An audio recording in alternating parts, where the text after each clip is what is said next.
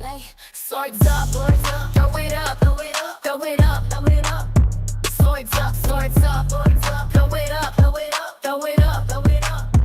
Hey, throw them swords up, throw them swords up. Where you at? Where you at? Throw them up, throw them up. Avengers, where you at? Where you at? Throw them up, then slice and dice, then slice and dice, then slice, dice, then slice and dice, then slice and dice, then slice, dice.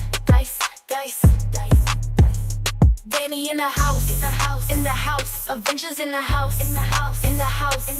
Swords up, turn up. Let's get messy, let's get nosy. Let's go. Give him the tea, give him the news, give him the biz, give him the mess, the mess. Swords up, throw it up. Swords up, throw it up. Hey, throw them swords up. Where you at? Throw them up. Avengers, where you at? Throw them up. Then slice and dice, then slice and dice, then slice, dice. Then slice and dice, then slice and dice, then slice, dice. Who gon' check me? I'm playing chess, you playing checkers. Checkmate. Next caller. Swords up. Up. I don't like it. Can't stand you. If it's up, then it's stuck. It's stuck. Swords up. Up.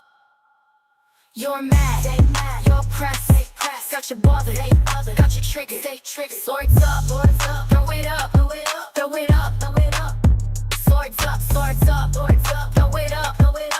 up. Hey, throw them swords up. Where you at?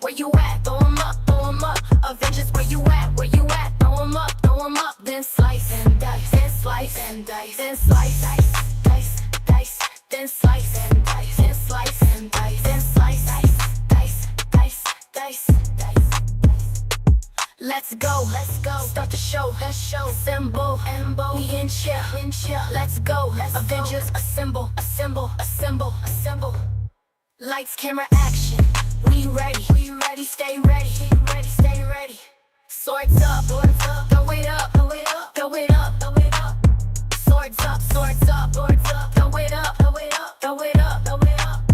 Hey, throw them swords up. Where you at? Throw them up. Avengers, where you at? Throw them up. Then slice.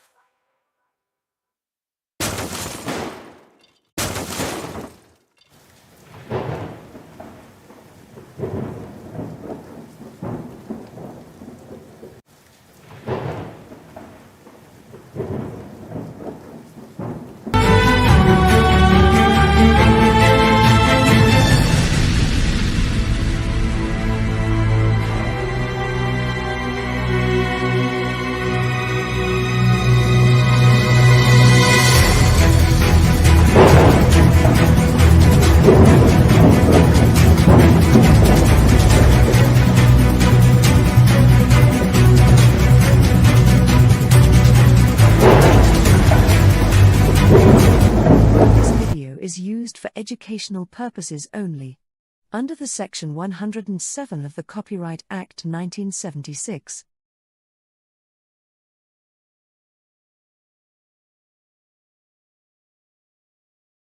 This video is used for educational purposes only, under the Section 107 of the Copyright Act 1976.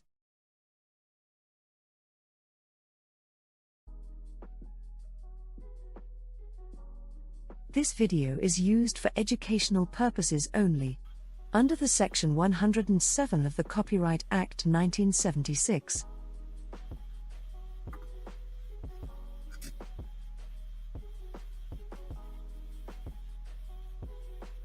Hey everybody, how are y'all doing on this Wednesday? What y'all? This has been a crazy day.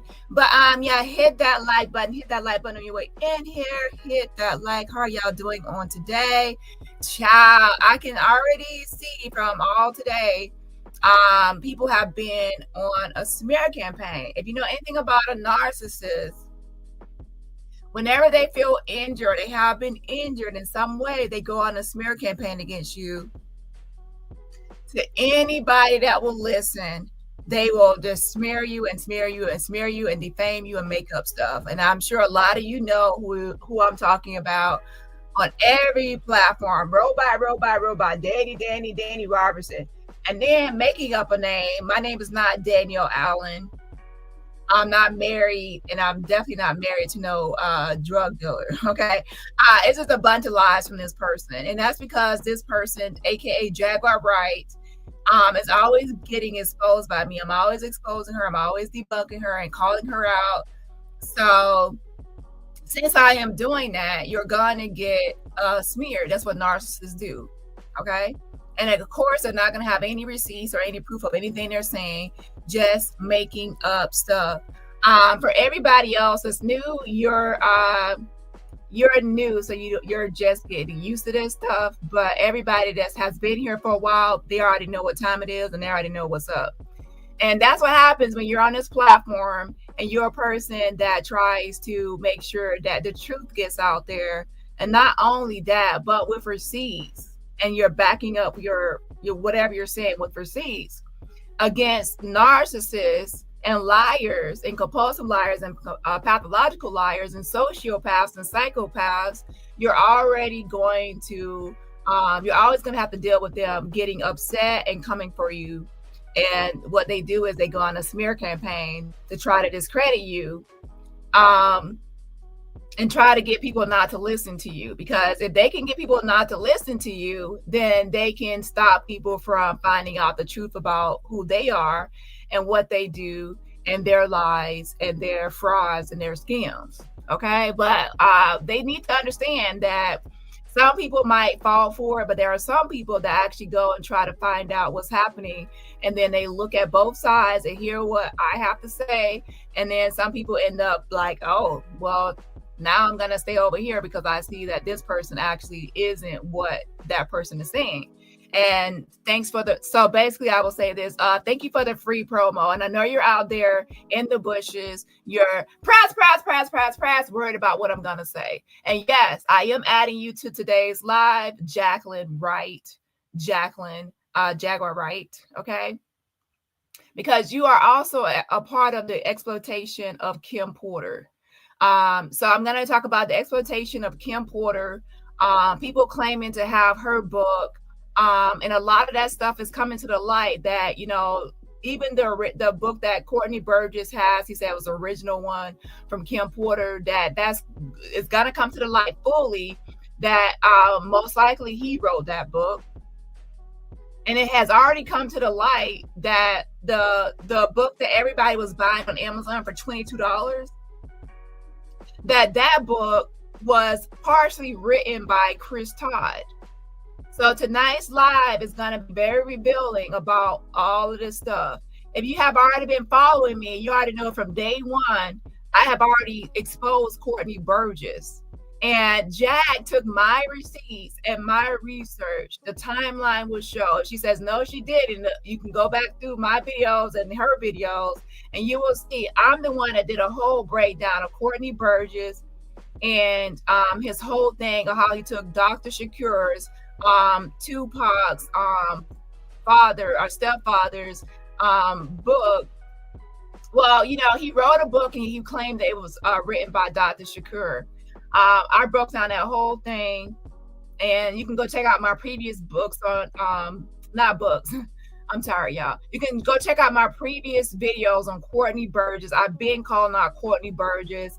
I've been saying from the very first day that I think that Courtney Burgess wrote that book. I made a petition because I'm a person, I don't just want to talk. If there's something I could possibly do to try to take action, I will try to do it that way as well.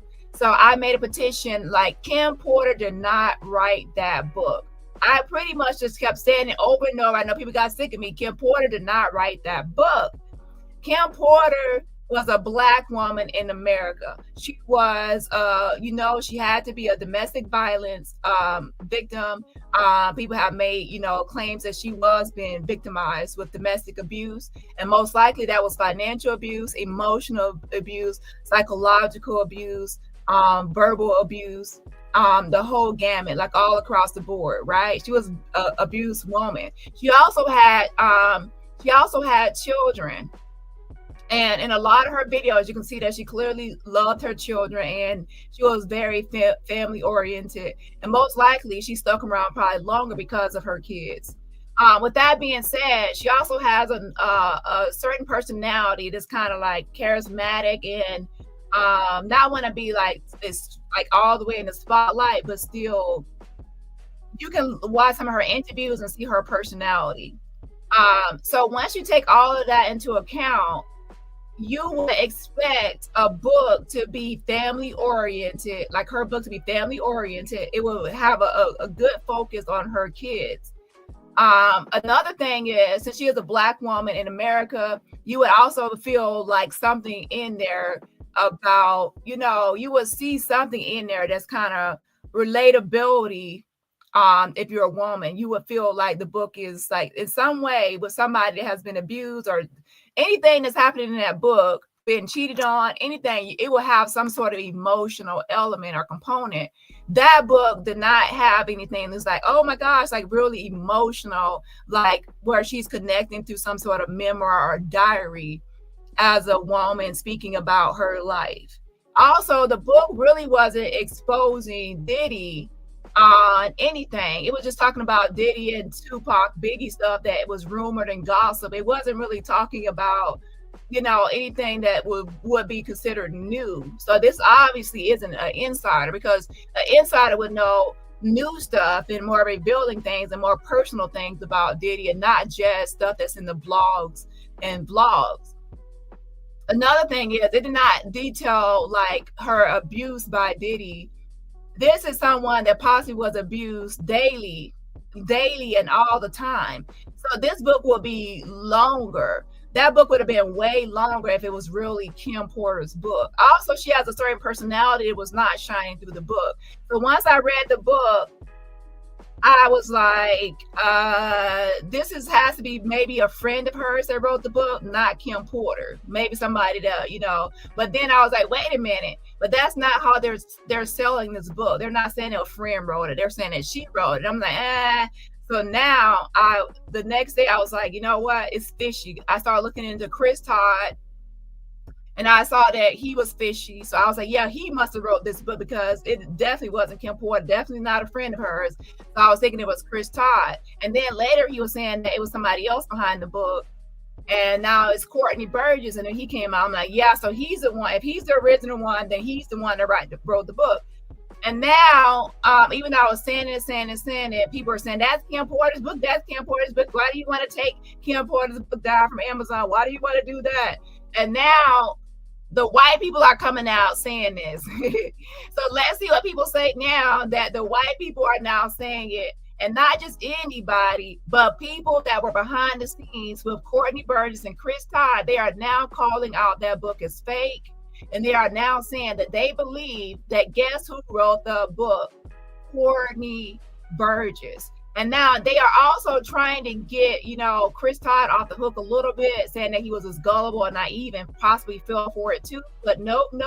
That's not what we're not going to do that. Because Chris Todd actually admitted to writing some of the book already. And he also edited the book. He didn't just redact things like as far as like cover up names and cover up stuff. He actually changed the wording and changed some of the facts in the book, historical things, because Courtney did not know the timeline and history of certain things and how things really went down. So Chris Todd did his own research. He did his own research and then corrected some stuff in the book, like names and stuff that happened to Tupac. And he also, guess what? Chris Todd wrote the last page of the book. And how do I know? Number one, Chris Todd already confessed to writing the book, but nobody really paid attention to or held him to accountable. He admitted to writing some of the book. And secondly, me and my subscribers, we went like word by word and sentence by sentence and compared both books. The one that Courtney said was original and unedited, and then we also took the one that Chris Todd put out on Amazon that everybody was buying, and we compared both books. And when we compared both books, we saw exactly what was changed in the book. So I took notes on what was changed in the book and what wasn't changed in the book, and boom.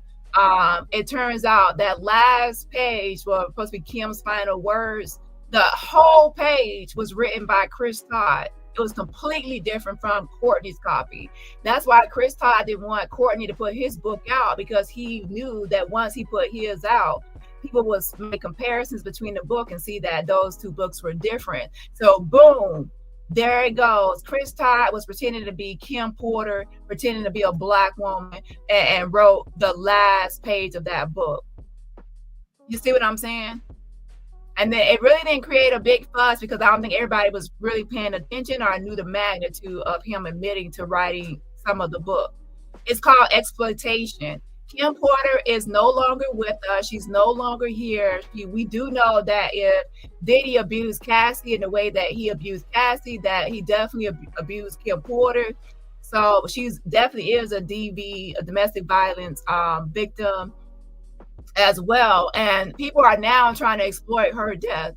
And on top of that, before I get into the video, I want to say this. Jacqueline Suzette Wright, Jaguar Wright, is also a part of this.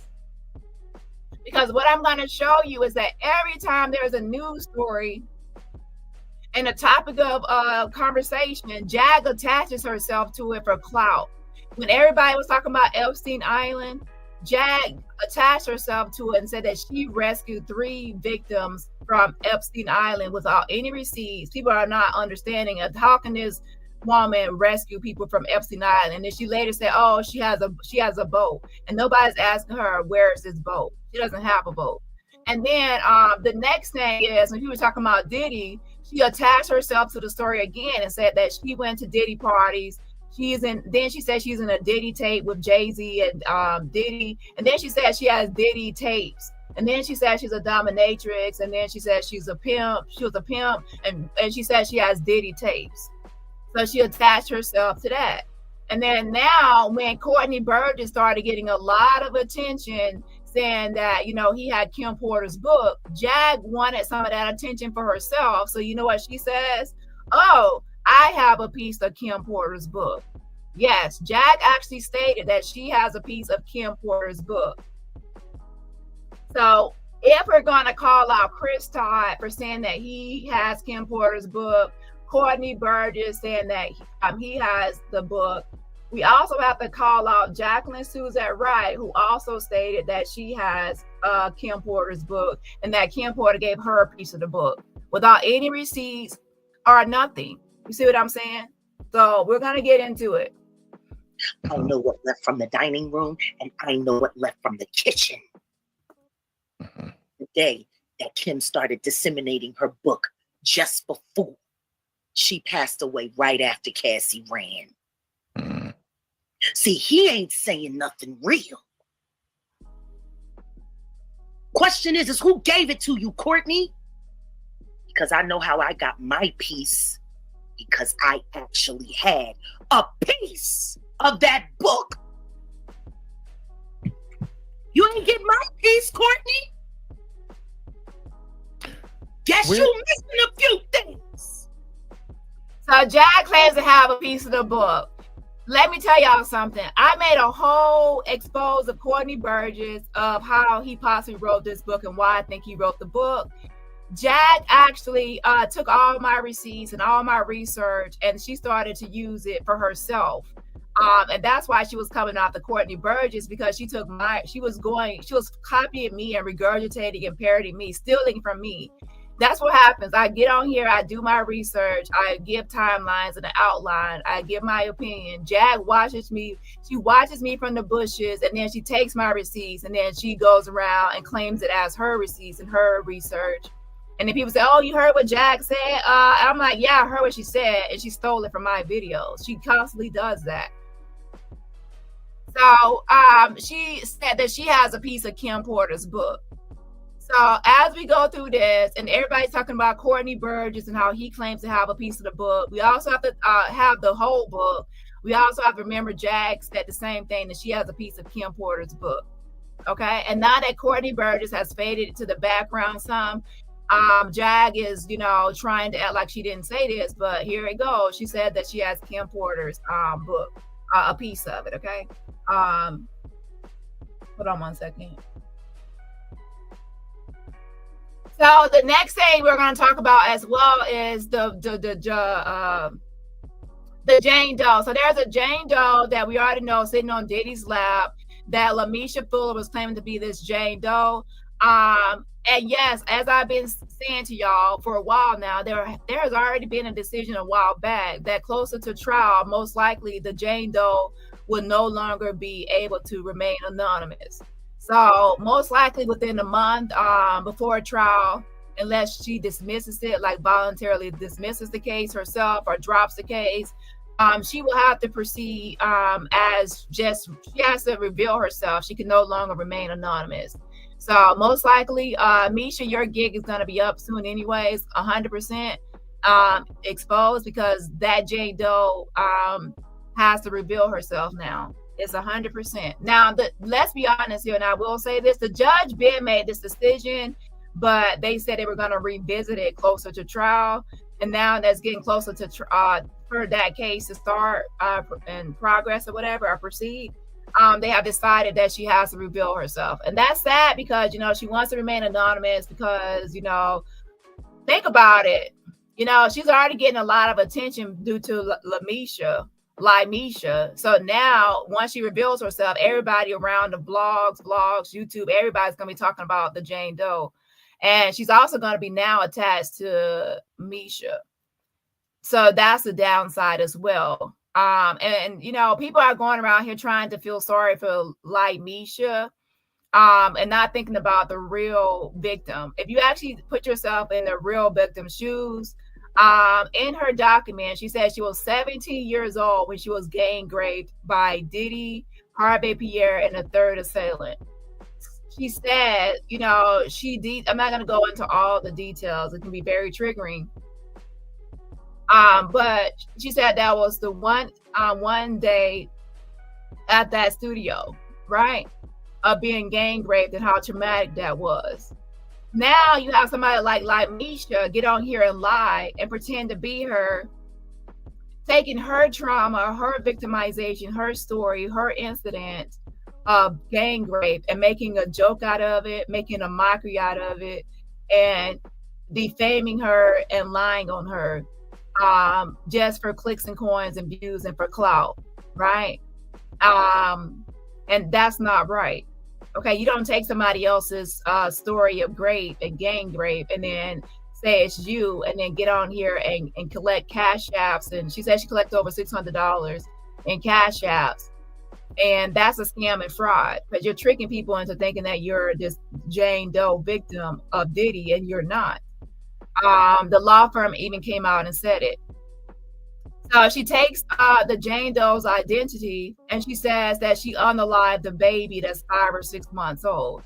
So you're re-victimizing the actual victim, because now by pretending to be her and assuming her identity, you're also saying that she's that she unalived the child, that she's essentially a baby killer. You also are saying that you're her and that she participating in a lot of hit and runs, and not hit and runs, but hits. It's just a bunch of stuff like she's saying about her. Like everything that Misha said that she did, she's actually trying to say that the Jane Doe did. So that's actually defamation. Swimming with the mermaids and drinking urine, eating feces. Everything that you're saying, you're actually defaming the actual victim. So you're making a joke out of her case. And you're talking about us giving people snake venom and all of that. So imagine somebody took your real life story of trauma and victimization, and they were out here pretending to be you, and they're saying all of this weird stuff, heinous stuff, vile stuff, and they're pretending to be you. Okay, so truth be told, that actual Jane Doe could sue Misha and also press charges on Misha for what she's done. So I do have the court documents that the Jane Doe has to reveal herself. I'm going to pull that up in a minute. But let's go ahead and get started with this Courtney Burgess and Kim Porter book, okay? Wow. So I will say this. I'm glad that some people are coming forward with the truth about what they know, because I don't know how people can sleep at night knowing the truth and not revealing the truth. If you know that somebody is being exploited and that lies are being told and somebody's being taken advantage of, and so a victim, let me tell y'all something about a deceased victim or a deceased person. A deceased person can no longer defend themselves. They are no longer here. They no longer have a voice to defend themselves, to stand up for themselves. And a lot of times when you have somebody like Kim Porter that was already abused and a victim when they were alive, it's wrong to re-victimize them. Even though they're no longer here, you can still re-victimize somebody. You can mess with somebody's legacy by pretending to be someone that's deceased. You're taking on their identity and their likeness to put out your lies. You're not telling Kim Porter's story. You're telling your story, how you felt that she lived her life, or how you felt she thought. That's, if you want to make that type of book, then make that type of book about just what you know about Kim Porter from a third person point of view, outsider. For you to get on here, Courtney and Chris Todd, and pretend like that book was written by Kim Porter, you're exploiting her. You exploited her, and you re-victimized her. For anybody thinking that she's a victim of Diddy, which she is definitely a domestic violence victim of Diddy, allowing people to get on here and exploit her death for money is definitely wrong. And Chris Todd said it's possible that Amazon will release money to him. So we all need to write Amazon. I'm going to give information on that.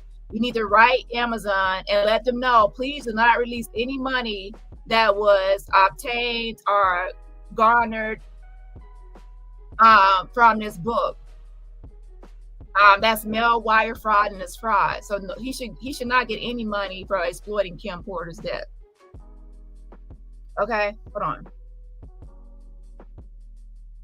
So Kim Porter no longer has a voice. So people that are still living have to be her voice.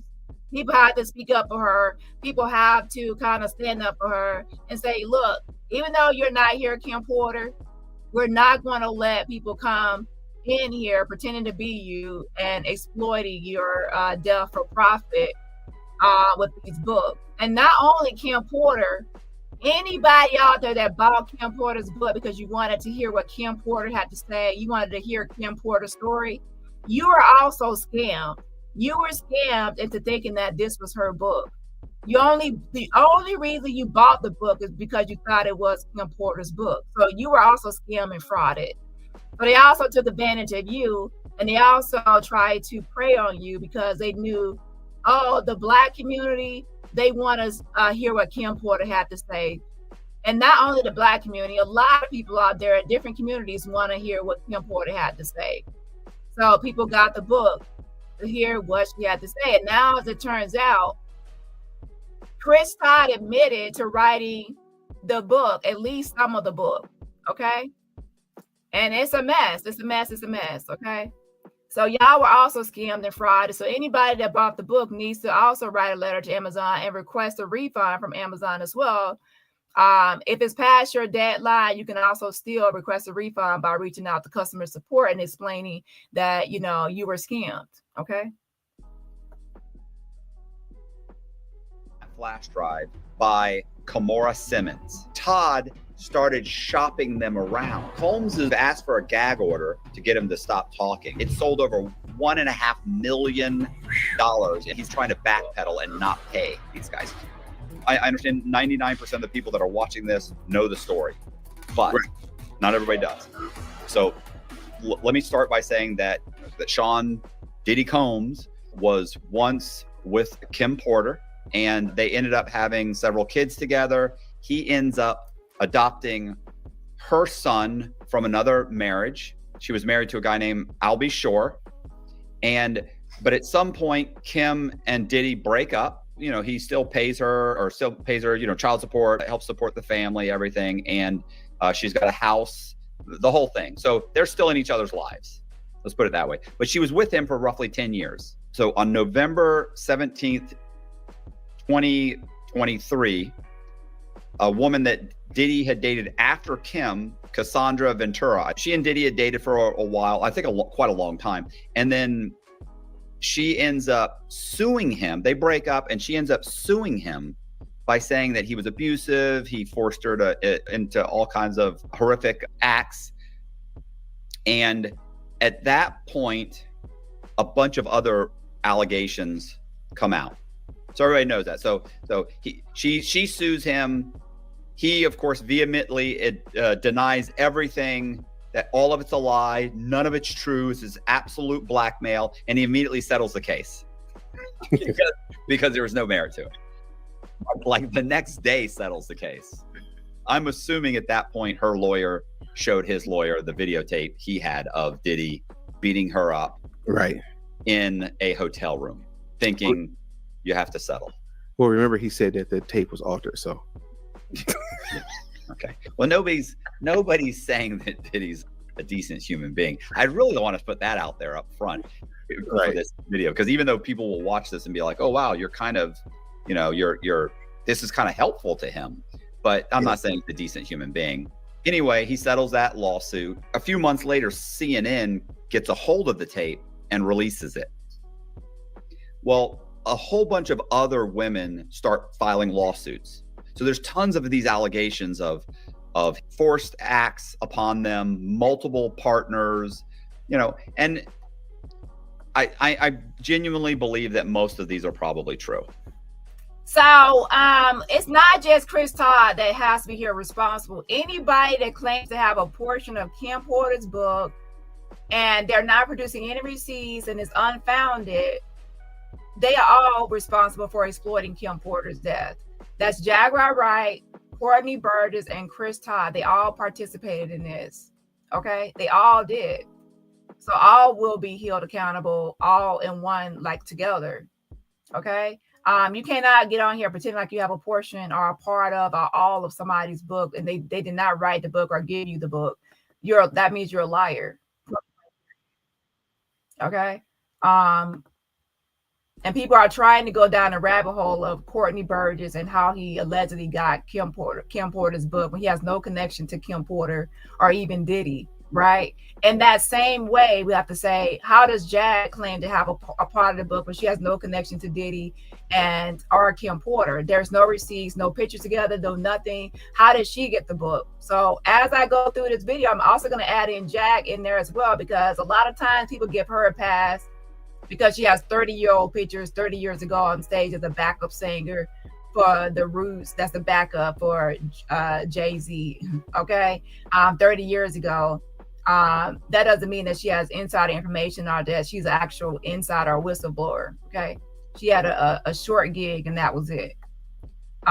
She doesn't even have a hit. Like, you know how people have like a one-hit wonder? She doesn't even have a one-hit wonder song, okay? Yeah. So let's look at this for those that missed it real quick before we get back to that. This is actually Chris Todd admitting to writing some of the book. So pay attention. He's actually going to admit that he wrote some of the book. And the only reason he's going to confess to writing some of the book is because he knew that people would compare the Courtney Burgess original book to his book that was on Amazon everybody was buying.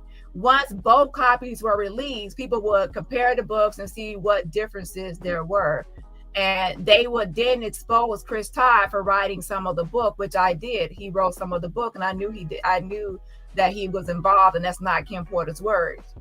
So he actually admitted it. But the thing is, nobody has really held his feet to the fire or held him fully accountable or counseled him, because nobody's really thinking about how much of a fraud and scandal this is. This is like, to be honest, it's like one of the top scandals of 2024.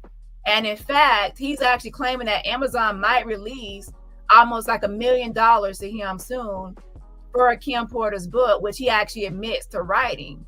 So can people really just sit around and let that happen and let him get the money for lying? He actually stole money from, y'all know that majority of people that bought that book were probably in the community. He thinks that everybody is dumb and everybody is stupid and nobody's gonna put the pieces together and solve it. And he actually was about to get away with it, but you know, I've been calling him out though, but I'm only one person. I even emailed TMZ and different people letting them know that he wrote some of the book, but nobody really wanted to report on that.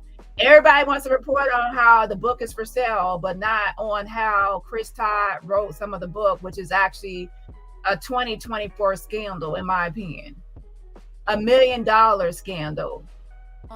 Not Albie Shore, not me. That's why. And also, I will say this too, I did write some of the book. And I'm gonna put that on the record because that's my book. So people need to know money. We've made an offer to them, to Al, to make an apology, to pull him out of the book. If we ever down the road did it, he's out of the book, right? Give him our word. But nobody owns Kim Porter. Not Amazon, not Albie Shore, not me. That's why. And also, I will say this too, I did write some of the book. And I'm gonna put that on the record because that's my book. So he says he's gonna put it on the record that he did write some of the book because that's his book. Chris Todd the Fraud, as I've said before, that's why you even ignore my IG message. I said that's not your book because you were selling it. Your selling point and your marketing strategy was to say that that's Kim Porter's book and that Kim Porter wrote that book. That's her memoir. That's her diary. So that would make it Kim Porter's book, and you're just the person that's putting it out here, as you said before. Now that you are exposed, because both copies of the book are out and people can make comparisons and see that you did write some of the book, you are trying to now confess and say, oh, that's my book. You see how territorial it is? So you own, in one breath, you say you don't own Kim Porter, and then the next you say that's your book. What you told all the people and all the masses, you said that was Kim Porter's book, and you're just putting it out there. Now it's your book because you can do what you want to and pretend to be a Black woman and write the book. And not just any part of the book, but the last page, the last page, the final words. The final words of Kim Porter's book was written by Chris Todd. That's why it had a cliffhanger. He's a movie director, producer. He left a cliffhanger because he wanted to make a movie deal out of it. He wrote her last words.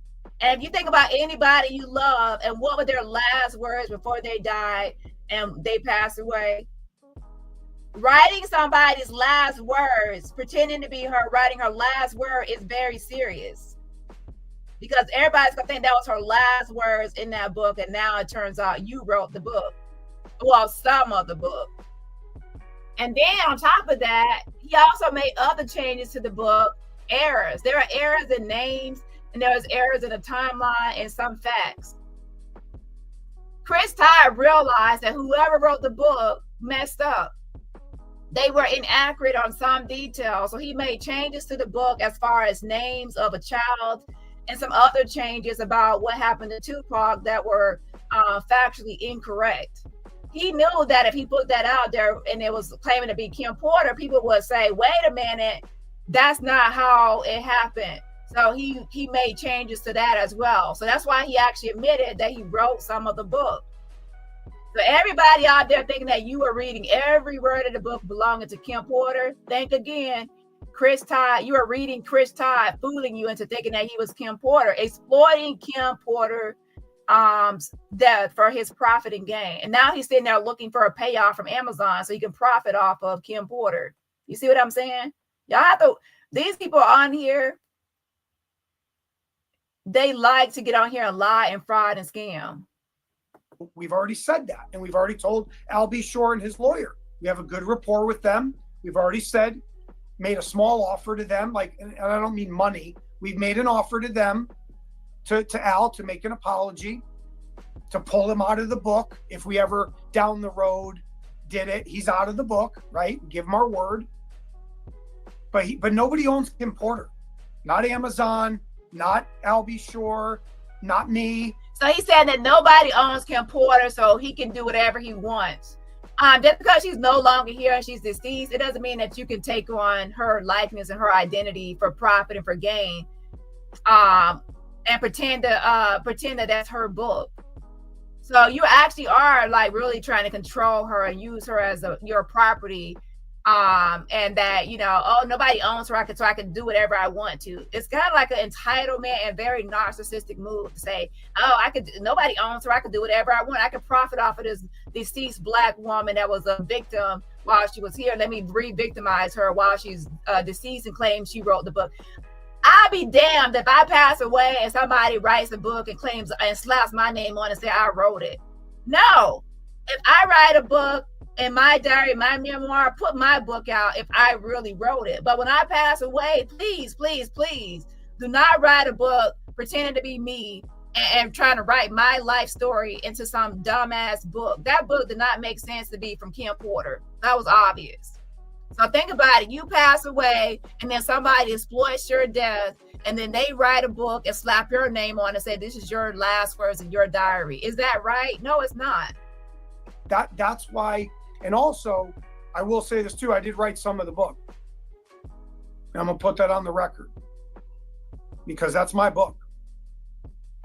So people need to know that now. I couldn't say that before, but I did. So let's go ahead and continue on with the rest of this, okay? All right, just to clarify then, your book's up there. It's the #1 selling book in the world. #1 selling book in the world. Chris Todd, it was #1 selling not because of you. Nobody wants to hear what your ass has to say. Literally, nobody wants to hear what Chris Todd the Fry has to say. Who the fuck are you? The reason the book had 1 million in sales is not because of you. It's because people thought it was Kim Porter. It's Kim Porter that was a marketing selling point. Otherwise, you would have sold like 2 copies, if that. And you knew that, so you had to sell it as Kim Porter. That's fraud, mail fraud. Okay, yeah. Let's go back to this other one.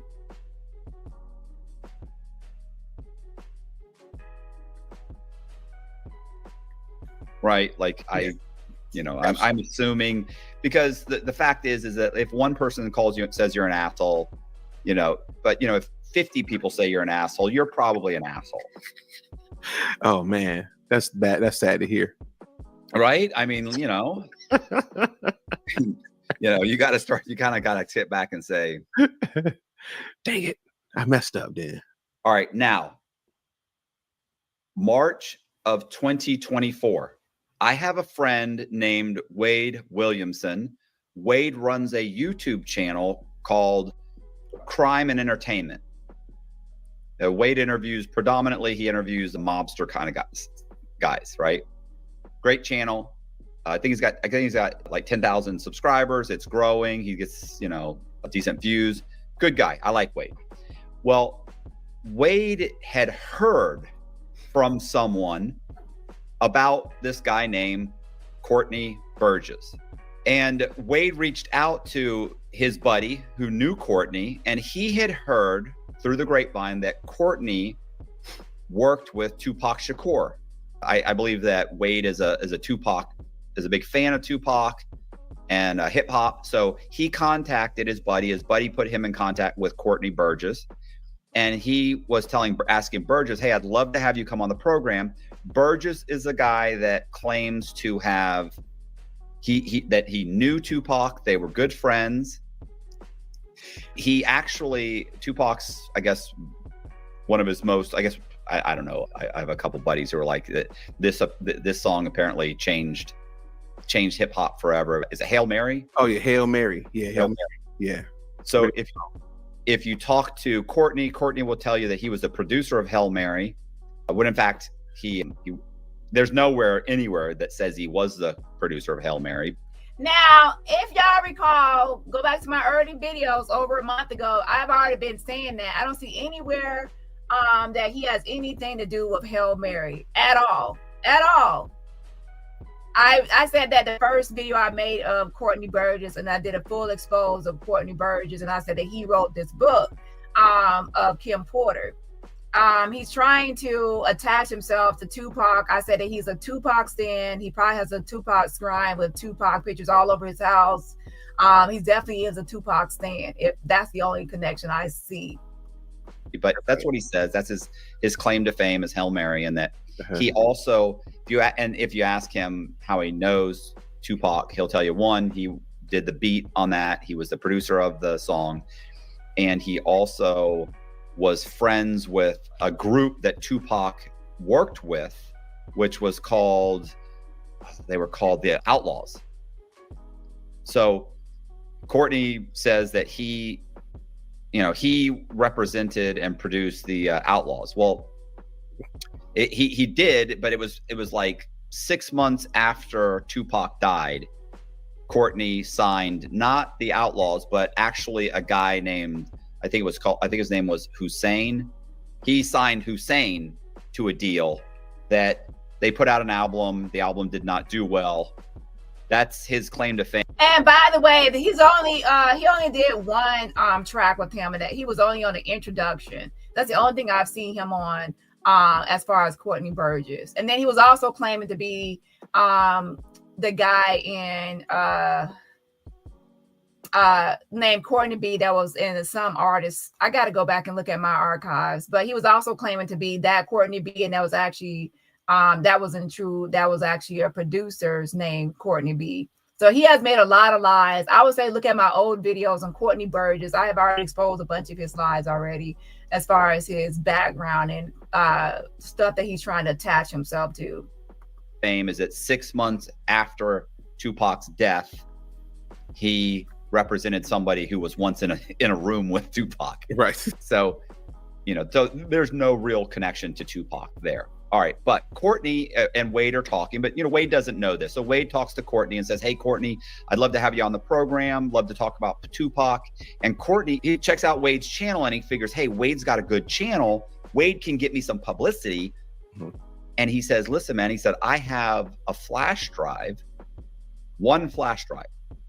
He tells Wade he's got one flash drive that contains Kim Porter's memoir. Bits and pieces of a memoir that she was writing, right? Like her writings that was ultimately going to be a memoir. So she had a manuscript. Right. And now Courtney has tried to get this published before. So he's actually got a book that he put out that he gave to somebody, and they're selling the books out of like the back of their cars. It's not available for sale. It wasn't at the time available for sale on Amazon. He's basically got t-shirts and bumper stickers made up. This is what he told me, by the way.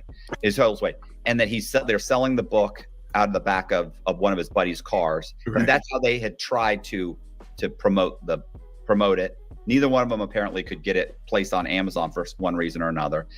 And it had died off. But when he talked to Wade, he said, "Wade, you might be able to get some eyes on this thing and help me get this book out there." He said, because, Diddy has recently had a lot of lawsuits and stuff against him. And I think that this may be a great opportunity for us to sell this memoir. So at that point, Wade actually contacted me and said, "Listen, this is what this guy's telling me." And I said, "Well, okay, is it the memoir? How did he get it?"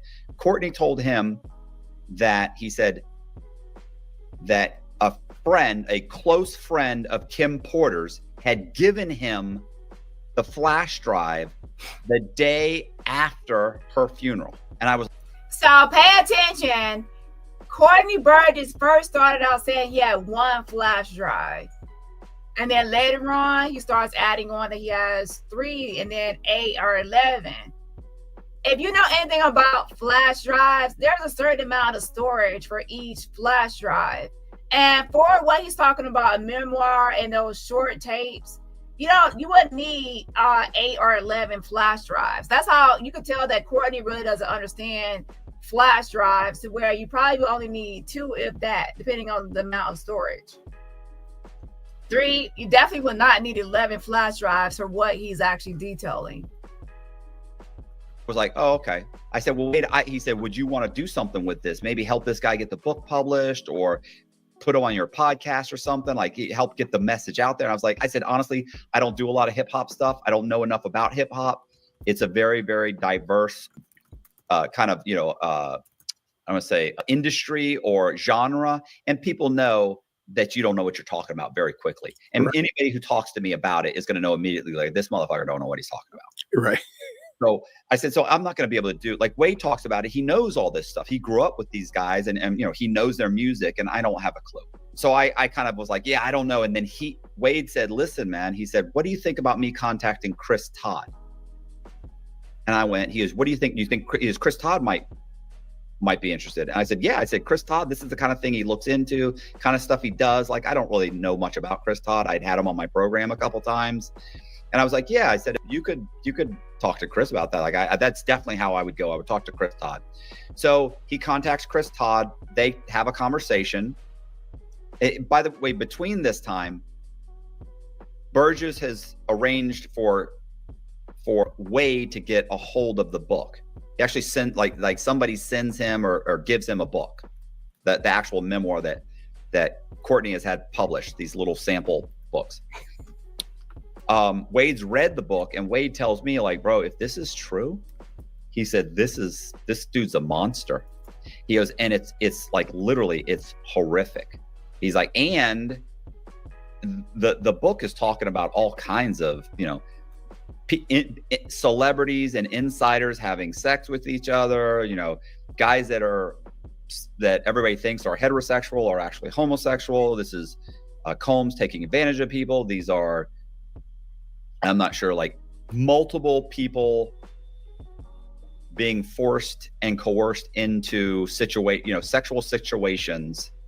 Look, it's as bad as you can imagine. Everybody knows what's out there, right? So it's rough. It's all kinds of sex, and I don't recall any baby oil or anything, but it's all bad, and it's all coercion. And then he's videoing the stuff, and it's everything that everybody knows. And this is all in Kim Porter's memoir that Wade is reading, and Wade's read it, and he's like, listen, it's messed up. And it talks about all kinds of stuff.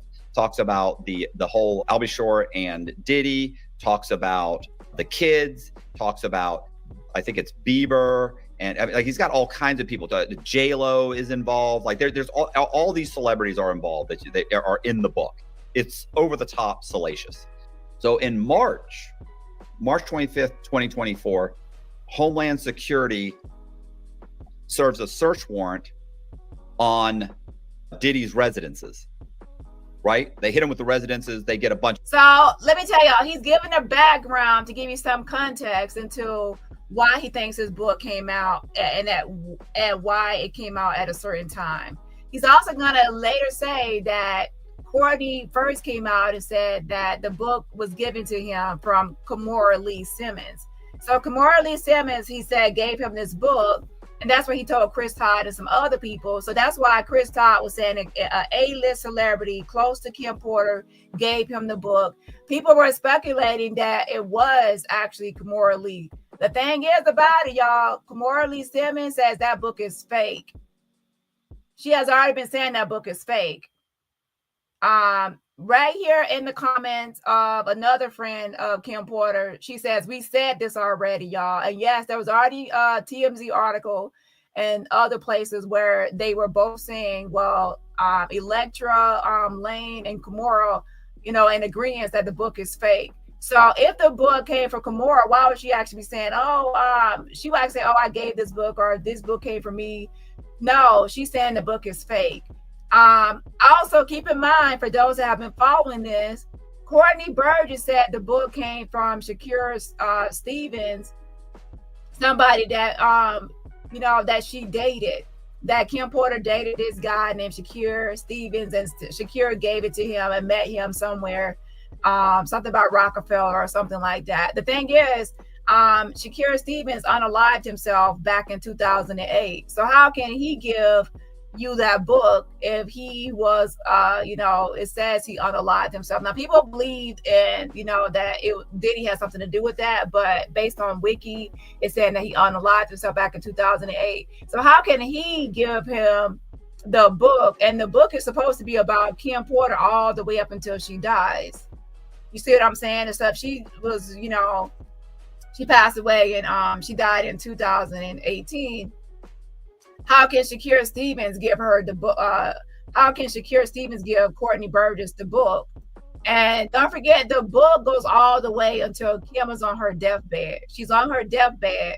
So anybody claiming to have any book, you know, like, oh, you know, she gave it to me before she passed away. How can she give you a book before she passes away?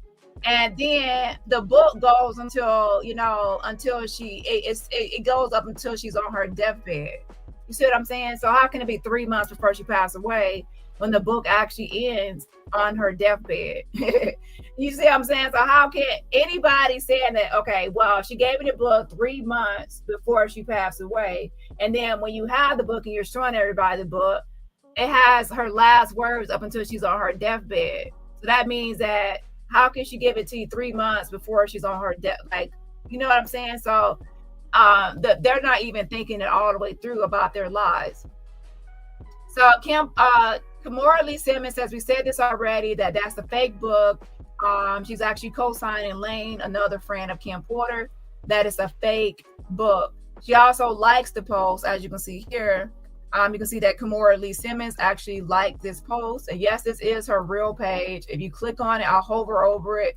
It has 2.3 million followers. That's actually Kimora Lee Simmons, and she's saying that book is fake. Okay, so let's go back to this video and listen. I'm letting y'all know that ahead of time, so when y'all hear Kimora, y'all can already know that she has already made a statement a couple of times saying the book is fake. Just stop. At that point, you know, Wade contacts Todd. They go back and forth. They talk about it. Todd's interested, but he doesn't jump on it right away. Then the CCTV footage comes out of Cassie Ventura in the hallway of the hotel getting slapped around and dragged off by Diddy. After the footage comes out, now Chris Todd is super interested. He contacts Wade. Hey, listen, put me in contact with Courtney Burgess. He connects the two of them. Burgess sends Todd the flash drive that he's got. Now, Chris Todd doesn't quite understand what's happening, right? He's listening to Burgess. Burgess gets him on the phone. Burgess tells Chris Todd, listen, this is what I've got. I've got this one flash drive. I'll send it to you. He sends it to him. He contacts him and says, how did you get this?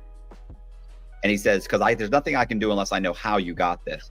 Right. Burgess tells him that the day after Kim Porter's death, after her funeral, the day after her funeral, he was given that flash drive by Kimora Simmons.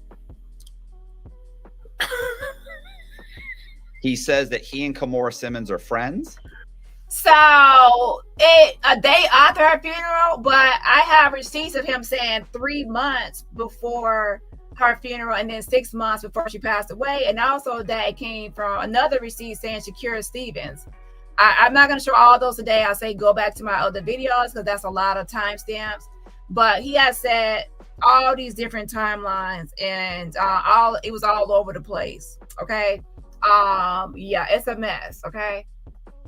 They've been friends, and that they've known each other, and that she had come to him and given him the flash drive.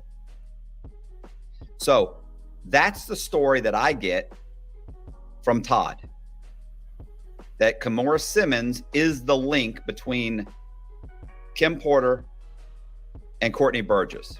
So now that the A-list celebrity person that's supposed that gave the book has been named as Kimora Lee, which most people kind of guess, she's saying no, that's not her, and she did not give this book. So Courtney pretty much lied. I don't see her following Courtney on social media. Do I believe that they are friends? No, I don't think there's any connection between Courtney and Kimora. And I think that he realized that people would call him out on that, and that's why he switched to say Shakira Stevens. Because if he said Shakira Stevens has already passed away. Because he said that, oh, it's somebody that was dating Kim Porter. a lot of times liars will name somebody that has passed away because that person cannot say, no, I did not, and they cannot speak for themselves, so they can lie on somebody that's no longer here. That's why they always say, oh, well, this person gave it to me, or this person said that, but oh, they passed away already. But he messed up by saying Shakur Stevens. He did not look at the timeline and see that Shakur unalived himself back in 2008. So how can you have you say that he gave it to you, and that was back, he passed away in 2008, and then the book has Kim Porter's life way past 2008, and she passed away way past 2008. So how can he give you the book 10 years later? You see what I'm saying? After her funeral, before her funeral, 3 months or 6 months for her funeral, when he passed away in 2008, he's no longer here. So that didn't help you. Now, here's the thing. Courtney, keep in mind, Courtney's just trying to get somebody to help him publish this book. He doesn't really, he didn't have any idea. I don't think he had any idea that this thing was going to be a big deal. I think he thought he was going to sell some books and he'd make a couple $1,000, maybe $10,000 if he was lucky, and that's it. Burgess is not a big picture guy. What happened was, I think Burgess thought, hey, I can get this to Chris Todd. He'll help me publish the book. So he tells him, hey, Kimora Simmons is the person that gave me these. We're friends. We've known each other on and off. Kimora Simmons, of course, is married to Russell Simmons. Mm-hmm. I think she lives in probably a $30 million house somewhere.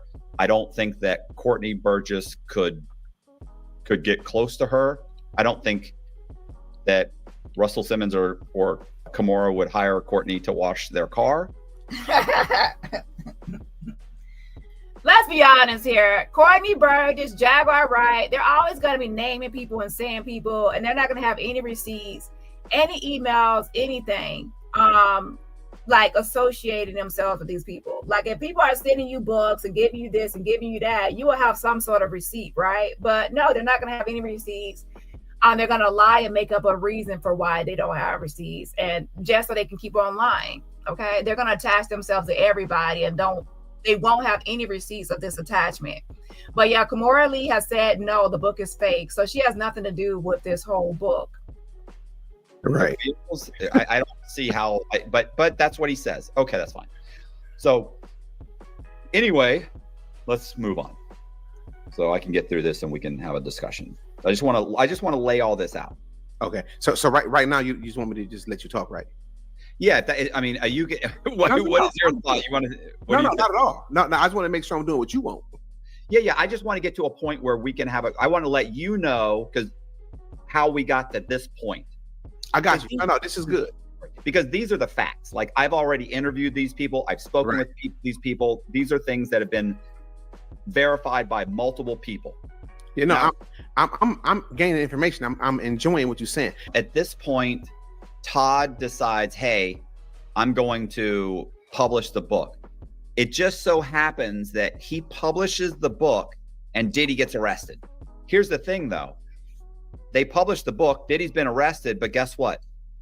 Nothing happens. They're not selling any books. I think they sold something like, the number was like 36 books or 34 books in like the week or two after it's been released. So selling nothing. There's no. It hits Amazon with a thud. Like there's nothing happens. All right. Now here's what happens is so they're not selling anything. Chris Todd, Burgess, and Wade have an agreement, right? Like they work out an agreement on all of them getting a little bit of money if the book sells. Chris Todd has published the book.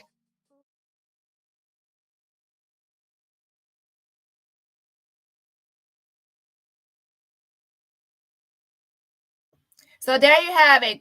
Chris Todd, Courtney Burgess, Hollywood Wade, they make a agreement behind the scenes in the background that they will kind of like, divide the money or get a share of the money and profit. So Chris Todd comes out and he's the only one everybody sees, nobody knows about Courtney or, Wade. But as you can see, and as they will say later, once the book was taken off the shelves of Amazon and that money was falling through the cracks, That's when Courtney came out because he wanted to try to get that book back on the market and for sale, as I said before. And he's pretty much going to say the same things I've been saying already. Okay. It's a mess, y'all. Hold on. And what he does is Wade is like, man, it's not selling. So he contacts me and he says, listen, would you be willing? He's like, this book, I'm telling you, Matt, it's huge. It's salacious. There's a ton of stuff. And I'm like, okay. He goes, would you mind doing an interview with me where we can talk about the book? He goes, maybe try and get some book sales because it's not selling. And I went, yeah, bro, I don't have a problem with that. So Wade goes, let me contact Courtney and Todd. He contacts Courtney and Todd and says, look, this is what I want to do. Courtney and Todd both say, okay, well, don't mention my name. Like, don't mention me. Because they put out the book under the name, what was it, Jamal something. That apparently is Tupac Shakur's, the name he's allegedly living under, if he's still alive, whatever. Whatever. Yeah, I know. It's just silliness. So he puts it out on that. So they don't want their name attached to this book. Right. That's what they're saying. So Wade, but they say, but by all means, go ahead and do the video. So Wade and I go and we do a video on the book, on Kim Porter's memoir. It's called Kim Porter's Lost Words, and the book. And so Wade does we do a whole hour and change video on it, and it actually does really well. Like, it really blows up, right? So it's like the Diddy insider reveals, I forget the clickbait BS. You know what we do. You know what we do. Hey, you got to draw the crowd. Right. I put a picture of Diddy on the front cover. It looks great. It's the clickbait, the clickbait title. And listen, it gets like 800,000 something. I think it's almost at 1 million. That's like close to 900,000. Anyway, the point is, right with the first day, it gets like 200,000 views. Within another day, it's got 300,000 or 400,000. So it's blowing up. Well, Chris Todd, and they start selling books. Immediately, they start selling books. So Chris Todd sees this and he's like, you know what? This could be huge. Chris Todd does not sell a lot of books. Right. Chris Todd does salacious celebrity, conspiracy theories. And so Chris Todd immediately turns around and he goes and he does an article. He calls a couple of reporters. Now by the way, he has been calling reporters, because I forgot to mention this part. When Wade connected Chris Todd and Courtney together, Courtney told Chris Todd, hey, I also have 3 flash drives containing several videos of Diddy having sex with celebrities and underage celebrities. And he mentions, the names of Bieber. So it's Bieber, it's Usher, and that's all he says right then. And so anyway, so Wade mentions that. Wade mentions that on the podcast, and he mentions that he's got all these tapes. So we're talking. So one of the things we talk about on it is these salacious tapes that supposedly this person has. Now we don't mention Courtney's name because Courtney didn't want to be mentioned. So we put out the video. The video does very well. The book starts selling. Chris Todd decides, I'm going to start doing some press. He calls a bunch of reporters and says, hey, I'll go on the record and you can interview me about this book and about these Diddy tapes. We have the Diddy tapes. We have the Diddy sex tapes. Is what he's pitching it as. And when you ask Chris Todd, he'll tell you he's seen the tapes, because he's asked, have you seen the tapes? And he says, yes, I've seen screenshots. I've seen bits and pieces of the tapes, right? I don't know that he says he's ever watched the entire tapes, but he says they definitely exist. He's sure they exist. And he knows the whole chain of custody, right? So he knows that Kimora Simmons gave them to Courtney Burgess. And when you hear Todd talk, he talks about how he received the tapes from two Hollywood insiders. So the 2 Hollywood insiders are it's Wade Williamson. And by the way, let me say this, who is on here with, Matt, he actually pointed this out in his video, is that all the stuff that Courtney was saying was on those drives as far as being freak off tapes were not actually freak off tapes. There were actually videos available online. Videos that had already been circulating about Bieber at a wild party drinking. It was not a freak off. It was just him getting drunk and then there was another one by Kevin Hart with the mouthwash. He actually was like describing it as something more salacious than what it was. It was like some sort of skit. But he was making it seem more, something different. Now, was it a little weird? Yeah, but it wasn't a freak off tape. The point is, the stuff that he was describing was not freak offs. It was just wild parties and videos that were already circulating online. And Wade runs a YouTube channel called Crime and Entertainment. Okay. He's the inside. And by the way, his nickname, which I love his nickname, by the way, his nickname is Hollywood Wade. The other Hollywood insider is Courtney Burgess. So these are the two guys that connected him. And he also knows, of course, about Kimora Simmons. So anyway, the book does really well. Todd starts doing all of these different podcasts. One of them is The Art of Dialogue. Rolling Stone magazine interviews him. The book, within a couple of weeks, becomes a bestseller. Wow. Now, of course, the problem is the book is salacious and it's saying horrific things about celebrities. And it also says some stuff about the horrible things that Diddy put Kim Porter through. And it also talks about Albie Shore. Mm-hmm. Well, Albie Shore is, of course, disgusted by the whole thing. He immediately gets a lawyer, sends a cease and desist letter to Chris Todd.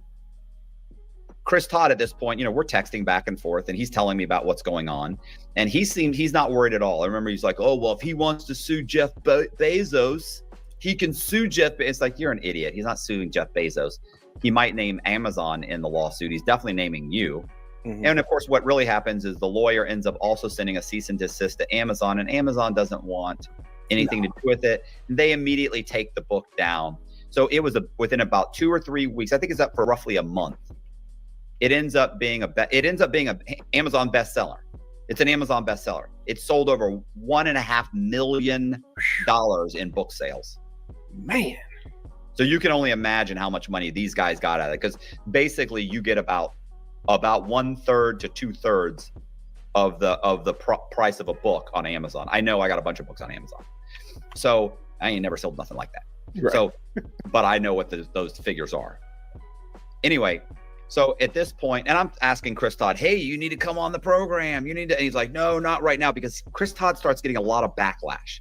And part of that backlash is, hey, what did you do to verify that this is true?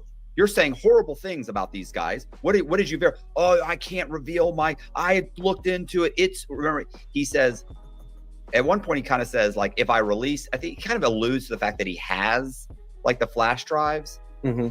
And that he's going to release them. And if he were to release them, Hollywood would shut down. Do you remember saying that? Yeah, it would shut down. Yeah. So let's keep going. We're almost to a point where we just have like a little conversation about this whole. No, it's all good. I'm enjoying it. So here's the thing.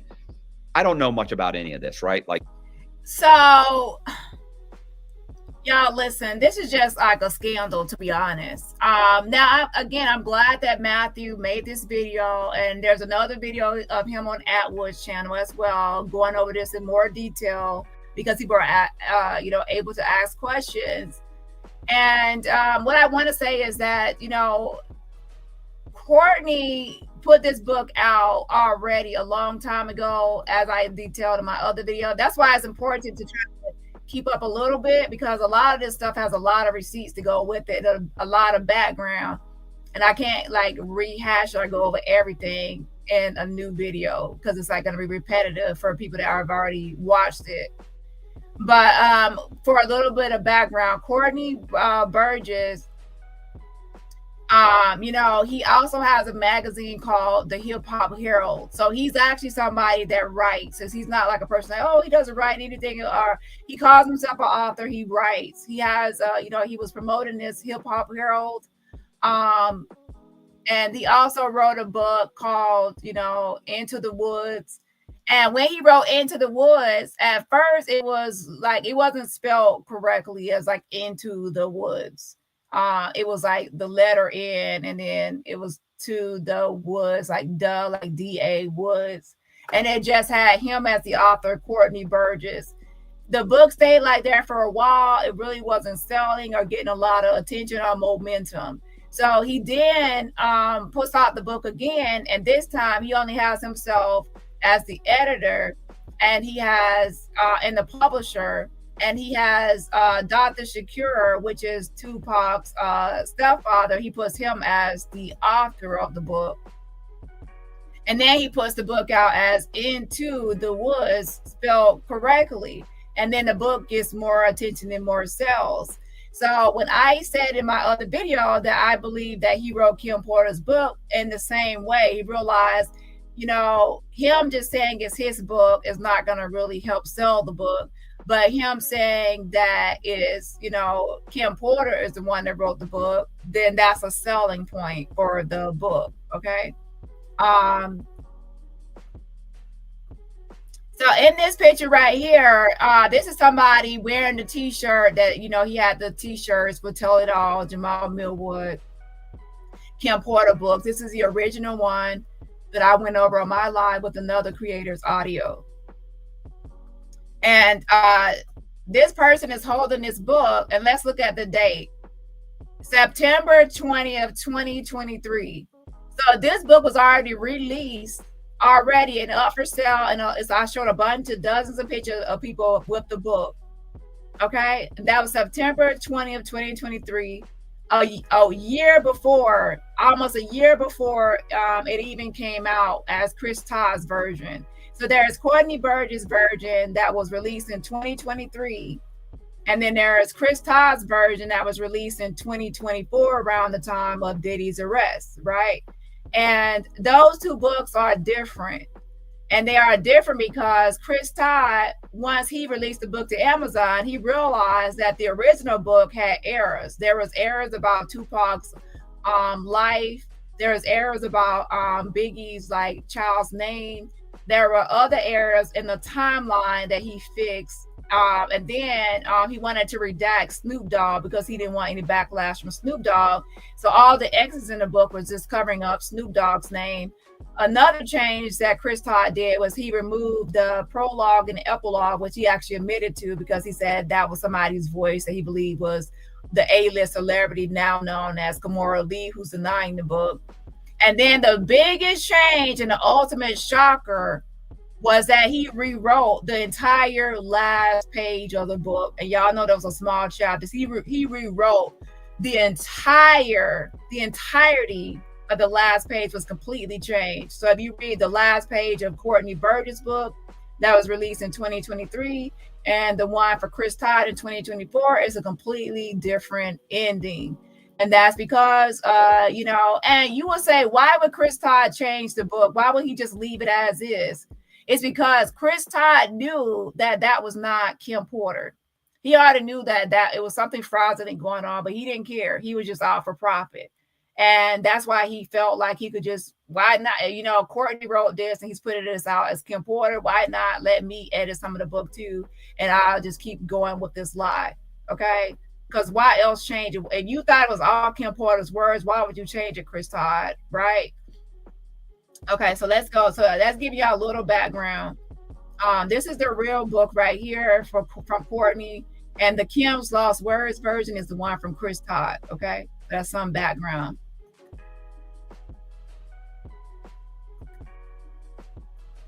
Like it all seems insane, like insanity to me. I end up sending the book. I end up contacting a buddy of mine named Pierre Rossini. I asked Pete if he'll read the book, and I send him a copy of the book, and he reads the book, and he comes back and he immediately says something ain't right. Like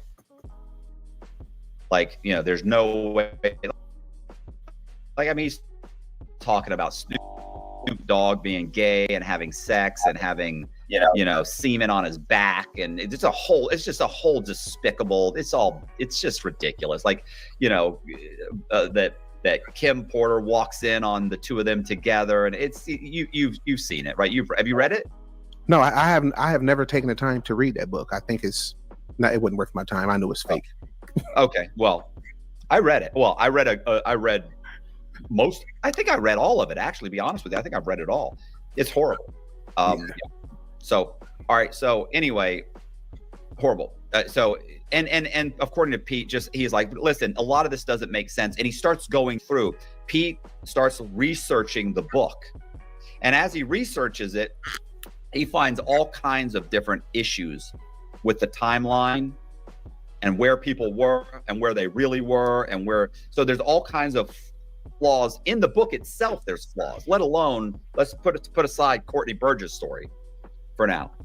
So I contact Corey. I asked Wade, put me in contact with this guy. I'd like to have this guy on the podcast because let's face it, I did 2 videos. One I did with a guy with Wade, got almost 900,000. Another one I did with a guy named Chad Marks, just about Diddy in general. And that thing got almost 1 million. It's got 950 or something. It's got a ton of views. So I said, man, let me get this guy Courtney on this, right? Right. Now, my buddy Pete's telling me something's fishy about the book. I think this is bullshit. He's like, I don't think Kim Porter wrote this book, is what he starts telling me. So I get Courtney on the phone. I call him. I get Courtney on the phone and I say, Courtney, listen, I'd love to have you on the podcast. And we start talking. And Courtney tells me on the phone that same thing. He tells me about Kimora Simmons. Only this time he tells me he's got 3 flash drives.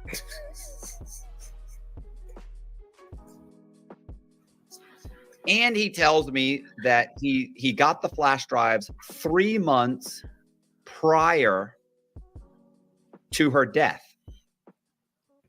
Now, here's the problem with that, is that if you got those flash drives prior to her death, there's an issue.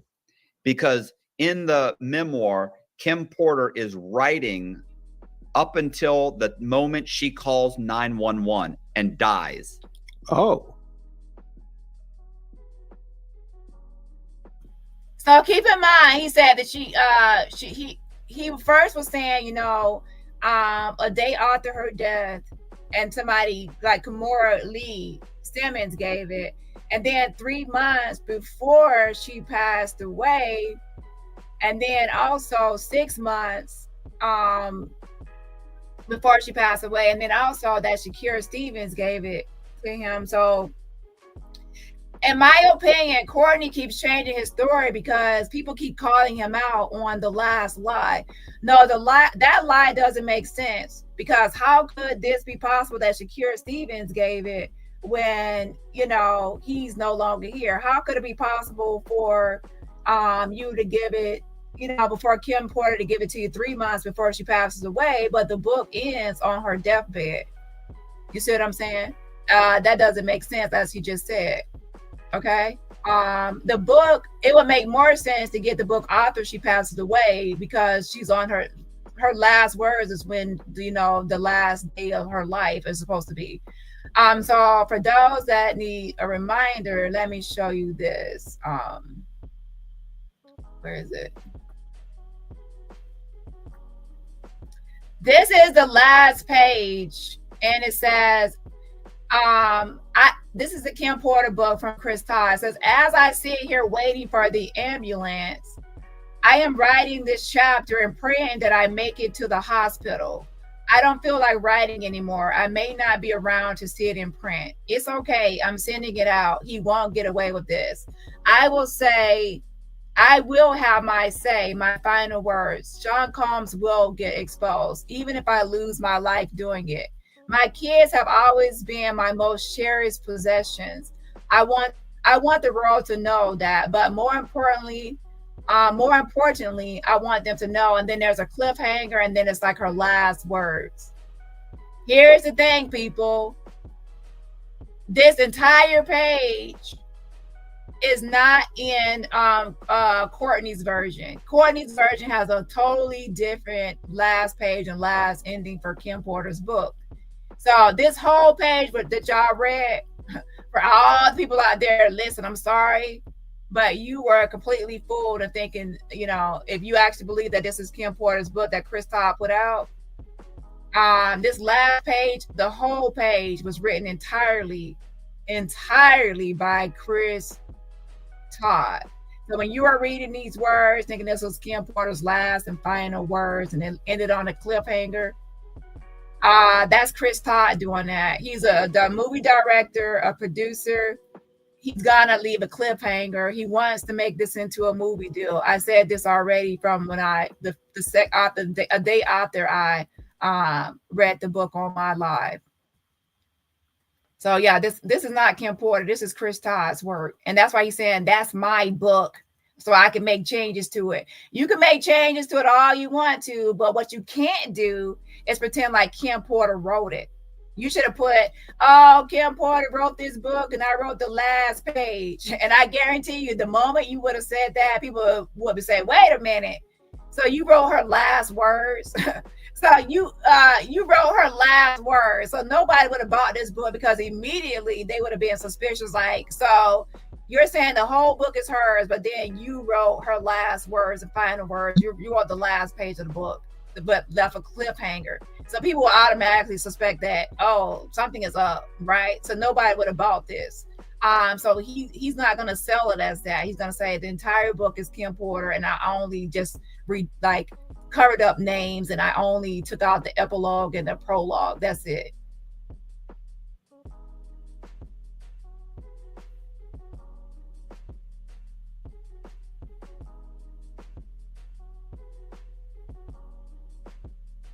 One of Kim Porter's final wishes was for this memoir diary to be made public. Out of protection for certain parties and their potential criminal activity, some celebrities, performers, and events have been represented with X's. It's not some celebrities. The only celebrity that was represented with X's was Snoop Dogg. Snoop Dogg was the one with the X's. Due to their highly explosive nature, at some point in the future, this information will be revealed to the public. Regarding Kim's sudden death, okay, so I'm not gonna go over that, but pretty much, Chris Todd, the Fry, you wrote Kim Porter's last page of the book in its entirety.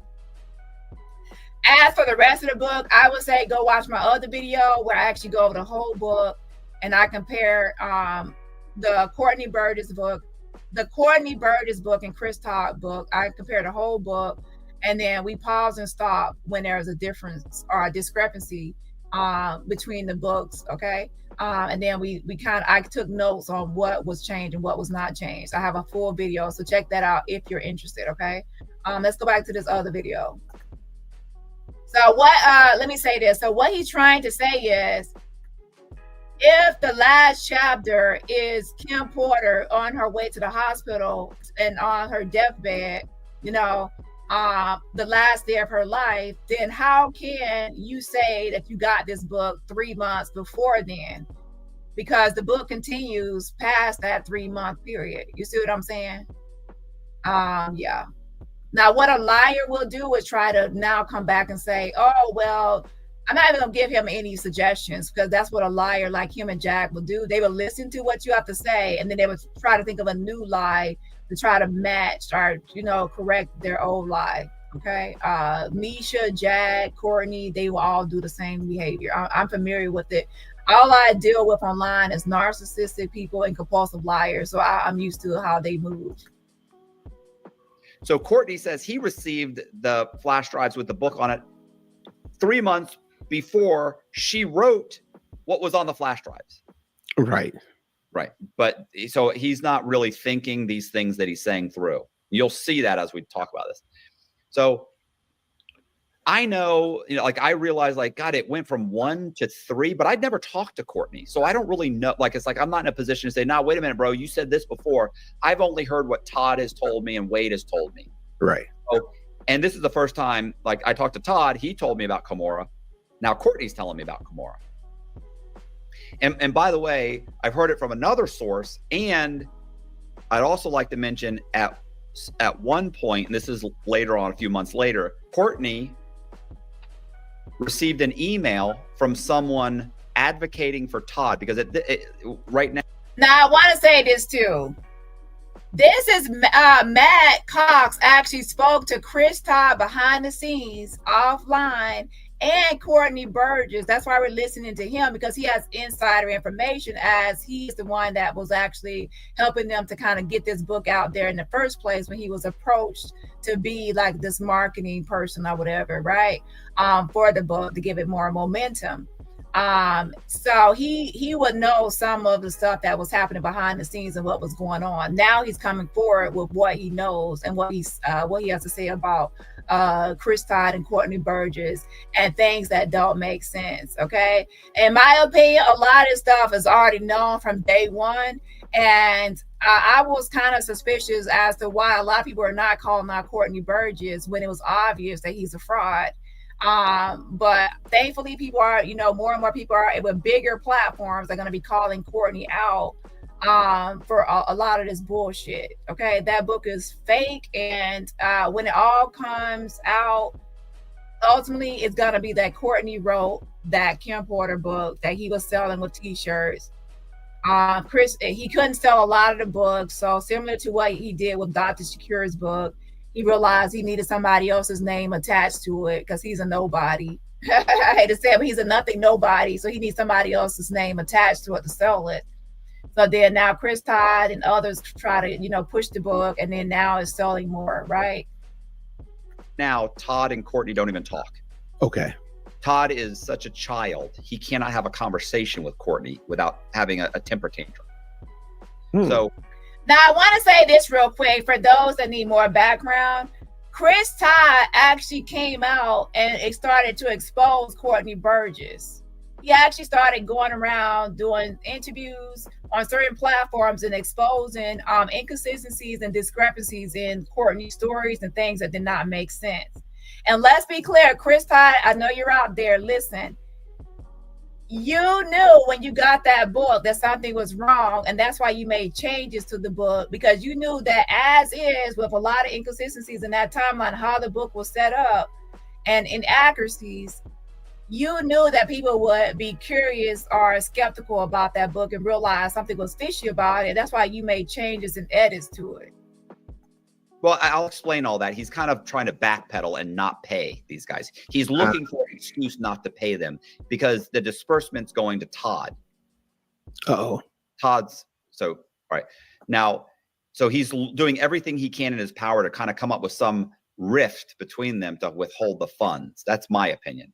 But one of the things, so he's actually called me and asked me, will you talk to Wade and tell him this and tell him that? Like, he's telling me to tell him stuff. And I'm talking to Wade, and Wade's like, I don't know what you're talking about. He's saying I did what? Right. What? It's all bullshit. Well, at one point he contacts somebody else, and that person sends an email to Courtney. Courtney thought the email came from me. So he sends me the email. He screenshots it, and he first texts me and he goes, yo, bro, I just read your email. What are you talking about? And I go, what email? I haven't sent you an email. He screenshots the email and sends it to me. In the email, the guy who's advocating for Todd tells Courtney, listen, Todd wanted me to let you know you need to get in touch with Kimora Lee. That's Kimora's name. Kimora Lee Simmons. Okay. You need to get in touch with Kimora Lee immediately and convince her to come forward and admit, and admit that she's the one that gave you the flash drives. Pretty much is what it says. Right. So now I've got another source that says he's been telling everybody it's Kimora. So, wow. Right. So now keep in mind too, since the memoir came out, Kimora has come out and said the memoir is fabricated. It's all a lie, that Kim Porter was not working on a manuscript. And in fact, her close friends are like saying Kim Porter was not a tech savvy person. She wouldn't know how to upload anything to the flash drive. She wouldn't know how to steal videotapes off of the surveillance system. Let me give a shout out real quick because I'm behind on that. Shout out to Miss E. Highly Favor. I did pin it earlier, but let me give you a shout out. I appreciate the fan funding super sticker. Yas, I'm the Yas. She says, love you, Dani. The truth is the truth. Exactly. The truth needs to be out here. And I've been waiting for this. And more people, I'm sure, will be coming forward and more of the stuff will be exposed. about this book, and you know how fake it is. But yeah, shout out to you. I appreciate the fan funding, and everybody else. Remember, support my channel for free just by hitting the like button. Also, shout out to Joyce. Christian says, "Keep up the great work, Dani." Oh, thank you so much. I appreciate it, Joyce. And yeah, everybody else, remember, support my channel for free just by hitting that like button. And record it on flash drive. So whatever, regardless. So when I talked to Courtney, Courtney says it's 3 tapes. And I don't know, you know, I'm thinking, okay, I had heard it was 1, but now he's saying 3. And he got them 3 months prior to Kim Porter's death. That doesn't make sense either, because the book she's writing up till the day she dies. But I don't, keep in mind, I'm non-confrontational. I don't like to confront guys, because what happens is if you continue to confront your guests, here's what happens. You stop getting guests. I know. Right. So I'll let them bury themselves, and I will paint them into a corner if I have an issue, but I do not confront them. I talked to Courtney. Courtney says, absolutely, I would love to be on the program. And we schedule a time for him to be on the program. And keep in mind, Courtney is telling me what's important to him. And he says this over and over again, is that he wants to get Kim's word out there. It's not about money for Courtney. Courtney's a man of principle. Not about the money. He immediately asked me to give him like $500 to do the program. So there you have it. He's saying that, you know, Courtney said it's not about the money. He's trying to get, you know, Kim Porter's voice out there. Meanwhile, he then turns around and says he's not going to do the interview without $500 for an interview. So obviously he's about the money. Just like Misha saying she's not about the money. She doesn't want the money. And then what does she do? Oh, she posts her Cash App, and she's like posting a community tab of her Cash App. You know, Jag says she's not about the money, and then she's charging people like Super GTV for interviews, and other people for interviews, and also scamming people, because she didn't give Super GT an interview, and she took his $700 something. So it definitely is about the money. Okay, that's what they're all doing this for, is the money. And then also, if you wanted to get Kim Porter's words out there, why would you actually try to sell the book on Amazon? Anyway, why wouldn't you just put it out there as a PDF document for everybody just to read, to get her voice out there? You don't have to try to put it on some platform or any other thing that's going to make money or profit.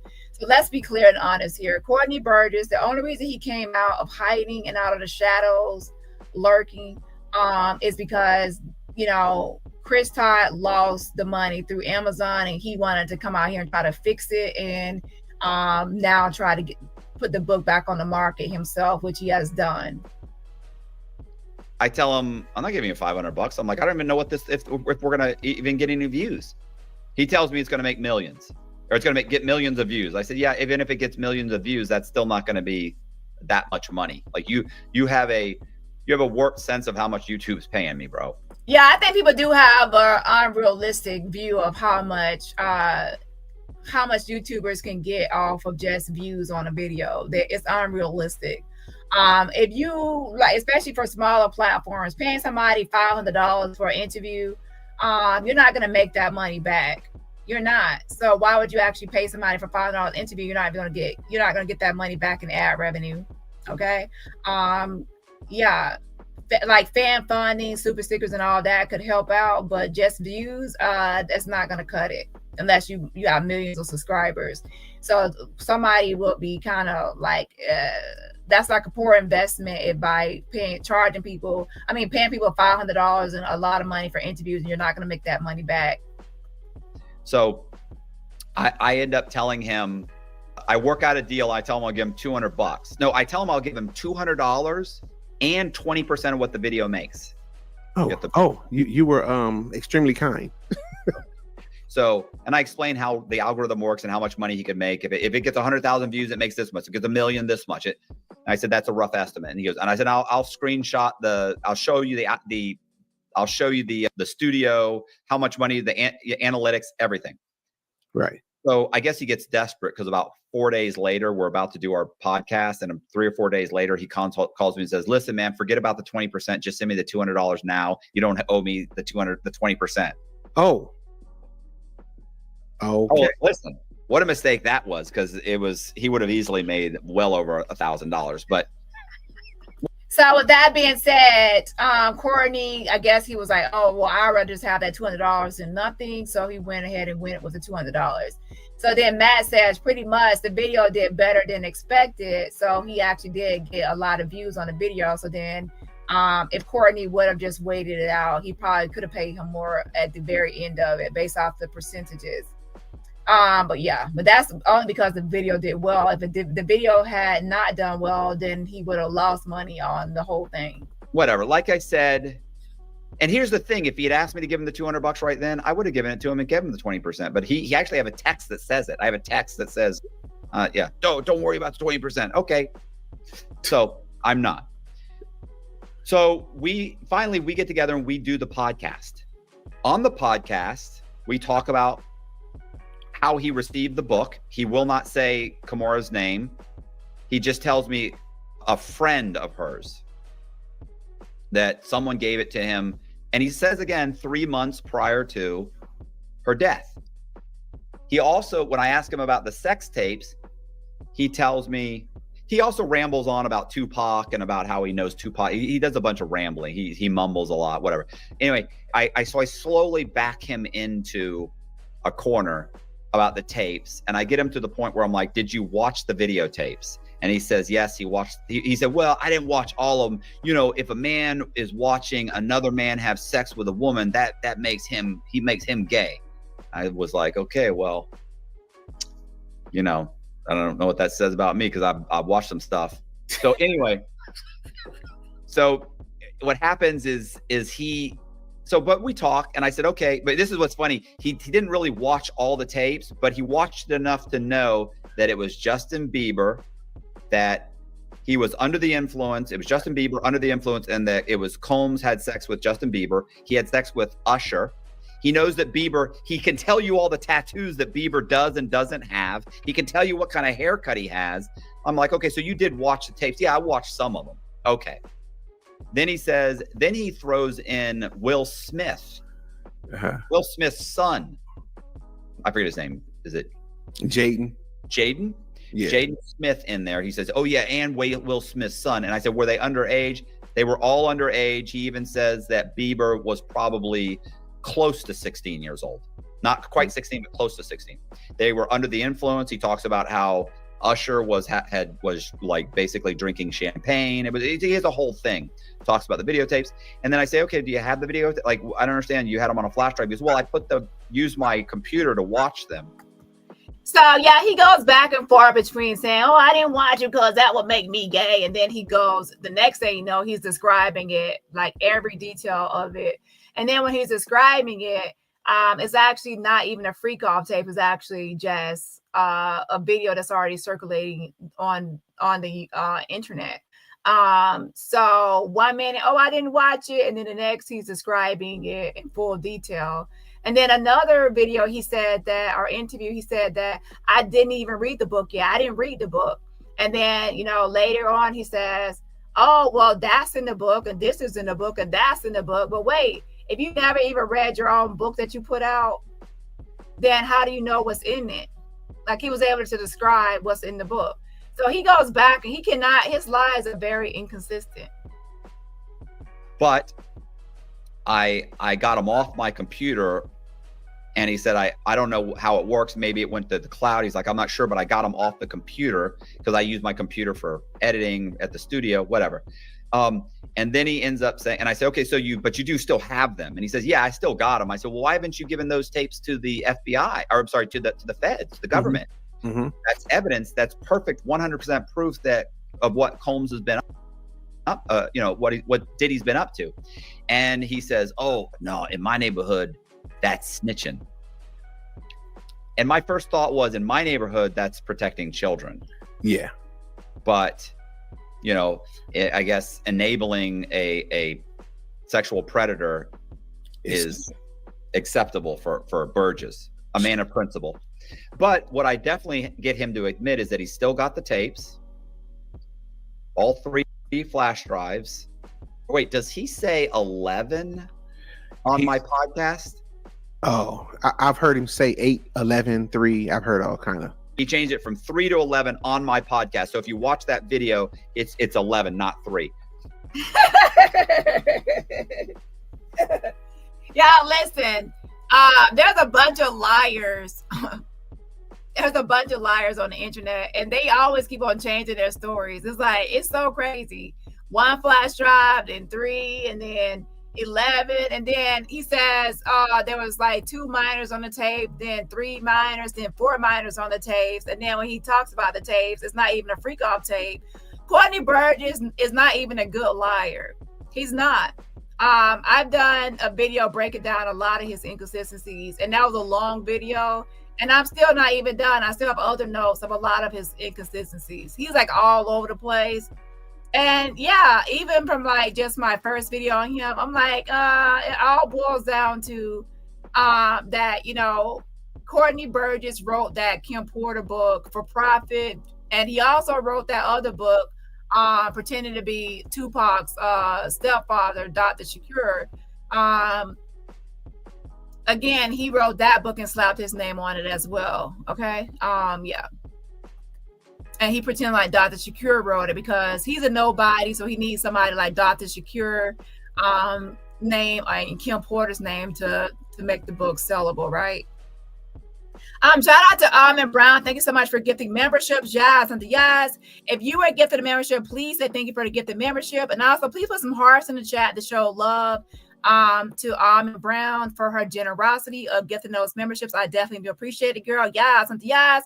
And let me not forget, it's December 5th. So that means I can also give memberships. Every month, I'm allowed to give away 10 memberships.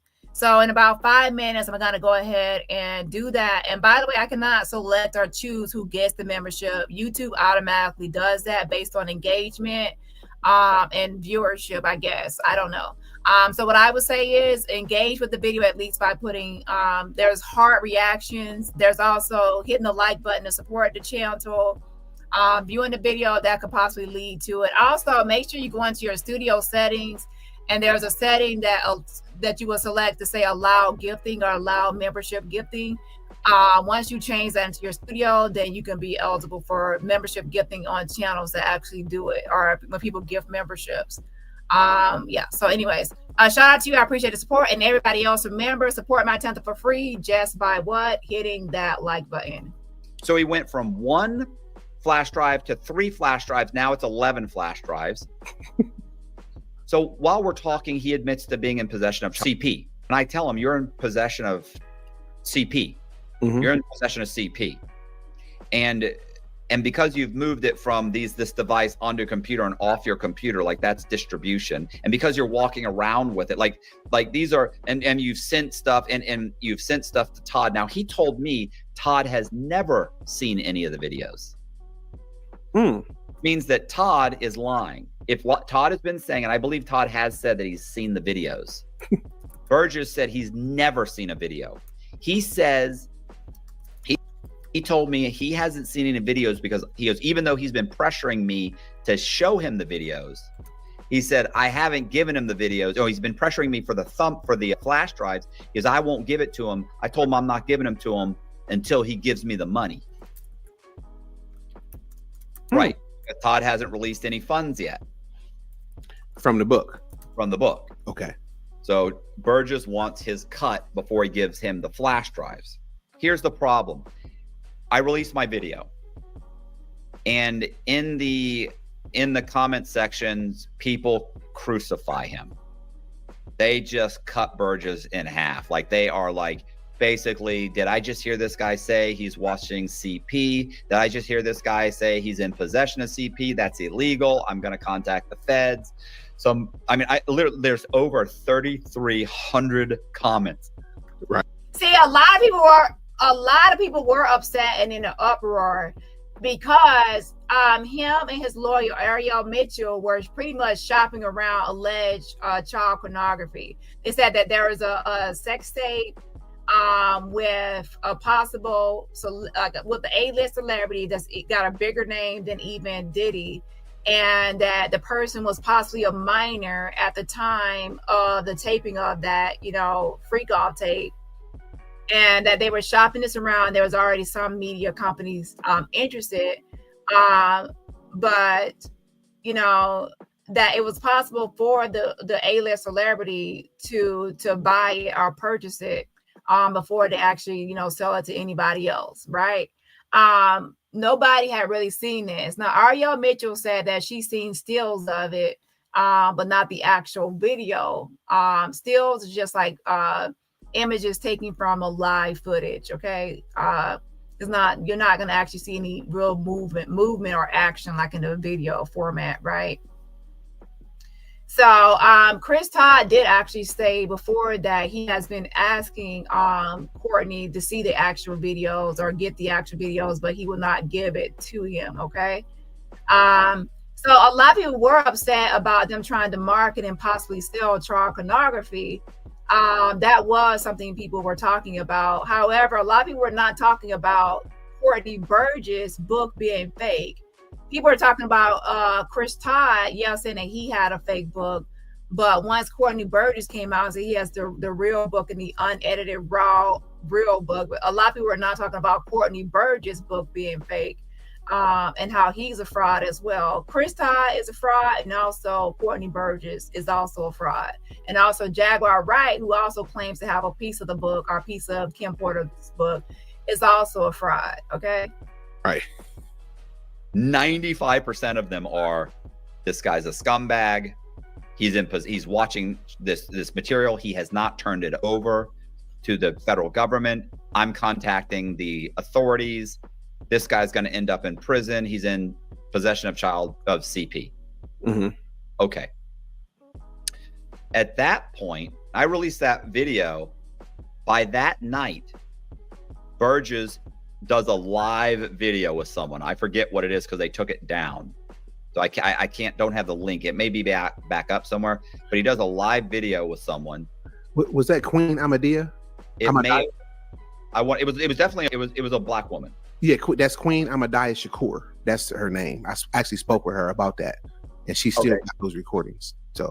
So he tells her that I already turned over she says, do you still have the tapes? And he says, I already turned them over to the feds.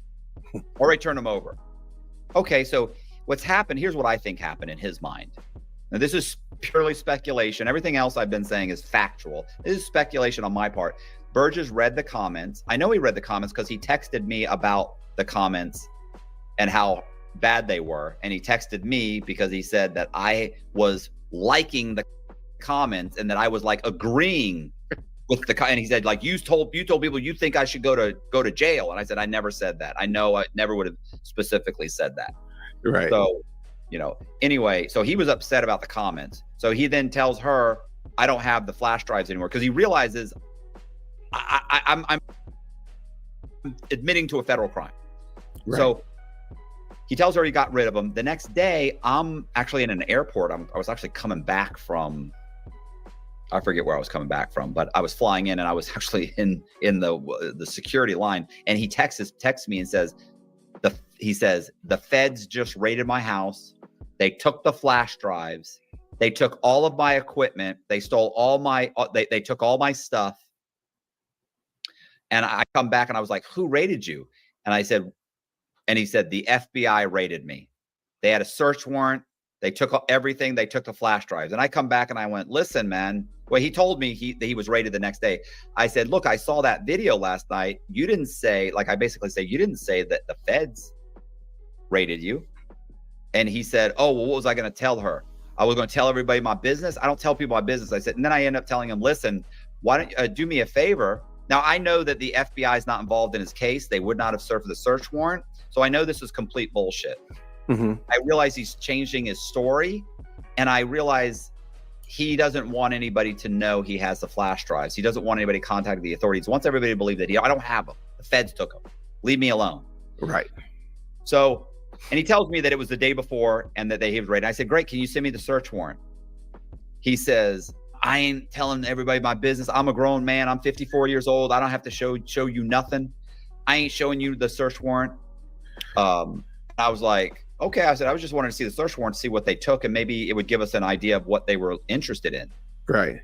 So the original queen, shout out to her. She also, I'm looking at her channel, she also has been already exposing Courtney Burgess. So that's another person that I'm seeing. And I'm glad that people are, you know, exposed. And now Jag is the only one I'm not going to give any credit for, because Jag was actually not really exposing Courtney or doing anything with Courtney. She was actually agreeing with him that she said that he got some of the book and she got some of the book. And I do, yes, she did. She was like, oh, he got some of the book and she got some too. So she was actually trying to kind of align herself by saying he don't got all of the book because she got some of it. So she's another liar, just like Courtney. She's just better at lying because she has more years of experience online lying. Okay. And she has old pictures with Jay-Z from 30 years ago. So people actually take that as her being a truth teller when she's just a regurgitator. Yeah. So anyways, yeah, Queen Amadaya, I think I'm pronouncing that right. Shakira Shaw, she's another person that has videos on Courtney Burgess and has been exposing him as, you know, something ain't right. Okay, something is not right. Hold on. Anyway, I talked to my buddy Pete. My buddy Pete starts laughing. He goes, well, he's just trying to deflect the fact that, you know, that he wants people to think he doesn't have the tapes anymore. He knows he fucked up. Right. 4 days later, he texts me. I don't think I'm ever going to talk to Burgess again, because he kind of was yelling at me like, I'm a grown man. I don't have to give you nothing. Like, hey, I was just asking, bro. I'm like, and I even said to him, look, man, I was just asking for a copy of the search warrant. I wasn't asking for your bank statements. Right. You know, so it shouldn't be a big deal. Anyway, 4 days later, he texted me again. He said, I was just raided again. Really? So you were raided again? I said, by who? He goes, Homeland Security. So now I think, hey, you know what? That may be true. And I went, great. You know, what's going on? And he said, here's the search warrant. And he immediately texts me a picture of. So there you have it. The first time he says the FBI raided him, right? And then, you know, people are saying that's not going to be possible for the FBI to raid you. It would be Homeland Security. So you're giving him an answer. You have to pay attention. When you give a liar an answer, they're going to come back to you with that new answer. Just like with Like Me show, when Jag said, I wasn't even in Texas in 2012. So how can I be at that strip club in Texas? I wasn't in Texas until 2016 driving for Uber. So then what does Like Me do? She storms off and is like Jekyll and Hyde, leaves off camera, comes back and says, oh, maybe I met you when you were an Uber driver. So this is what Matt is describing with Courtney. He says FBI doesn't really do raids. It wouldn't be like the raids for the FBI. I'm not saying they never do any raids, but for this case, it would be Homeland Security. So Courtney realizes he fucked up. He has no receipts of FBI raiding. So then he comes back later and says, oh, Homeland Security has now raided me. So he changes his answer. That's what liars do. They listen to what you have to say, then they come back with new lies to try to rebuttal. A subpoena. Same thing he did to you. Mm-hmm. Of course, I read it and I realize that's not a search warrant. Why would Homeland Security raid your house if the FBI had raided it 4 days earlier and gotten a hold of all of your electronics, including the flash drives? So I of course, send it to my buddy Pete. Pete reads it. We talk about it. Pete says, listen, this guy's a liar. It's not true. And Pete had actually made the prediction that the guy that wrote this book, Kim Porter's book, is someone who is in his 50s, probably. He said an African-American man in his 50s who knows all of the lore of that time period. Of Diddy. I'm sorry, everything about Diddy, everything about Tupac, everything about Snoop, everything about like all of the guys that made it that he didn't. Everybody during that genre that made it big, and this guy didn't. And so we're already thinking this is Courtney who just pinned this whole thing. And there you have it. He's talking to Courtney Burgess behind the scenes, Chris Todd, and other people are reviewing the book. There's a lot of inconsistencies, discrepancies. Things are not adding up. The math ain't mathing. Courtney keeps changing his story. He's a liar. And what does Matt say now? He believes that him and another guy, Pete, believe that Courtney wrote the book. And what have I already been saying and screaming and yelling? Not screaming and yelling, but I've been saying that Courtney wrote the Kim Porter book. It's common sense. If you actually go through all the stuff that he says and everything that he says and all his lies, it's clear that he wrote the book. Yes, Courtney Burgess is 54 years old. He's a bald-headed, fake TD Jakes knockoff, Mr. Brown looking ass liar. Okay, he was his lying ass be on here lying. Courtney. You know you are a pathological, compulsive liar. You know I've already been on to you. That's why you and some other people will avoid me. Y'all go on all these other channels, but y'all will try to avoid me because I will call y'all ass the fuck out. And in fact, the interview wouldn't even last that long because I can't tolerate y'all liars. Okay. But yeah, so he believes that, you know, and he has behind the scenes knowledge of what has been going on. And he is saying, you know, Courtney Burgess wrote that book. Kimora Lee said she never, you know, she said that book is fake. So she didn't give the knockoff Mr. Brown that book, right? Yeah. So here's what's funny.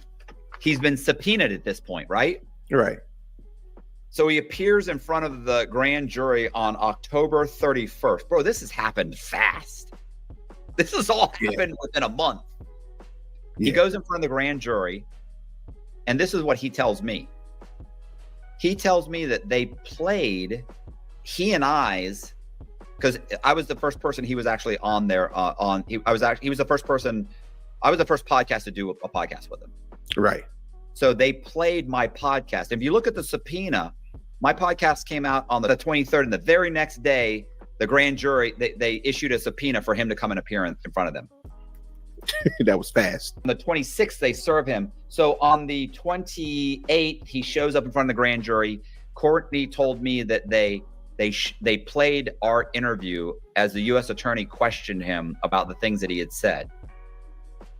Now, I know that Courtney couldn't have possibly told them, I don't have the flash drives anymore, because the FBI took it. He can't tell the grand jury and the U.S. attorney the FBI took them. They know that the FBI didn't take them. What he ends up, we end up finding out that what Courtney told them is, I threw them out. I got rid of them. Like I did the interview and I threw them out. Now he's telling me and everybody else that, and you, that he was raided by the FBI and the FBI took him. So there you have it. I told y'all a bunch of times, a liar will always say that the evidence was destroyed, burned, stolen. They will make up something or some reason why they cannot produce evidence or produce receipts. I can't tell you because it's gonna get me. People are gonna be after me. People are gonna be after you. If you're online telling all the stuff and you're exposing the person is already going to be after you. So why not show a receipt? You know what I'm saying? If I'm already telling you about, let me say if I'm exposing Diddy and I'm telling you everything that Diddy did, and then I say, I can't show you a receipt though because he's going to be after me. If I'm already exposing him and telling you what he did, adding on a receipt is not going to hurt anything further than it already has. If I was afraid of him coming after me, I wouldn't even speak and expose him on all these platforms. Oh, wait a minute. I want to go on all these platforms and pretend like I have this information or I'm attached to this so I can get money for interviews, even though I'm a fake and a phony. You see what I'm saying? So he was never raided. He was never raided. He received a subpoena, and the subpoena just to show up and just to, show up. It wasn't, nobody came and raided him. So people are wondering where did that come from? It came from Courtney. The whole, he said it. I go watch my other videos. He actually said that he was raided, and then, his lawyer, Ariel Mitchell, tried to cover for him and say, oh, no, he wasn't raided. He was just served. So the story keeps on changing. The reason he wants to say he was raided is because people were saying that, he had the child pornography and people were, going to question him about it. So he would say it was raided. So the FBI took it. So then nobody would say that he will ask him for a receipt. And then he says, the truth is he went and told them that he threw it away. So that way, the government can't get it because now I threw it away. So how can I give it to the government? So when the government asked him for it, he says he threw it away. And then the day after mass interview, and when the online YouTubers and the online community asking for receipts, he says that the feds raided and took it. Okay. So a liar will lie differently to different people. So the government, you're not going to say that the FBI raided, because the government will say, wait, we don't have these tapes. And why would we ask you for these tapes if we already have them through an FBI raid? So he lies to online and says, oh, FBI raided. And then to the government, he has to say, I threw it away. So that way that he doesn't have to get him anything, because it's all fake and fraud and phony. And if you actually watch Tu's video, you can actually clearly see that when he's describing the free calls, he's describing videos that are already out. Now, we've already covered that. So what I'm going to do is I'm actually going to make a Courtney Burgess playlist for those that want to kind of catch up on this, because I'm sure it's going to go further into more stuff. So it's best that if you're interested in the whole Kim Porter book with Courtney Burgess, Chris Todd, and all of this, that you need to actually go back and do your catch up on a lot of this stuff of what's been happening, so you won't be lost on the timeline and how things have transpired and happened. Okay. So thanks for coming to my TED Talk. Let's continue with the Too Strong interview. I know that you said you got raided. They raided your house, and you couldn't. Now why can't you produce the search warrant for that and all that? Why? Because they don't want me to put evidence of the case out there. Like, I'm not off the hook. You understand? I don't know if they watched all 11 of them in 11 days or whatever. But the things that would be on the search warrant it has nothing to do with the evidence. You know what I'm saying? They come in to get the tapes. You know what they coming to get. They coming to get the tapes. They got the tapes. So it's not going to say what's on the tapes, because they don't know what's on the tapes. So you're not exposing nothing except that they raided your house. It's just like how you telling me. You know what I'm saying? I'm just keeping it real, like you telling me this, but then you saying that I can't show the search warrant because that I can get in trouble for that. But the search warrant said Courtney Burgess, right? Right. It don't say two. It don't say the whole YouTube. That's my business. I would cross my address out and I say, look, here go the warrant, because that's a strong accusation to make, that the feds raided your house and took tapes and flash drives that got pictures of. It don't say flash drives on it. It don't say they took flash drives. I know, but you said they took flash drives. Ain't that what you just said? Right. You said they took flash drives. So they raided his house and took flash drives. That's what he's saying, flash drives and other things, electronic devices and other stuff from his home, and took the flash drives. And then he comes back later saying it was only like a subpoena, and he sends Matt a copy of a subpoena. So he was never raided. So for those believing that he was raided and they took the flash drive, no, he was never raided. He was issued a subpoena to show up. And then when he showed up, he told them that he threw those flash drives away. So there's nothing taken into evidence, because he said he threw it away. So he lied to online and told a different story to us compared to what he told at the grand jury. So Courtney Burgess is a liar, okay? Out of your house, right? And on these flash drives got all kind of on it, child evidence, giving kids drugs, evidence, all this stuff, drugging people, all these different things, and nobody has said nothing. It's just a secret that they raided your house and got all this evidence, and then said, and I'm not saying it's not true, so let's make that clear. I'm not saying it's not true. I don't see what would be the problem with showing the proof of the search warrant, just to let everybody know, look, I'm being genuine, I'm telling the truth. Okay, a couple more things here. Again, we're not focusing on the nonverbal communication. We did that with the News Nation. Now we're trying to figure out what's going on with the narrative. So they've got child on them. But where I'm from, they've got proof. Where I'm from, that's snitch, and I'm not getting in that category of snitch. You understand? Because I'm on here doing an interview. Is that called snitching? Is it called dry snitching or third person snitching? No, you know what it's called? It's called Tupac told him that he don't die, he multiply. Interview. And that's where we're going to go now. So we're going to look at all these clips in Too Strong and see how it lends context to everything that we know so far. Let's go. Can you talk about what you saw on these flash drives? I seen J-Lo herself with a dip or some type of sex object. I seen one had Game the rapper walked around, then he had a party, and Justin had to be no more than 15 or 16. Could have been 16. They would say happy birthday. And 11 flash drives. It had to have been, I would say, hundreds of celebrities, at least 100 different okay, 50. How many other people did you see besides J-Lo? Who else you say you saw on there? Cassie, Mary J, that were involved in child. It's not tech. See, Jaguar, Gene, anybody else, they got their own issue. What's going on? My issue is deep in what they going on because they wasn't a victim. Everything. They took my phone. They took my studio equipment, computers. So pay attention right here. This is the part, my bad. I wanted to make sure I had the right timestamp. It's about 30 minutes into. So a body language expert that reviewed Courtney, and he was pretty much calling out Courtney too, and some of the same things I was saying about Courtney. So obviously check out his video and also Tu's video. If you actually watch Tu's video, you'll see how he kind of exposed Courtney on his video about those freak-off tapes, alleged freak-off tapes.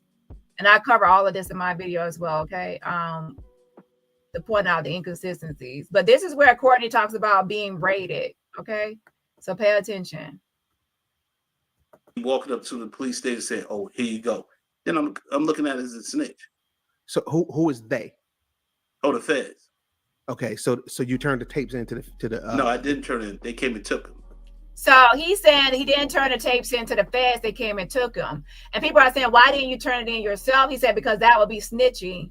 Here's the thing. If you're coming online and you're doing a bunch of interviews on Diddy, and you're saying Diddy has these freak-off tapes, and some of these people are minor, Justin Bieber, Dani, and then there's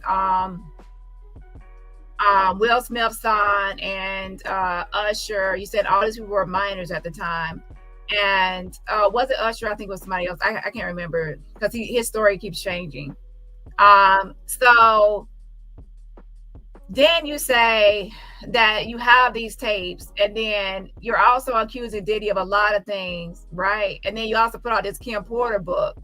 So you're already snitching. Snitching is telling on somebody their activities. You put out this Kim Porter book, that's the snitching. Well, you said it's allegedly Kim Porter. You're telling that Diddy has these freak-off tapes with minors, that's snitching. You're already pretty much snitching and exposing and telling everything about Diddy. Now, when people ask you for receipts, now you want to say, oh, I'm not going to do that because it's snitching. You're already snitching. Now people want you to back up what you're snitching on. If I'm already snitching on Diddy and I say, I have Diddy's freak-off tapes, and then, and then I say, well, where's the receipt or proof? And then somebody, oh, I'm not going to snitch on him. Wait, you were just snitching. So that's what liars do. They're always going to make up an excuse. They're going to snitch and expose and call themselves a whistleblower. Snitch, expose, call themselves a whistleblower, and then when you ask them for a receipt, they're going to say, oh, I'm not snitching, or I can't show that, I can't do this because of this or that. But they're already doing that in interviews, getting paid for interviews. They're liars. They're only on here to get paid for lying interviews, to lie on platforms, and to get money off of YouTubers and subscribers and viewers, and sell products and make money off of lies. And they're never going to produce a receipt. That's AKA Misha, Courtney, Burgess, Chris Todd, and even Jaguar Wright. They came to your house and took them? Yes. And were you there at the time when they took them? Yes, I was. Okay. And what did they say? Like, did they try to attempt to charge you with anything? They say if I lied to them or if I withhold, I would be arrested. So as they was talking fast, and I was looking at the warrant, I was waiting for my lawyer to hurry up and get there. They was confiscating everything. They took my phone, they took my studio equipment, computers, they took my tablet, they took my laptop, anything that had to do with electric, they took. And when did this raid take place? So why did you later say that they only took the flash drives, right?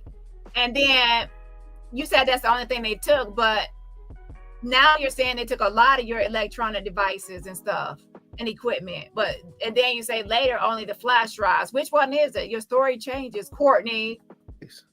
Right after Matt, I did the Matt Cox show. And that was when? So he's saying that he was raided right after the Matt show Cox. That's why Matt is in this, because he's saying, what are you talking about? You were raided right after, you see? YouTube, it said 5 days ago. Okay, so now we're starting to get. So you are rated, but then later you sent over something to Matt, and he has a receipt, I guess, right?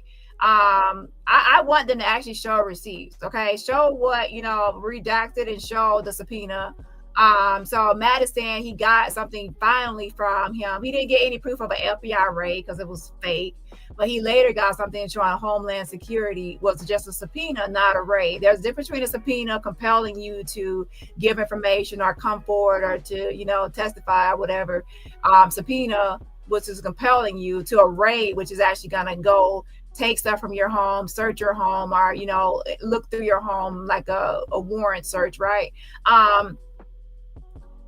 So Courtney is just a liar. And then he goes on a TV show, News Nation, with Ariel Mitchell, and he says, Ariel Mitchell says he wasn't raided; it was just a subpoena. So that's why there was a discrepancy. Okay, come on.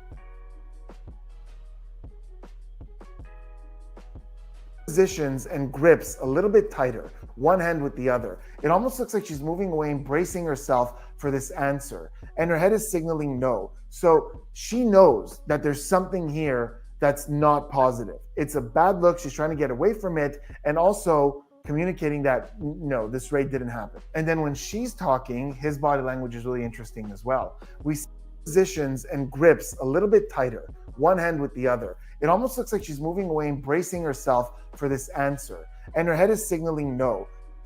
This material, is that true? Hold on one second. Answer, and shake her head no, like no, that did not happen.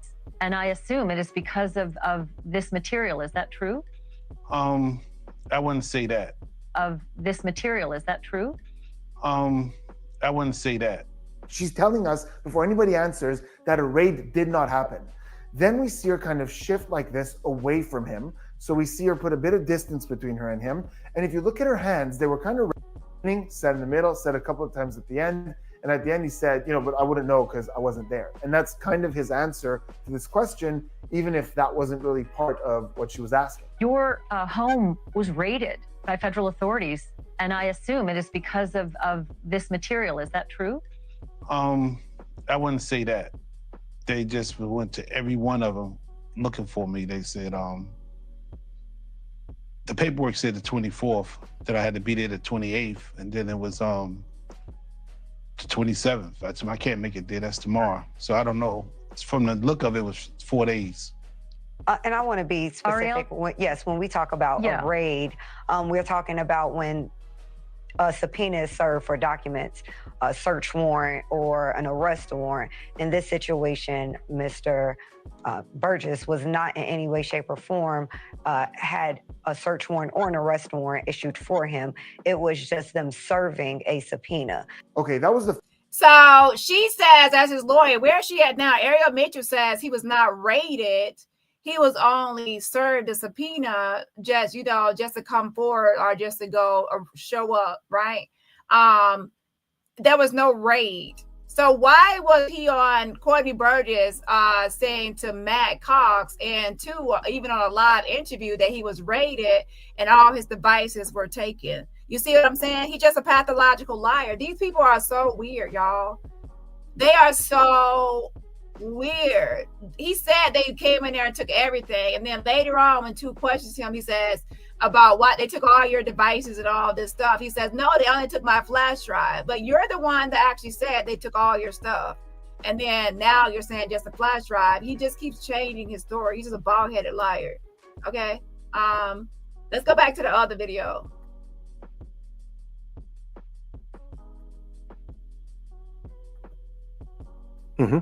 But we know he didn't tell them that. We also know that he's telling them he's got 11 flash drives that have been disposed of. He's watched the videos, and yet he wasn't arrested.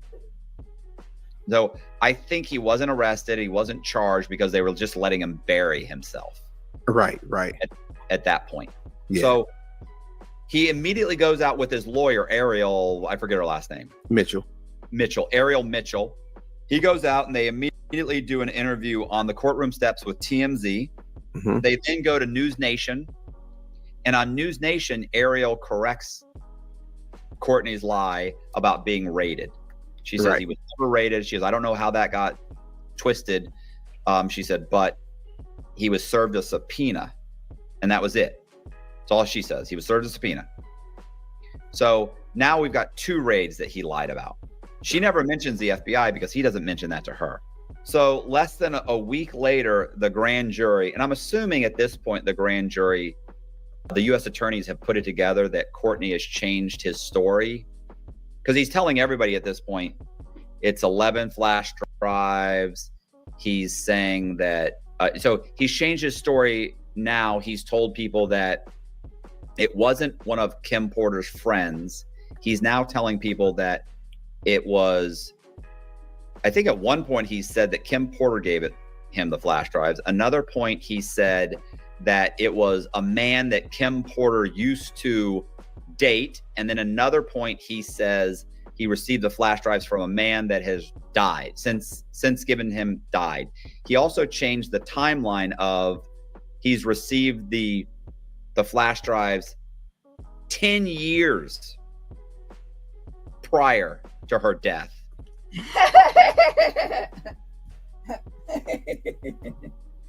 Y'all, I'm trying to laugh, but to be honest, it's actually serious. And the reason it's serious because look at my title, look at my thumbnail. Courtney Burgess has committed a fraud and scam along with Chris Todd, and even Jag is adding herself to this because she's claiming to have a piece of the book. This is exploitation and fraud and scam. Not only exploiting Kim Porter for profit, but also scamming the masses. Everybody on YouTube that purchased a book, thinking it was Kim Porter's book, or they were just trying to hear what her last words and her life story and what she had to say. You were also scammed and tricked. So this is actually a scandal, the 2024 scandal. And I'm glad that Matt came forward. There's also another guy, Hollywood Wade. Now, as far as Hollywood Wade, I will have to say for Hollywood Wade, he had a vested interest in this because he was going to get a profit and share of the book. And I think that he only came forward, to be honest, because he's skeptical and fishy about and worried about the money. Like, if Chris Todd is going to get the money, it will go to him, and he wants to pay out of that money. And I think he was looking forward to getting a cut of that money. I don't think him coming forward was anything to really care about Kim Porter. As for Matthew, I think that he does have, he felt a little bit guilty about, not as far as participating in this, but not coming forward to expose Courtney. And that can be seen as complicit. If you know that there's a lot of inconsistencies, discrepancies, things are not adding up, the math ain't mathing, it's your job to have integrity to come forward and expose what you know. So I'm glad that Matt came forward to expose what he knows, which is what I've been saying for the longest, that about Courtney and this whole book thing, right? Yeah. So, and he is not the one that was going to profit from the book, the millions in sales. It was actually Courtney Burgess, Chris Todd, and Hollywood Wade. So those three, yeah. As far as the original book with Courtney Burgess, that book is an audio format. One YouTuber read the book. I shared her to my community tab. And what I did was I played her audio of her reading the book of Courtney Burgess.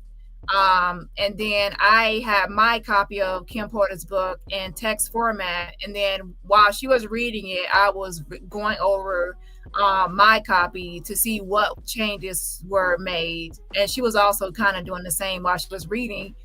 And that's how I figured out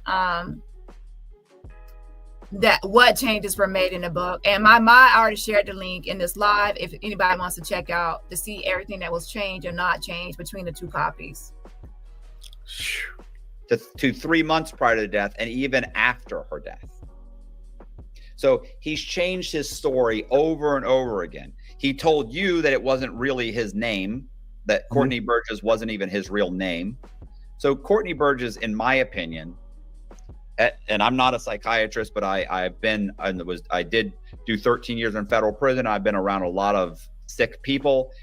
in my opinion, he's a pathological liar. I believe. Oh, by the way, so a week after he was in front of the grand jury, they issued another subpoena for him to come back. They want to talk to him again. I believe that the reason this was done was because they want to double check all. They want to basically paint him into a corner and get him to admit in front of the grand jury once again that he's lied. They want to get him on the record lying. But this time, by this point, what was her name? Ariel? What was her name? Ariel Mitchell. Ariel Mitchell, his lawyer, she most definitely knows that Courtney is prone to lying. Right. And at this point, she realizes this guy's, she's been following this. She's seen him change his story multiple times. So this time when they contact him with the subpoena, she tells him, I can get you out of it. I can tell them that you're going to plead the Fifth Amendment. You're going to plead the Fifth, that you don't want to say anything that may incriminate you. So you don't want to answer any questions that might incriminate you. And that's what she does. And so he doesn't go to the second grand jury appointment by saying, hey, I don't want to say anything because I may incriminate myself. Because she knows at this point, he's done some serious damage to the government's case. Yes. So real quick, my impression of what's happened is that Courtney saw an opportunity after Kim Porter died and probably may have started the book probably right after Cassie filed her lawsuit.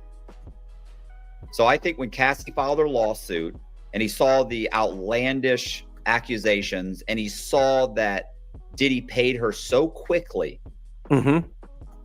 and he thought to himself, all I have to do is connect this to Kim Porter and I can say that someone gave me this flash drive and I can try and put out the book, So I think at that point is when he probably wrote the book, to be honest. Right. And now he may have tried earlier, but I think that's probably when he tried to do it. It may have been before, but I don't think so. I think he saw a quick payday. I think he thought I can write. Here's the thing. Courtney was already selling the book. That's why I was showing y'all context, okay? Courtney was already selling the book in 2023 before Cassie's lawsuit. Okay, so what people have to understand is that once Diddy was already, being called out, there was a lot of stuff happening with the Keefe D trial. There was Keefe D trial, and Diddy's name keeps coming up and circulating because of the Keefe D trial. And remember the Keefe D trial, and they're talking about Tupac and things like that. Courtney is a Tupac stan, okay? Also, with that whole thing, people were talking about Kim Porter. Even before the Cassie thing, people were talking about Kim Porter. And a lot of people were talking about Diddy, a lot of accusations and things because of the whole Keefe D trial. His name was starting to already come back up, right? So that's when I think that he decided, and people were talking, and with that, people were talking about Kim Porter possibly having a book. This was already being discussed because of Diddy's name being in the air. People were thinking that he has something to do with Tupac's death, and subsequently, they also think that he has something to do with Kim Porter's death. So that brought up, people were talking about the book, right? So that's when I believe that Courtney, had started to do this book and put out this book, saying it was Kim Porter's book, because of that reason right there. He knew that people were interested in the Kim Porter book and what happened to Kim Porter. So he took that as a way to get money and fatten his wallet. But when he did it and made these shirts in the book by Kim Porter, Tell It All, Jamal Millwood, look at the date. This is before Cassie's lawsuit. So when I do something, I want to make sure I have the timeline. Cassie's lawsuit was November 2023. This other book was already out September 20th, 2023. Okay. So we have to remember the timeline, and we have to go back and see what was happening around that time. Keefe D trial, right? So that, and he's a Tupac stan. And then people are talking about everybody that he could possibly have on the live. So Courtney took it on his, let me pretend to be Kim Porter. That's what I think. Okay, hold on. Write a salacious memoir that I can cobble together by bits and pieces of kind of conspiracy that's out there in the hip hop community about these parties and about Diddy's behavior, and maybe I can get it published and sell it. But he wasn't bright enough to be able to do it himself, so he eventually has to have somebody connect him to Chris Todd. Chris Todd, of course, puts the book up immediately. He doesn't do any research. Chris Todd, I actually, unfortunately, because of that email that I told you about, right? Because of that email, I believe that Chris Todd really does believe that Courtney Burgess has videotapes. Now, so Chris Todd is just he's just foolish. Mm-hmm. He's a foolish person, and he didn't want to look at. You ever heard of willful blindness? Absolutely, I was going to say that. That's all that was. Yeah, right. He wants to believe this, so he's not looking into it because he wants to believe that Courtney has these tapes.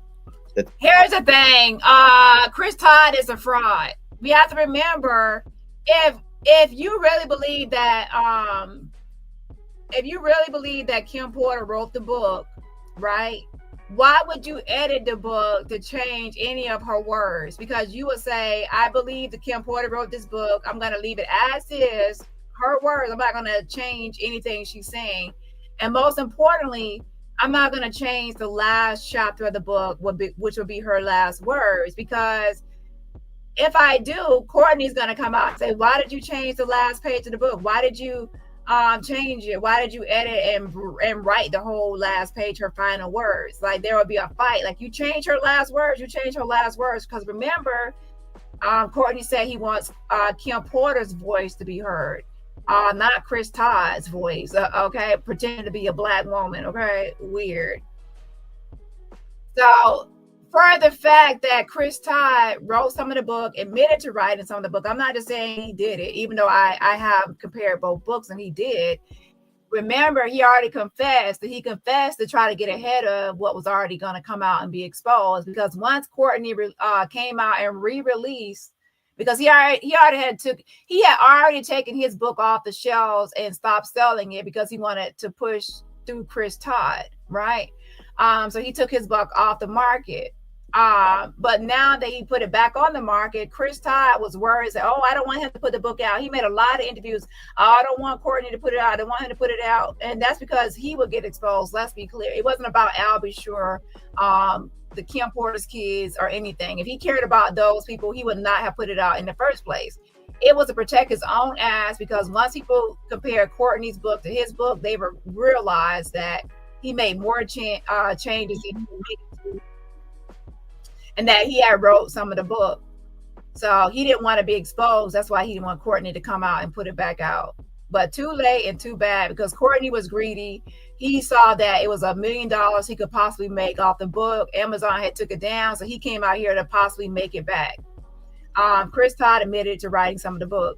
So we've already said that, and we've already told Al B. Sure and his lawyer. We have a good rapport with them. We've already said, made a small offer to them, and I don't mean money. We've made an offer to them, to Al, to make an apology, to pull him out of the book. If we ever down the road did it, he's out of the book, right? Give him our word. But nobody owns Kim Porter. Not Amazon, not Al B. Sure, not me. That's why. And also, I will say this too, I did write some of the book. And I'm gonna put that on the record, because that's my book. So people need to know that now. I couldn't say that before, but I did. He could not say that before. Cat got your tongue, as I said before. You can talk. You are capable of speaking. You speak English. We can understand you. Even if you didn't speak English, we can have translators. You have every opportunity to admit that you wrote some of the book before.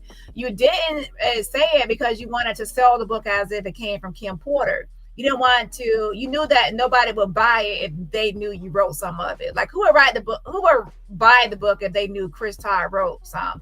So he said, oh, I couldn't tell y'all before that I wrote some of it, but now I'm letting y'all know I wrote some, and who cares? It's my book anyway. That's like an attitude, like, what y'all gonna do about it? Like, who cares? It's my book. No, you were marketing the book as if it was Kim Porter's book. So yeah, so let's go back to this video. So Chris Todd, I think that they want to kind of nail Courtney Burgess, but let Chris Todd off the hook. And no. Chris Todd is not getting off the hook, because even if he was a fool by Courtney Burgess at some point he realized the inconsistencies. And you want to know how I know Chris Todd realized the inconsistencies in the book and the timeline? Because he already came out exposing Courtney on some of the timeline issues. And secondly, Chris Todd edited the book and made changes to some of the inaccuracies and inconsistencies to try to make the book more sellable, and, you know, to try to fool more people into thinking that it was Kim Porter. So with that being said, he was definitely in on it. He didn't care about the possible scam. He just wanted to make a profit.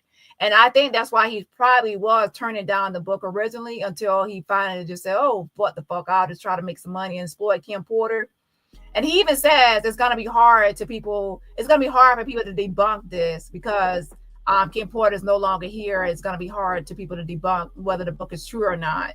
So that's a good way to lie on somebody, you know. So he already admitted to how hard it would be to kind of disprove that, right?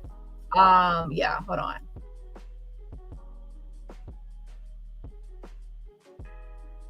And I also want to go here real quick.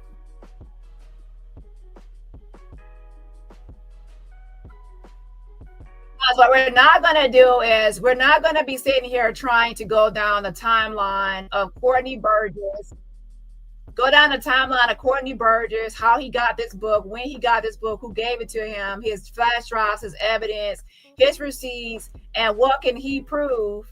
And then at the same time, people want to give other people a pass. On my channel, no. Everybody that's involved will be held accountable. All of them. It's not going to be like letting somebody off the hook. I'm team no. I'm not on anybody's team. I'm on team truth. The truth will come to the light, and the truth is what I want and what I'm seeking. Okay. So with that being said, Jag, you also have to prove how you got a piece of Kim Porter's book. Who gave it to you? How do you know Kim Porter? When did you meet Kim Porter? Where's your proof that you know her or even was associated with her? Where's your pictures, your friendship, anything that will prove that you got a piece of Kim Porter's book? So you're also under the microscope. The spotlight is on you, the same as it is on Courtney and Chris Todd about Kim Porter's book. And this is what happens when you cloud chase off of other people's stories. If you cloud chase off of other people's stories, you're going to be attached to the story, and people are going to hold you to the same accountability. And that's why Jag is running around here unhinged and unraveling, because she knows I'm always going to hold her accountable along with other people if she attaches herself to lies. You attach yourself to a lie, then you are what? A liar. To you, Courtney? Because I know how I got my piece, because I actually had a piece of that book. You ain't get my piece, Courtney. Guess you're missing a few things. Yeah. What you gonna say? I didn't see you at the Ivy that day. Nobody did. So who gave it to you? She says, I didn't see you at the Ivy that day. So nobody seen you. So who gave it to you? So she's trying to say that she was there, she was somewhere, and that she got a copy of the book, but she didn't see Courtney there. So how did he get a copy? So she's actually trying to say she went somewhere and there were people there. She got a copy of the book or a piece of the book, and she didn't see Courtney there. So why is nobody asking Jag the same questions? Where are you talking about? You didn't see Courtney where? Who gave you the book? Where is your copy of the book? Or your piece of the book? What was in your piece of the book? Why haven't you put it out here? If you're a victim advocate and you're saying your team Kim Porter, you want to help Kim Porter. So why didn't you put out the piece of the book? Where is it? And if you said it's in evidence, don't say, oh, it's in evidence, I turned it up to the feds. That actually would show up in the court. And you will actually be called in as a witness because they would need you to tell how you got this piece of the book. So you can't say, oh, I gave it to the feds. Oh, no. Then you will become a witness, a material witness in the case, and you're not being called in as a witness. So yeah, you haven't given them anything. So please stop lying. This lady right here is a liar. People need to understand. She said that she rescued 3 victims from Epstein Island. She has Diddy freak-off tapes. She said that she was in a Diddy freak-off tape with Jay-Z and Diddy. Nobody asked her for receipts. So we have to remember that everybody needs to be held to the same standard. If we're holding, Misha, where's her receipts and debunking and evaluating, going through her timeline? How did Jag get a piece of the book? Hold on. Kim started disseminating her book just before she passed away, right after Cassie ran. Hold on one second, go back. Took your mother's actual words and made her sound, and there were things that were edited, that were moved around. Why didn't y'all go bully them? Why are y'all worried about bullying the people that are hurting Diddy? Why aren't you worried about bullying the people that are trying to hurt your mother?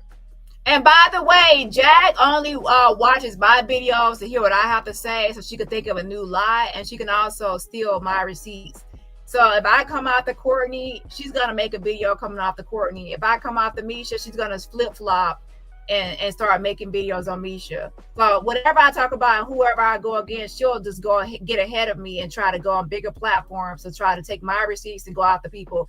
If I made a video saying that, Courtney used Dr. Shakira's name and put, to sell that previous book, and then her and her man, they the next day they go live taking my receipts and then make videos on it. So pay attention that when I talk about something, the next day Jag will go live talking about the same thing and taking my receipts. If I say something about She Diddy, about Adria English, Jag will go live the next day screaming She Diddy.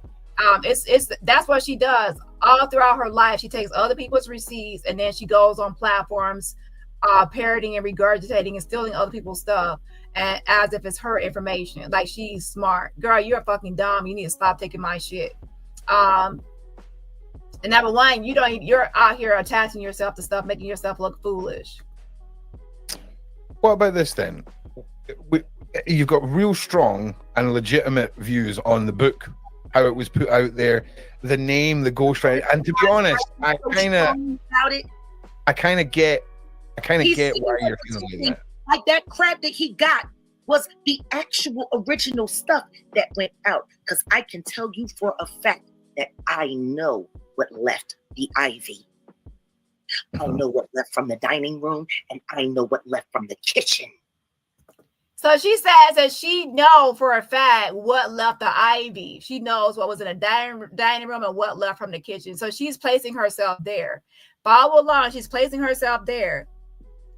She sees the Courtney Burgess getting attention from the Kim Porter book. She wants the attention and the shine, just like with Adria English and Misha. She wants the attention and the shine, just like with the Diddy sex tape. And Cassie, she wants the attention and the shine. She's always making everything about her so she can stay in the spotlight and get rid of her new competition. The day that Kim started disseminating her book, she said that she was at the Ivy the day that Kim started disseminating her book. So if Kimora Lee is saying the book is fake and other people are saying the book is fake, how can you be there when the book is disseminating? And there, you know what I'm saying? So she was there at the Ivy. She was there and she sees this book as being disseminated by Kim Porter. When was this date and time? Where were you at? Who was there? How did you get a piece of the book? What was in a piece of the book? And why did they only give you a piece of a book and not all of a book? Why was somebody give you a piece of something and not all of it? You see what I'm saying? These are questions that have to be asked, not just of Courtney Burgess, not just of Chris Todd, but anybody trying to exploit Kim Porter claiming to have her book with no receipts. Just before she passed away, right after Cassie ran. So she said just before she right after Cassie ran. So that's another thing we need to look into as far as her timeline. So just like with Courtney Burgess, Jag is also lying. She's lying. She does not have a piece of the book. She is mad that Courtney was getting attention and she wanted attention, so she only went on there to kind of get rid of Courtney so she could have the attention. And everybody say Courtney doesn't have the book, but Jag has the book. She was at the Ivy. She was there when it was being disseminated. See, he ain't saying nothing real. Question is who gave it to you, Courtney? Because I know how I got my piece. You know how you got your piece of the book. How did you get your piece? Since you know it all so well, and you got all the receipts and all the answers, and you was there at Kathy White was on the live, and Jay-Z, Beyonce, you was there. You was there on Epstein Island, and you rescued 3 victims on your big back and swam across the ocean. And you got a boat. You was there at the Diddy freak-offs with you a pimp and a dominatrix, depending on what lie you're talking about. You got Diddy tapes. You're in a Diddy freak-off tape, but you're not going to be called as a witness, even though you're in the Diddy freak-off tape. You're not going to be called as a witness, even though you say you're a dominatrix pimp dominatrix pimp, and you sent a bunch of sex workers to Diddy as some sort of like pimp, but you're not going to be called as a witness, even though you're so involved and you've been recording these freak-offs secretly through hidden cameras since 2005. Nobody really wants to call out all this stuff. You just want to believe it because Jag has old 30-year-old pictures with Jay-Z. Okay. Because I actually had a piece of that book.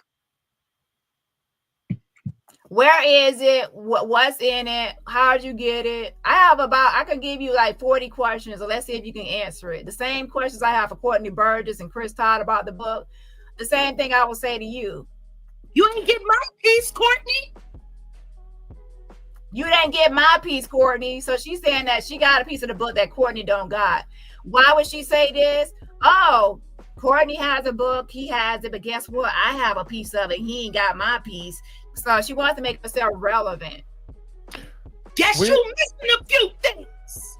No pictures with Kim Porter, no pictures with Cassie, no pictures with Diddy, no emails, no friendship, no nothing. You're not on their social media. You're not on anybody close to Kim Porter's social media.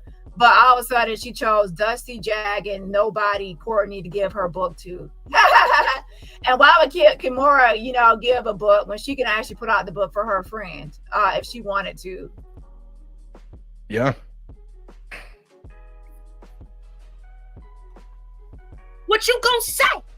That you're a fucking liar. Courtney Burgess is a liar. You're a liar. Okay? A mess. I didn't see you at the Ivy that day. Nobody did. So who gave it to you? At the Ivy that day. So she's saying that she was there at the Ivy, because how could she say he wasn't there? Because she said I was there and I was this and I was that. So that's something to kind of fact check as well about what she's doing and what she's saying. And again, she's not going to have any receipts. What will a liar do in this situation? They're going to disappear. The feds took the book. I burned the book. I lost the book. Somebody stole the book. My piece of the book is just missing in action. It's the age of technology. Somebody sent you the book or gave you the book. These liars are always just going to think of a way to get out of showing a receipt. So, if she does not produce a book and she tries to disappear it, y'all can see exactly what I'm talking about with these liars. They're always going to disappear something so they don't have to show a receipt. They're just pathological liars. Y'all play too much. But you're a desperate man, and I know you are. You would have to be desperate to play this kind of chicken with the law. So anyways, let's move on back to the other video. So that's why Jag is in my title as well as exploiting Kim Porter. She's also another person that's exploiting Kim Porter. What you have to pay attention to her is every time there's a new story or a new case, Jag is going to attach herself to it in any way. And she's not going to have any receipt. And the story is going to be outlandish and things like that. That's why people on TikTok made mockery videos of her saying that she was on the bus with Rosa Parks on the Underground Railroad with Harriet Tubman. in the car when Tupac got shot, but it was tinted windows. People are gonna make jokes because they know she's full of shit. But sadly, there are some people that believe her, but they're not really looking at all the receipts and evidence. The thing, everything that I'm about to say to you is not my firsthand knowledge. It is my firsthand witness account experience.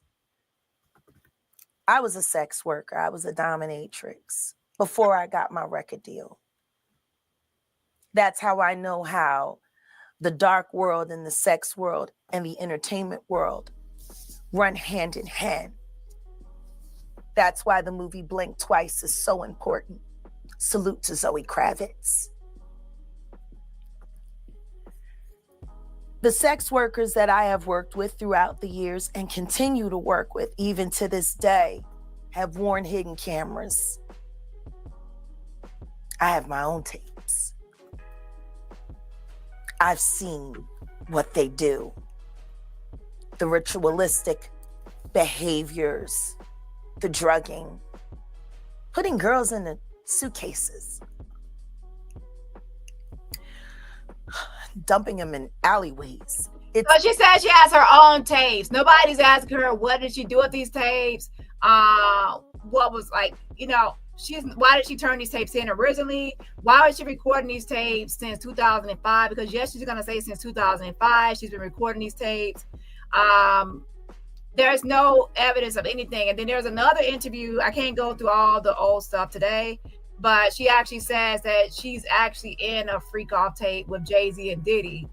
And then other times she would say she's not in the tapes, but she just has tapes and sex workers took video footage of the tapes. So her story also, just like Courtney Todd, her story changes depending on what platform she goes to. So right there, she said dominatrix. Now there's another video where she actually says that she was a pimp. Okay. Yeah, hold on. I was watching some things and you had said that you didn't start talking because until you would incriminate yourself. Absolutely. You talk about a lot of people in the industry, but what's some things that you can be real about yourself? Like, what are some of the things that you have actually done? I was a pimp. Who was you pimping? Girl. So one live on Piers Morgan, she says that she was a dominatrix and sending, you know, people, you know, men and women, to be honest, to these Diddy freak offs to videotape things, even though that's not, you know, that's not happening, especially starting in 2005 with bulky cameras. And they also have to be naked doing a freak off. So how can they actually be recording anything? You know, Diddy recording, yes, but the sex workers, not so much. And the actual freak offs, because they're going to be required to be naked and involved, right? So how would they be able to attach a hidden camera to their person? And this one with Skull, she says that she was a pimp. Sometimes boys. They worked for me. So that's why you was able to be in these rooms and see the things that you seen? I was in those rooms even when I wasn't physically in those rooms because I had hidden cameras on all of my workers. I keep Jaguar, hidden cameras. the hidden cameras, that's way back in the day. Workers. Yeah, who do you think I am? You Jaguar, right, baby? That's why I'm up here talking to you. I believe in a lot of stuff that you say. Sometimes I feel like you have say been wearing stuff, body cams since 2005. I had no choice. And she only said 2005 because she Googled it and saw that in the UK they started with these body cams, police body cams in 2005. During that time, the body cams were not that, you know, you can easily hide body cams as they are now with new technology. And secondly, why, if she's been doing that since 2005 all the way up to the present, she would have a lot of tapes. Where are these tapes at? Why she never turned them in? And why didn't she actually say anything about these tapes that she has until Diddy was locked up and she heard more about the tapes? You see what I'm saying? She's just a pathological liar. She attaches herself to every story. After I found out the truth about what happened to Aaliyah, we'll see. Who said that I'm going to use that footage for content? Maybe it's only evidence. some of those tapes have already made it to the DOJ. Maybe that gave the Homeland Security enough. You know, anonymous. So at one point you say that the FBI and Homeland Security already have your tapes. And then recently you're saying, I wish the FBI would contact me. I want them to contact me. But wait a minute, you said you were already an informant working for the FBI and DOJ, right? So why would you still be out here looking for them to try to contact you when you said that you were already an informant? So are you already an informant? Or are you looking to be one? Because haven't y'all heard Jag recently saying she wished the FBI would, or people would subpoena her or get in contact with her? But then in this video right here, already she was already saying that she was already informant and she had already submitted tapes. Her story keeps on changing. So again, when we look at one person, we also have to look at the others involved and are attaching themselves to these stories. Informants are very, very, very useful. That's real. Now, can I ask you I'm not going to say I'm a Fed. And I'm not going to say I'm a snitch. What I will say is, I talk to people in law enforcement. And a lot of times they listen. But they definitely listen when I let them talk to my witnesses. Now, can I ask you another thing? You had said at one point, you said that somebody was paid to do some things to you, but they ended up telling you about. So she said that she lets the FBI and Department of Justice talk to her witnesses. So with that being said, that means that you are already be an informant, you are already working with the feds. So why in 2024 are you saying that you want them to contact you? As an informant, you already be in contact, you already be on the payroll of the feds. And then the others, she said, I'm not no snitch, I'm not no snitch. But you already said that you were an informant. What it was. I just want to know, like, my guess is it's somebody from the Roots. Is that right? No. Okay. If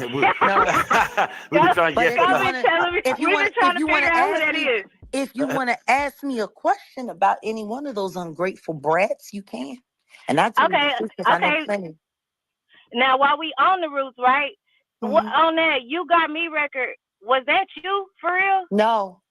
Oh, okay. Actually, it was supposed to be Jill Scott. Okay. Jill Scott wrote it. She thought she was on the record. She didn't know that she wasn't until she heard it on the radio. Okay, let's go back to the other video. I'm just giving y'all a little brief background because some people don't have a background to what's happening with people attaching themselves to stories. Also, when the whole Cassie and everything came out, she began to try to attach herself to that story as well by saying, you know, she started speaking out more and saying that the same thing happened to that, you know, the same thing that Diddy did to Cassie, Jay-Z did to her. And people are wondering, why isn't she suing Jay-Z if Jay-Z has done all this stuff to her? Why go on here begging for interviews for $750 to $2,500 for an interview when you can sue Jay-Z for millions? That's something I've been saying for a long time. So now Jag is saying Jay-Z owes her $25 million and that Jay-Z offered her $6 million and she turned it down. What person that's begging for $1 per view and begging for money online and a little bit of money turns down $6 million? She's like, oh, I turned it down because of this or that. She's always going to come up with a lie to not have receipts or not to file a lawsuit or not to really go to the police because she's a liar and that way she will get exposed, right? Give a you or anything that you did to be with Sean Carter. You little stupid. I don't give a I don't give a I don't give a I don't give a you or anything that you did. You out for Sean Carter? Easy. Be out for everybody else. Be out for him. Have you been in a party with Sean Carter? With Jigga? I've done more than that. A lot more than.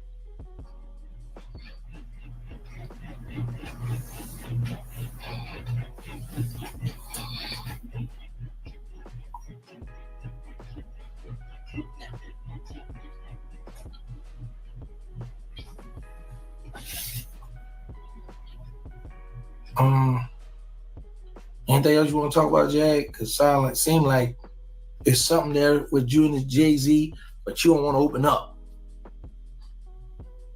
You don't want to hear it. Yeah, I do. That's what I'm asking. I want to hear it. Huh? You looking for a beef? Because anything I got to tell you is only going to make you mad. All right, let me hear it. Let's go. I know exactly how Cassie feels. I know exactly how long it took her to recover. Is that kicked me the same way you kicked her? Choked me the same way you choked Diddy choked her. They the same person. He's abusive and he's cruel.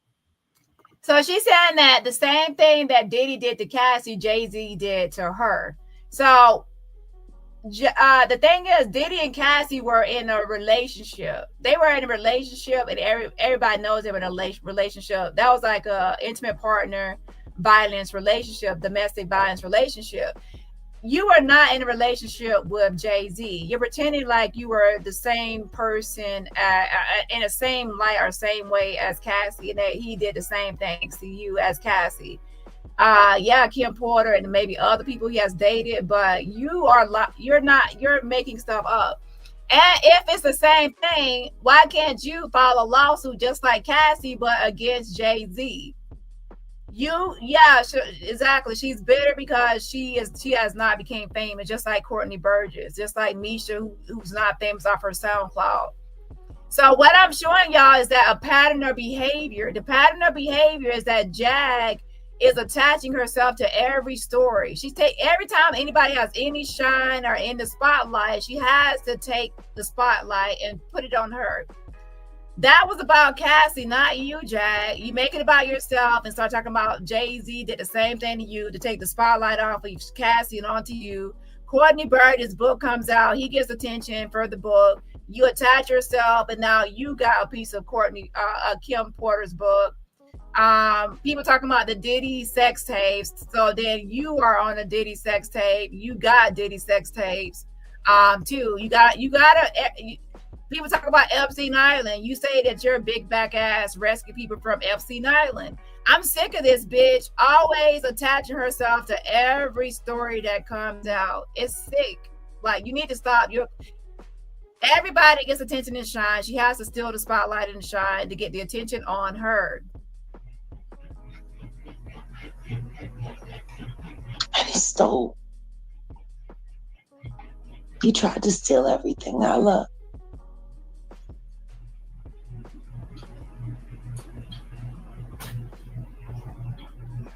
But what he done to Free?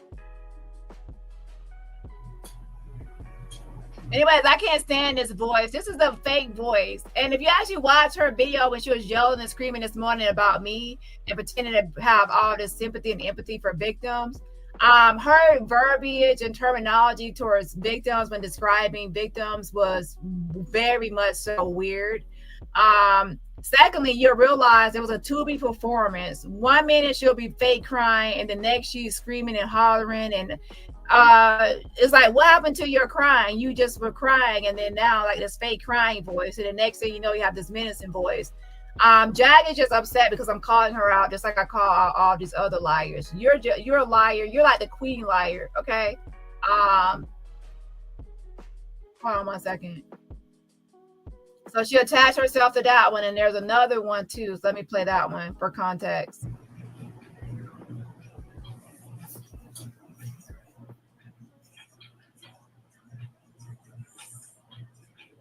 That boy is his son.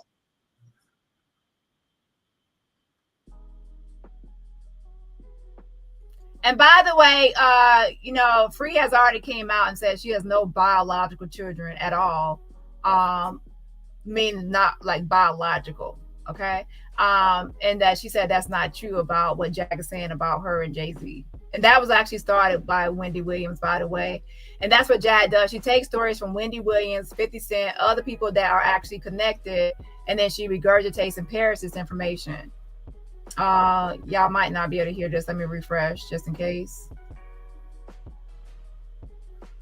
This will be the last clip. I'm going to show y'all this last clip.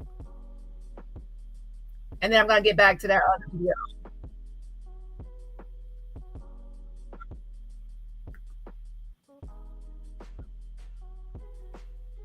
So, and this, can y'all press 1 if you can actually hear the video clip, because I think I might have lost connection on audio connection. In this video, she talks about being in an actual Diddy tape, that she's in a Diddy tape with Jay-Z and her. So she's going to actually say that she's in a freak off tape, okay? Now, pay attention, then later on, she's actually going to say she has tapes. And then at first, she was also saying at one point she was in these tapes. So which one is it? You sent sex workers there to record these tapes, or you actually were in tapes yourself too?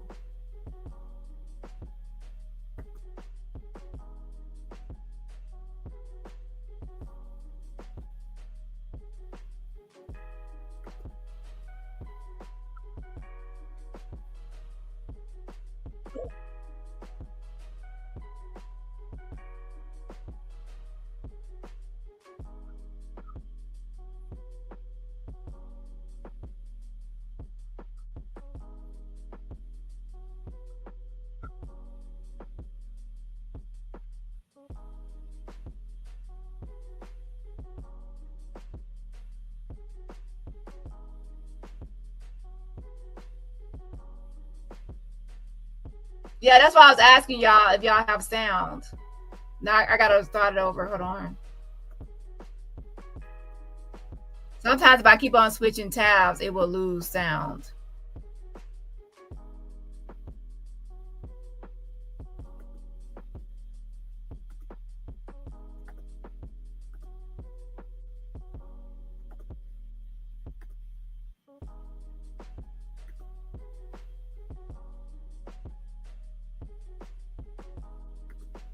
So again, this video right here, she's talking about Jay-Z and Diddy and how she's in a Diddy tape. Okay, hold on. Yeah, you bet. Yeah. Because I remember when that happened to me.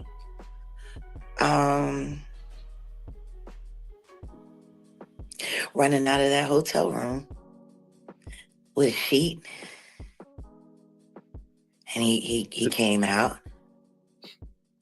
And he grabbed me by my hair and he dragged me back. And wow. He just hit the shit out of me until I stopped fighting. And then he had his way. Whoa. Was it somebody in the industry? Yeah. Okay. Huh. The media side wants me to ask who, but then the brotherly side wants you to keep that private. So if you want to disclose it, you can, but if not, we definitely respect that too. I'm going to pay my debt, and I'm going to collect what's owed to me in my own way. Y'all don't want nothing to do with that. Trust me. You don't want me to say that. Ooh, yeah. Not today. Respect. Yeah. Well, let's video. What I will say is that Sean Carter is vicious and violent, and what he don't do with his own hands, he will pay others to do. And he films it all and he watches it. Like I said, there's another tape of me out there. I just don't know where it's going to pop up. She said there's another tape of her out there. She just doesn't know where it's going to pop up. So she's saying there's tapes of her out there and, you know, being assaulted by Sean Carter. And then later she's also going to be saying that she's in a Diddy freak off tape pretty much with Jay-Z and Sean Carter. Everything that anybody else says, Jag is gonna say happened to her too. It becomes a pattern.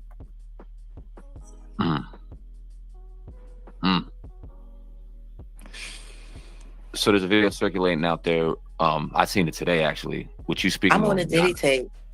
Say it again. I'm on a Diddy tape. She said she's on a Diddy tape. People are talking about being on Diddy tapes and freak off tapes, and people are all talking about it. So people are like, oh, I wonder who's on these Diddy tapes. I wonder who's on it. How can she get clout? How can she get attention and be in the spotlight? By saying, oh, I'm on a Diddy tape. She has a bunch of Diddy tapes that's been recorded since 2005. She's a pimp dominatrix. She's on the Diddy tape. She's in the Diddy tape. She has Diddy tapes. She's an informant. She's not an informant. She wants the FBI to contact her, but wait, the FBI already contacted her because she gave them tapes already. She rescued people from Epstein Island. The victims are gonna come forward. Victims have already talked to the police, but then she's not a witness in this case. It's just the list goes on and on. Oh yeah, now bring it back to the topic. Courtney Burgess has a book, Kim Porter book, and Jack has a piece of the book. She didn't see Courtney there, but she was there and got the piece of the book. Oh my gosh, Misha comes out with her story and Adria Jack attaches herself. I'm sick of everybody coming out and Jack attaching herself. Which one? That person I was just speaking of. I was there with him. She was there with Sean Carter, Jay-Z, and Diddy, and she's on the Diddy tape. So that means Jay-Z, Diddy, and her are in the tape, and it's circulating somewhere out there. Wow. You speak on Child, a mess. And then she's always acting, changing her voice and things like that, just to try to get sympathy or empathy or attach herself. Anyway, these people are online are weird, y'all. Let's go back to the book. The reason I gave y'all a rundown of some of the things Jack has done is so you can get more context or understand what I mean by her attaching herself to all these things. So her saying that she has a piece of Kim Porter's book is not, not a surprise or a shock, because that's what she does. And watch the next thing that comes out, something that's trending or something that's like out here, she's going to attach herself to it. They can either sell the tapes or they can twist it, and that it's going to be connected. It's going to make Kim Porter's memoir a real thing, and they're going to make, hundreds of thousands, if not millions of dollars. Anyway, yeah, at this point, I would say that Courtney wrote the manuscript, got it to Chris Todd. Chris Todd put it on Amazon. They sold, I think it's like over, is it like close to like, is it like over 30,000 books or something? It was outrageous. That email, I believe that Chris Todd really does believe that Courtney Burgess has videotapes. Now, so Chris Todd is just, he's just foolish. Mm-hmm. He's a foolish person. And he didn't want to look at, you ever heard of willful blindness? Absolutely. I was going to say that. That's all that was. Yeah. Right. He wants to believe this, so he's not looking into it because he. I have to stop you right there, Matt. You're saying that he will, like he just doesn't want to look into it. That's not true, because guess what? Chris Todd did read the book, and he edited the book to make changes on things that were inaccurate. There are things about Tupac's like surgery or something. He corrected that because it was wrong. There was something about the wrong name of Biggie's child. He corrected that. He actually read the book to correct inaccuracies, not just to edit like grammar, punctuation, spelling, or anything like that, but to truly edit inconsistencies and things that's not inaccurate timelines and facts. He also wrote the last page, rewrote the whole last page of the book. So he's not a person that's just like blindly following. He realized the book was fake, and that's why he tried to fix it to make it more sellable, okay, and believable as coming from Kim Porter. Let's be clear. We're not going to let Chris Todd off the hook. Nope, I'm not. He wants to believe that Courtney has these tapes, that they can either sell the tapes or they can twist it, and that it's going to be connected. It's going to make Kim Porter's memoir a real thing, and they're going to make, hundreds of thousands, if not millions of dollars. Anyway, yeah, at this point, I would say that Courtney wrote the manuscript, got it to Chris Todd. Chris Todd put it on Amazon. They sold, I think it's like over, is it like close to like, is it like over 30,000 books or something? It was outrageous amount of books in literally a few weeks, 3 or 4 weeks. So that's what I think this whole thing has happened, that Burgess wrote it. He connected it to Kimora Simmons. And here's the thing, Kimora Simmons has come out and said the book is bullshit. So let me ask you though real quick. So does Kimora know that Burgess is saying that he got the book from her? No, nobody knows that. Nobody knows that except for maybe 5 people that he's told. Wow. Now it has been speculated. People have been. It's not that many people. This is the thing. There's not a lot of people that are really seen as real friends of Kim Porter. So there's going to be Kimora, and there's going to be Electra, then a lame person, and a couple of others. So when people are trying to figure out who might have, gave the book, because they kept on saying A-list celebrity, the other women are not A-list celebrities, are somebody that's really like, I wouldn't even say she's an A-list, but she's definitely somebody up there in the ranks. So people were already speculating that it was Kimora, but the thing is, she has already said that the book is fake, so she's not standing behind the book. Okay, why would she say it's fake, and then later she could be exposed as the one giving it to them? They say, "Oh, well, it came from you," and then she would be seen as a liar. She could lose credibility. She could lose subscribers or viewers or fans. That can mess up her name by her saying that, because the truth always comes to the light. So Kimora has nothing to do with this book. They added her to this book. So Courtney messed up by saying Kimora. But listen, that's why he changed it later. He realized that Kimora was already out here saying that she did not give the book, right? So he then changed it to say Shakira Stevens, who passed away. And he also kept on saying that Shakira Stevens gave the book, somebody Kim Porter dated. So he changed the story after Kimora said it's fake. So people got to think about that. The story was changed. Here's the only reason I'm mentioning it now is because recently Chris Todd came out on a podcast, and Chris Todd was kind of threatening Burgess, saying he's playing a dangerous game. And Chris Todd's kind of a child, and he's like, but I'm better at the game, and I'm letting him know that I'm gonna basically say, he kind of in a roundabout, if you know what's happening, right, you realize he's basically saying, I'm going to let people know the source of this information, which would be Kim Porter. And that's why we're having this conversation, because Chris Todd's about to release this information anyway. Oh, he's about to tell. I think he's about to tell everybody, because right now everybody's saying, Chris Todd, you're lying. They probably think that Chris Todd may. What we're gonna say is, if you are just getting here, please don't come and say. I would say rewind and start over. It's not that he did not like you're saying that he revised the book. He wrote some of the book. He already confessed to writing some of the book. Okay, so he actually wrote some of the book. He already confessed to it, so it's not like an argument. Yeah, he did actually altered and corrected the book on some of the facts things, but he also wrote some of it. So he actually wrote some of the book, okay, and he confessed to it because he was already getting exposed anyway, and 100% was gonna happen. He was gonna be exposed because Courtney was gonna release the full original video. So once he would compare the books, it would be obvious that he wrote some of the book, okay. So he edited some of the words and changes, and redacted some by covering some names with X's, with mainly Snoop Dogg. And then he also entirely wrote some of the book. Okay, hold on. And that's not something to argue. It's actually, he already confessed to it. Okay, hold on 1 second.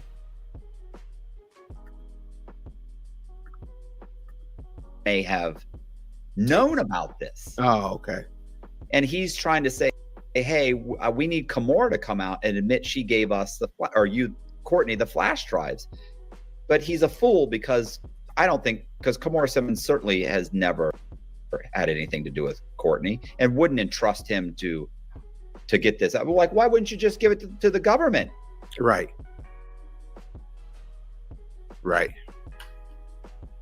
So that's where I'm at. That's the whole kind of sequence of events. It's much more complicated than that. I actually wrote a whole like a synopsis on the thing. I'm gonna put it on my website, but I haven't done it yet because because you and I had that conversation, and I thought, hey, you would be the perfect person because you understand exactly all of this stuff. You understand what's happening way better than I do, probably. I just happen to have some inside information. Yeah, you got some good inside information. What was so funny is that it correlates. Like, you don't have any of this information, and yet you've been saying all of this. Yeah, does that make sense? Yeah, it was easy. I mean, yeah, but most people aren't saying it. I know. I don't. But they want to believe it. And I'm not most people. Maybe you need to look around. There's a queen person. There's myself. I don't know who else. Two, I can definitely say two did call him out. So two, yeah, he did call him out, and it kind of exposed him as well. Especially about the freak out tapes and his line of questioning. Matt, I would say, you know, a lot, to be honest, there are a lot of people that still believe that, you know, Courtney's book is real. But yeah, I've already been saying it from day one that Courtney Burgess wrote that book. Yeah, but I will say it is true that a lot of people are not really calling out Chris Todd for what I consider to be a scandal of 2024. And I say scandal because this is about $1 million in book sales. The whole Kim Porter book and that whole the flash drives with these alleged freak off tapes that's now supposed to be thrown in the garbage. This is a scandal. A scandal. That is crazy to me, man. And you know, I draw it out and just showed every single lie. Not every single lie, because you can't. I'll still be too much. But I broke down so many lies that the man told. I mean, it was real simple. He's saying that he did a raid. He got raided, and I'm like, what? The feds raided your house. The first thing that I was thinking, he's sitting there in the bedroom, and I know when the feds raid your house, they gonna tear your house up. Yeah. And so he had already kind of took the camera and showed me his house. It's like, yeah, I got a nice house. My bedroom big as a living room, you know, and it was a nice size room and all that stuff. But oh no, I exited out on accident.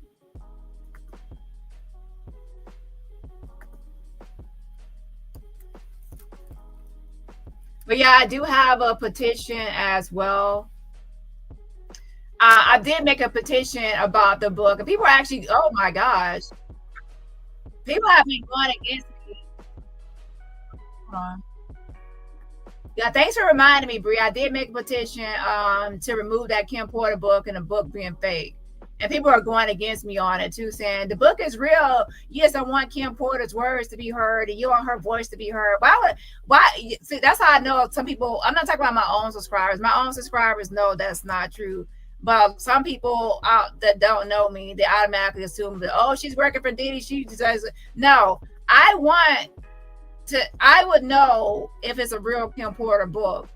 And it would have to be somebody else. I'm not even getting anybody ideas. It would have to be somebody that has a lived experience of being a Black woman in America, possibly abused with children in the industry. It would have to be somebody with the same mindset or personality or same life. It cannot be or somebody with a good imagination. It can't be this 50-something-year-old Black man trying to pretend to be a woman. It's gonna be, the book is not gonna be written right. So it's gotta be obvious. Okay, so to me, the book was not written from that perspective of Kim Porter. So that's why I knew it was fake, and that's why I went ahead and made a petition. I knew it was fake. Okay. Hold on a second. yeah, Does that make sense? Yeah, it was easy. I mean, yeah, but most people aren't saying it. I know. I don't. But they want to believe it. That is crazy to me, man. And you know, I draw it out and just showed every single lie. Not every single lie, because you can't. I'll still be too much. But I broke down so many lies that the man told. I mean, it was real simple. He's saying that he did a raid. He got raided, and I'm like, what? The feds raided your house. The first thing that I was thinking, he's sitting there in the bedroom, and I know when the feds raid your house, they gonna tear your house up. Yeah. And so he had already kind of took the camera and showed me his house. It's like, yeah, I got a nice house. My bedroom big as a living room, and it was a nice size room and all that stuff. But nothing was tore up. You know what I'm saying? He wasn't I knew he was lying. Yeah. Yeah. Well, just intuition in general. He's changed his story so many times. He doesn't speak with confidence. He's not credible. Here's the problem with the whole thing. The problem is he's under, and keep in mind, Combs's team have come out and they've said, like, they've asked for a gag order to get him to stop talking. And that's really just kind of legal maneuvering. So, basically, there is nothing that has been submitted to the grand jury or anything into evidence, because now this is what Matt's saying, that Courtney was telling them that he threw it away. So the government does not have any evidence from Courtney. He said he threw the flash drives away. And then at one point he was saying that he was raided and took it. He was telling everybody on the internet he was raided and they took it because he didn't want everybody on the internet to think that he had these tapes still, because people were wanting like receipts and things, right? And wondering why he had alleged child pornography. And then he told the government that he threw it away because he couldn't tell them the FBI took it, because here's the thing, if he was raided and they took the flash drives, why would they then subpoena him and say they need the flash drives? Because the FBI would already have it. You see, it doesn't make sense. He's a liar. But this is what Bree is talking about, the petition. So thanks for reminding me. Now, what I would do is to say that those people need to be canceled. Courtney, Burgess, and Chris Todd, who keeps on doing interviews. They need to come forward and just admit to what they're doing. Otherwise, cancel these people for exploiting Kim Porter. Jag, obviously, exploiting Kim Porter. But I did create that petition on September 26th. So I will say this is nothing new to me. I've already been saying this to at least in September 26th about that book being fake. And I believe Chris Todd wrote that fucking book. And I was saying Chris Todd, and then when he revealed that Courtney was also behind it, and then I looked into Courtney, I'm like, Courtney wrote it, okay? I just knew whoever put that book out is the one that wrote it, okay? He said that Courtney is the original one, so I was like, well, Courtney is the one, then, because he also has book experience. So that's when it says it was created. When I was created petition. So September 26th. So months ago. And then this is like my updates, and I need help. And then they did take the book down, and then it was a cease and desist put out, and then it was removed for real. The first time it was just taken down temporarily. And then that's when I gave an update to people that signed a petition. On November 15th, I said, Chris Todd admitted to writing parts of the book, and I wanted everybody to help email people to get this word out. And that was November 15th. I sent it to TMZ and other people in a time step of him admitting to writing some of the book, but nobody really jumped on it. I sent it to some bigger bloggers, but nobody really touched on it or talked about it. And then he also started selling the book on his own website, Courtney Burgess. And on November 23rd, I said, please, can y'all report this to swear who he's using as his payment merchandiser or whatever. I forgot, merchant, whatever, to actually collect money. Okay. So yeah, that's that. A mess. And this is me saying to report it to Barnes and Nobles, report it everywhere about that book being fraud. Okay, hold on 1 second. Let's go back here. Right. They're telling him, look, he's poisoning the jury pool, right? I think though what's going to happen with Courtney is he is going to end up getting himself locked up, and I don't see no way around it. I know some people disagree, but I don't see no way around it. I don't see no way around that. He going to jail, man. Period. Right. Here's why I think. Because Combs's Fifth Amendment right is being violated, right? Like the government has to provide a fair trial, right? Like they can't damage allow his ability to get a fair trial. The government can't allow that. And he's right now, Courtney this hasn't gotten millions of views, okay? It's gotten tens of millions of views. His story has been repeated. Plus, if you take just the views and the social media views, the TikToks, all of these, he is disseminating the fact that there are videotapes of Combs having sex with celebrities and children that are intoxicated, that are being coerced, that's what Burgess is saying. So that is violating Combs's right to a fair trial. The other thing is the court also, even if the government came forward and said, hey, we don't think that's true, guess what? The court has the right or has the duty to provide a fair trial also. They both have to provide a fair trial. So they have two different grounds to say that Courtney is destroying our ability to have a fair trial. And it's not like a local town where there was a couple of news articles and you can move it to the adjacent county or 5 counties over. The truth of the matter is, this is all over the world. There are tens of millions of views, possibly, hundreds of millions of views, or at least 100 million views of people that have seen and now believe that there are tapes showing this. So that's one problem. The other problem is now all Combs, if the government doesn't charge Courtney, then Combs's attorneys can just put him on the stand and say, tell us about how the FBI has these videotapes. Like, tell us about this, show us this, prove to us this, tell us. And then if the government hasn't indicted, they've essentially endorsed. That's right. His testimony. The government so they'll make him look like a liar and then say, so you disseminated this information. The government knows you are a witness in the grand jury. The government knows you're lying and they did not indict you, which means the government wanted you to say all these things. And we can now prove that it's a lie and you don't have the tapes. And where are these videotapes? Because if you think about it, the government, to my knowledge, has never come out and said we got tapes or we don't got tapes. They haven't.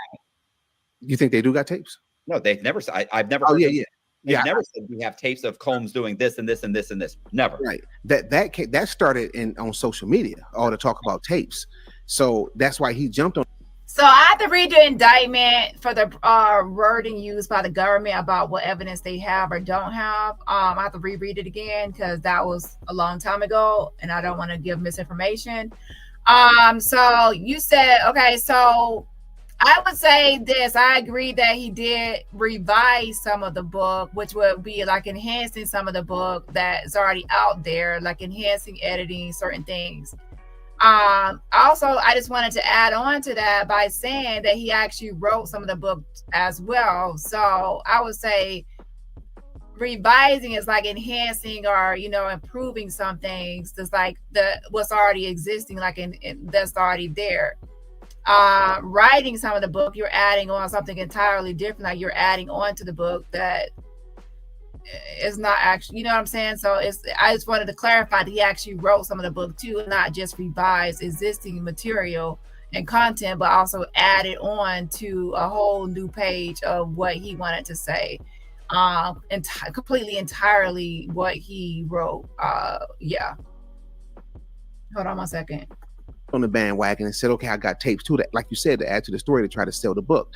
But what's happening here is, like you said, I'm just repeating what you said, and I agree 100% that he thought in his mind, look, I'm gonna say I got tapes, it's gonna promote the book more, I'm gonna sell me enough books, make me a quick. I don't think he was thinking about making 100,000. So I do agree with that. I do believe that he started talking about those tapes because if somebody says that they have Diddy freak off tapes, it would make them more credible than just saying they have the book.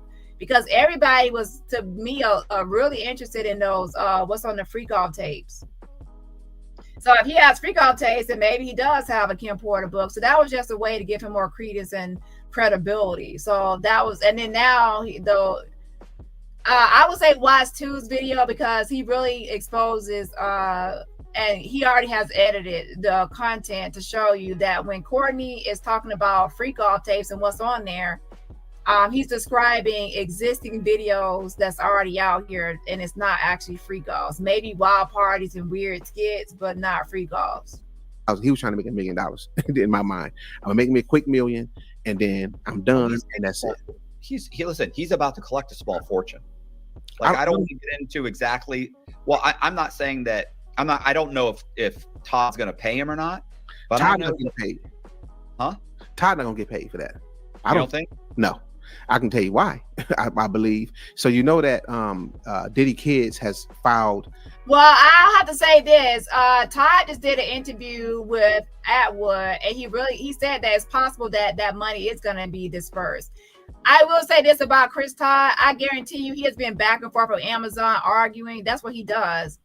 The first video on I made about Chris Todd is about his past and how he had these restraining orders filed against him. He's very persistent, and he's definitely been emailing and back and forth with Amazon, making threats and all kind of things about getting that money released. I guarantee you. So that's something that we still need to look into. And if he's saying that Amazon might release this money to him, we definitely need to put a stop to it before he gets that payout. Some kind of lawsuit to stop the I don't think they filed a lawsuit yet. I think they did a cease and desist. Okay, so but they have started the process. You know what I'm saying? And I'm sure they sent a copy of all that to Amazon before they released it. Yeah, Amazon is not going to release that money until they know for sure what's going on the legal side, because they don't want to get involved in that. I'm telling you. And so what's going to happen is his kid. So he's saying that he got the memoir from Kim Porter. It's hers. He got it from her. It somehow came from her, which we know he lying. So people thinking like they think that the kids have filed it, but don't know they're gonna get the money because his mama really didn't write that book. But he the one said she did. He said that. So since you said it, then that's what it is. According, he done said it on every platform he done got on, right? Yes. So when it shows that his kids own the estate, that money is going to go to them, and Todd is not going to get any of that money. I'm telling you, because he didn't have no legal rights to produce that book. Because if he'd have got legal rights, it'd have been either from Kim or from his kids that owns her estate. Does that make sense? It does, but I don't know that they're going to be able to act fast enough. I don't know that Amazon's going to hold that money just yet, but we'll see. That'll come out in time. So the other thing is, do you know? Remember remember Jaguar started talking about the tapes that are out there? Yeah. So here's the thing: when Courtney contacted Todd and told him about the flash drives, Todd started shopping them around, started telling people, reporters, he had this huge thing. There were these tapes. He had tapes of Diddy doing this and this and this with this, and this is what the tapes are. And that rumor got started. So I think that those supposed tapes that were out there were started by Todd before the book was ever even released. So that helps me out. That answers one of my questions, because I've been asking people like to really think about what's going on here. Like everybody talking about these tapes, including me. I've mentioned the tapes before too, right? But then when you stop to think about it, it's like, who said they had tapes? Where did that come from? So it must have came from Todd, and everybody's going with it. Listen to this. Chris Todd was talking about the book, and as a selling point, he was also saying there's also pictures that he hasn't released yet. He said there's pictures in the book that he didn't put in the book, he didn't release. And those pictures are now shown, and those pictures are old pictures. He said these are pictures that have never been released before. And he said he will release them later. Now that people have the real book, that the not real as in the real Kim Porter, but the original one from Courtney Burgess, the pictures in the book are not like new, unseen, never before seen pictures. These pictures are actually old. That was another way he was trying to act like, I got some pictures that never been seen before. To pretend like Kim Porter gave him some personal private photos, and that's not what was seen. And then on top of that, he started saying that there's also tapes to go along with it. Like there was also tapes, and these tapes have possibly one with the minor. So that was all marketing tools. I will give Chris Todd that he was really out here trying to sell the book and using these extras, like these pictures he was going to release later. Never before seen. There's also these tapes. So that was just to give the book more credibility. So not only do we have these the book, but we also have pictures never before seen. We also have these freak off tapes. So yeah. Yes. So we're talking about in March 30th. Mm-hmm. So it was either in March or Combs posted. Hold on, Chris. Yeah, I want to say it was in March of 2024, late March. So let's say March, or I don't know, whatever, roughly March, late March. Mm-hmm. That's when Todd first heard about the videotapes in March. So he starts spreading this to all the reporters out there that I have these tapes, and he's looking for someone to possibly buy the tapes. Right. So think about it. Then Jaguar hears about it. She starts saying, oh, there's tapes out there. And that whole thing gets a buzz created about these tapes. But the truth is, all of this is stemming from Courtney. Right. So these guys have absolutely destroyed the jury pool that's out there. And that's everywhere, by the way. You can't pick up, and New York can't say, listen, we're going to take this and we're going to move this to Connecticut. They can't move it to Florida. Right. Every juror out there believes at this point that there are videotapes showing Combs with underage children and coercing them and coercing people to have intercourse, and he's drugging these people. So here's the thing I have to say about this. Yes, he has tainted the juror pool at this point. And that's what was actually mentioned, that, Combs, like Diddy, doesn't have, he won't have a fair trial because of all this misinformation or disinformation. At the same time, there are lawsuits on Diddy filed by at least the Busby law firm. Now, I have not looked at all those lawsuits, so forgive me on that one, because there's too much stuff going on. I'm only one person. I can't cover every topic and every document that comes out. There's even new documents from today. So I am behind on some of those other documents, okay? But I can say that the Busby law firm has released some documents or some court filings. And so I wouldn't say that, as far as minors and stuff goes, because he's also claiming that I guess there's some cases. So with that being said, I do agree that, all these liars are kind of helping Diddy by tainting the juror pool, or that's something that they can be used to weaponize in this case. So for sure, because you never know who could be selected as a potential juror. And then they can say that now he won't have a fair trial because of these liars like Misha putting out this information, Courtney Burgess putting out these alleged freak off tapes. But at the same time, there are some actual other lawsuits out there as well on Diddy. That's what they believe, even though the truth is it's all Courtney and Todd spreading rumors. Now, listen, Todd believed it. Todd probably. No, we're not going to give Chris Todd a pass. As I said, anybody can do their research and they will come to the same conclusion. And he has already confessed to writing some of the book, not just redacting or just making slight edits. He actually wrote some of the book. He confessed to it. And he said, put this on record. He wrote some of it. He confessed already. Okay. So he cannot get a free pass. So I don't know if Matt has saw the video or not, but Chris Todd already confessed to writing some of the book. I believe maybe it's willful blindness. Maybe he's just naive. Whatever. No.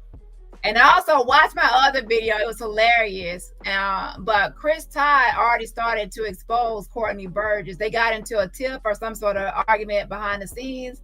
And he came forward calling out some of the inconsistencies and discrepancies and lies, I would just say, in Courtney's videos and statements.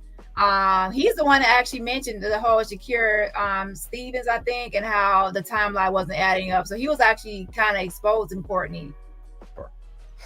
It's all stemming from Courtney. Let me tell you something, man. Diddy may actually Diddy may actually get his case dismissed because of this idiot. I'm gonna make a strong prediction. I don't think he's gonna get dismissed. What I think is gonna happen is he's gonna get a phenomenal, and when I say a phenomenal plea bargain. Because at the end of the day, I mean, look, you've been to the feds, you know how they play. They're gonna come to him with a heavy plea, and if you don't take it, then he's gonna have to fight. And you know, Diddy facing life right now. So do you think that he is gonna say, okay, I'll take these 10 years and then hopefully I can get out in 7 or 8? Or you think he's gonna say, you know what? No, I'm gonna go ahead and fight and put my life on the line. He's gonna be faced with a tough decision. Look, the thing is, at this point, I don't know.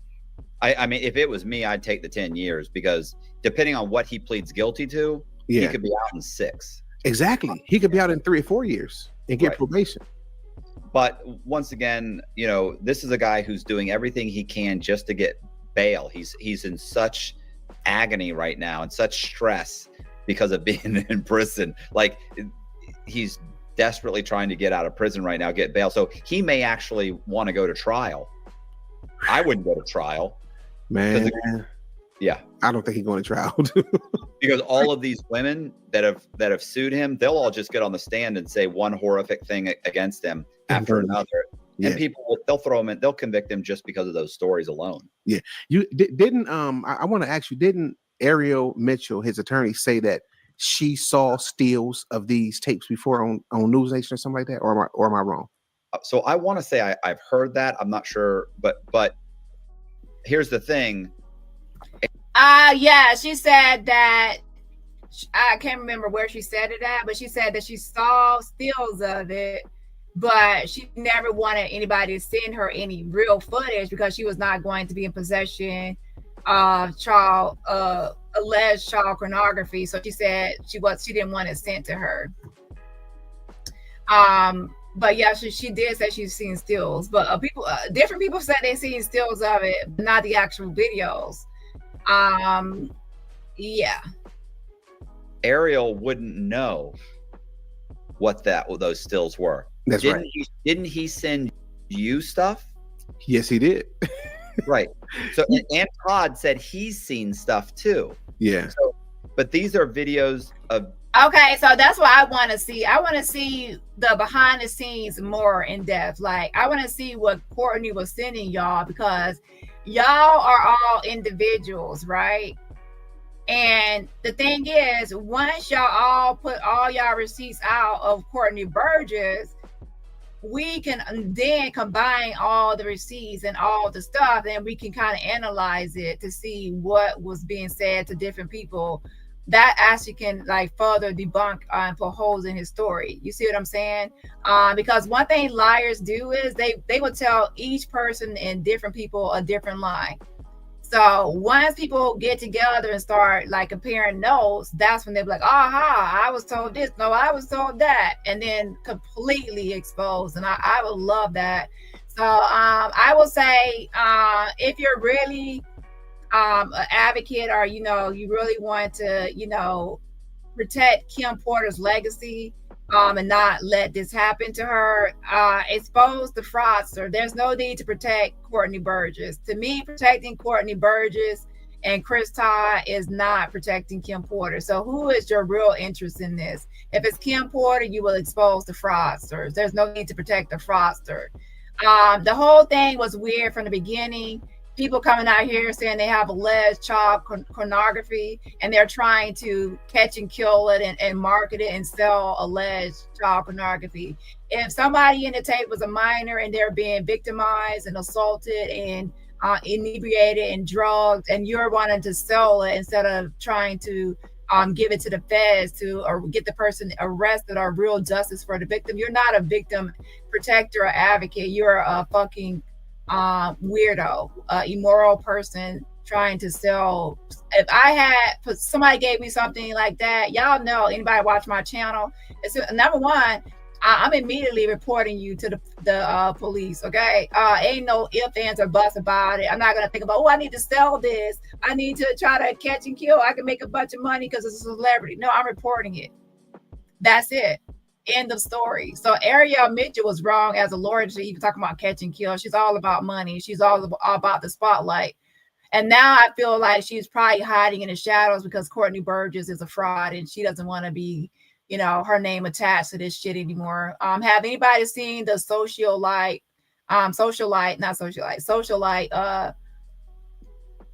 Ariel Mitchell lately? Because I kept on seeing her flush, full of blush cheeks for a long time, but now I'm not seeing her as much lately, right? Yeah.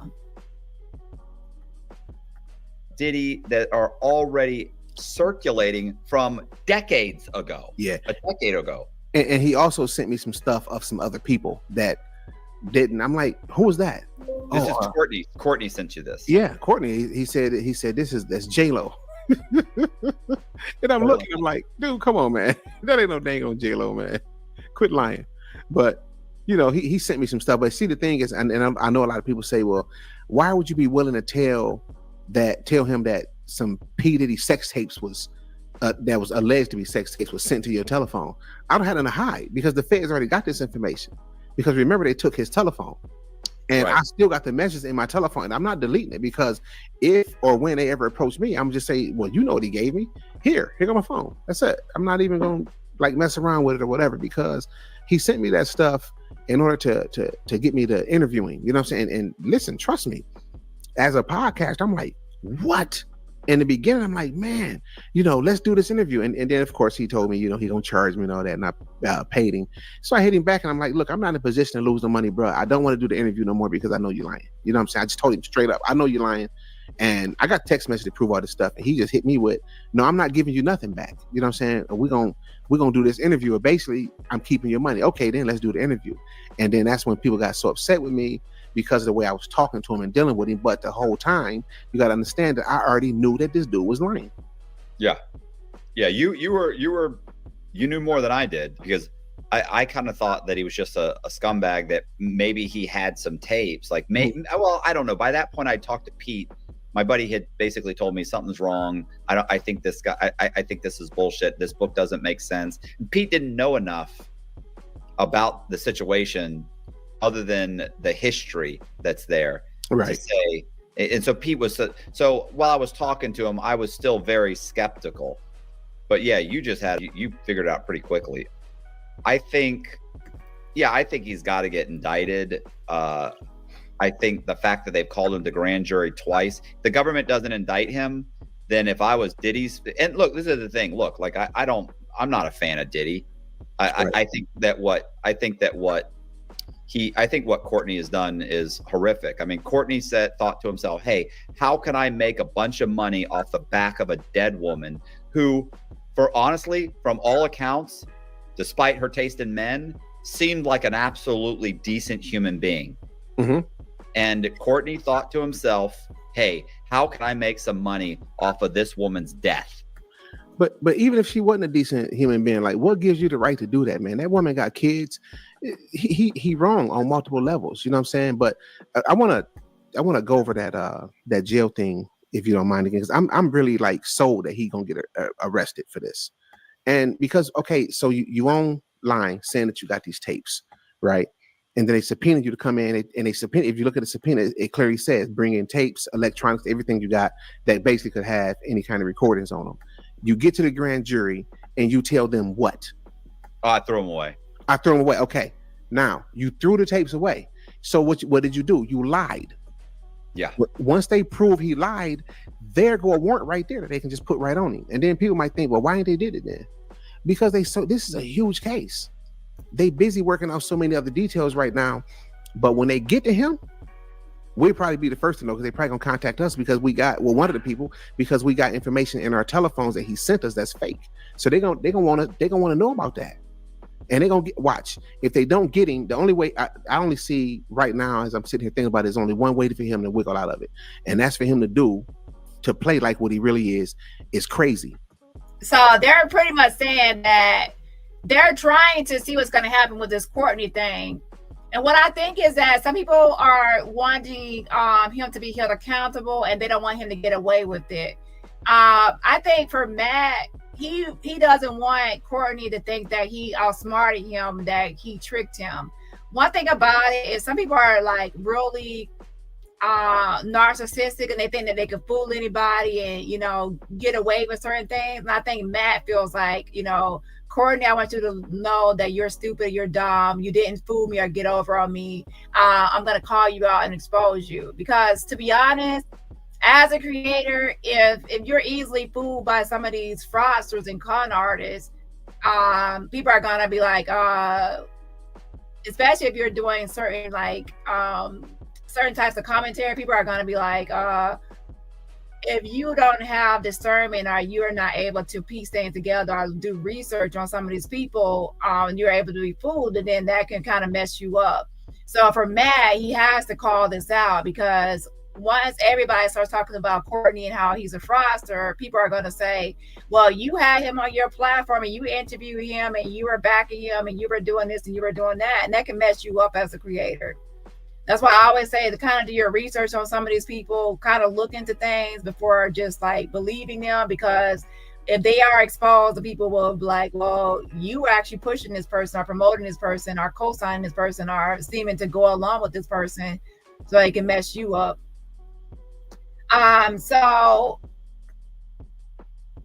Chris Todd was actually exposing Courtney Burgess. So he's a con artist. He knows that book is fake and a fraud. That's why he was able to revise some of it, as this person said, and also, as I was saying, add on to the book and actually write some of the book. He already thought it was fake, so why not make it more fake?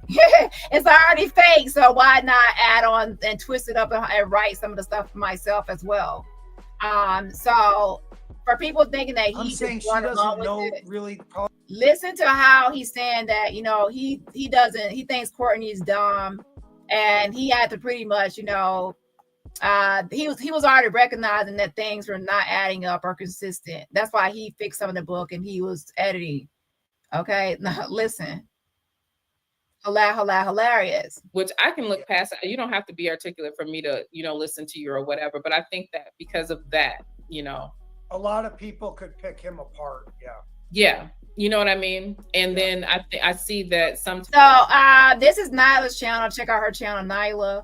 So what's happening is Chris Todd says a lot of people can pick Courtney apart because he's not articulate. And he also recognizes that there's holes in his story, things that don't make sense. So people thinking that Chris Todd was just fooled by Courtney. No. He already knew that Courtney was full of shit, and he was actually calling out some of his lies as well once he was upset with Courtney behind the scenes. They got into it behind the scenes. Times when he's talking, he has a hard time explaining himself. Correct. Yeah. So if he's talking to the right person, even if he knows what he's talking about and he's being 100% honest, the right wordsmith can trip him up pretty bad. Well, so, and I was going to make a point. I forgot to make this point. I'll just say it real quick. If I was Chris Todd looking at Courtney Burgess, there's a lot of things I could pick apart that he's already said. Right here, he says, if I were Chris Todd looking at Courtney Burgess, there's a lot of things he has already said that I could pick apart. So please don't try to, you know, excuse him or act like Chris Todd is some dummy. He already knows that Courtney Burgess is lying, and there's a lot of inconsistencies and discrepancies that could be, you know, picked apart.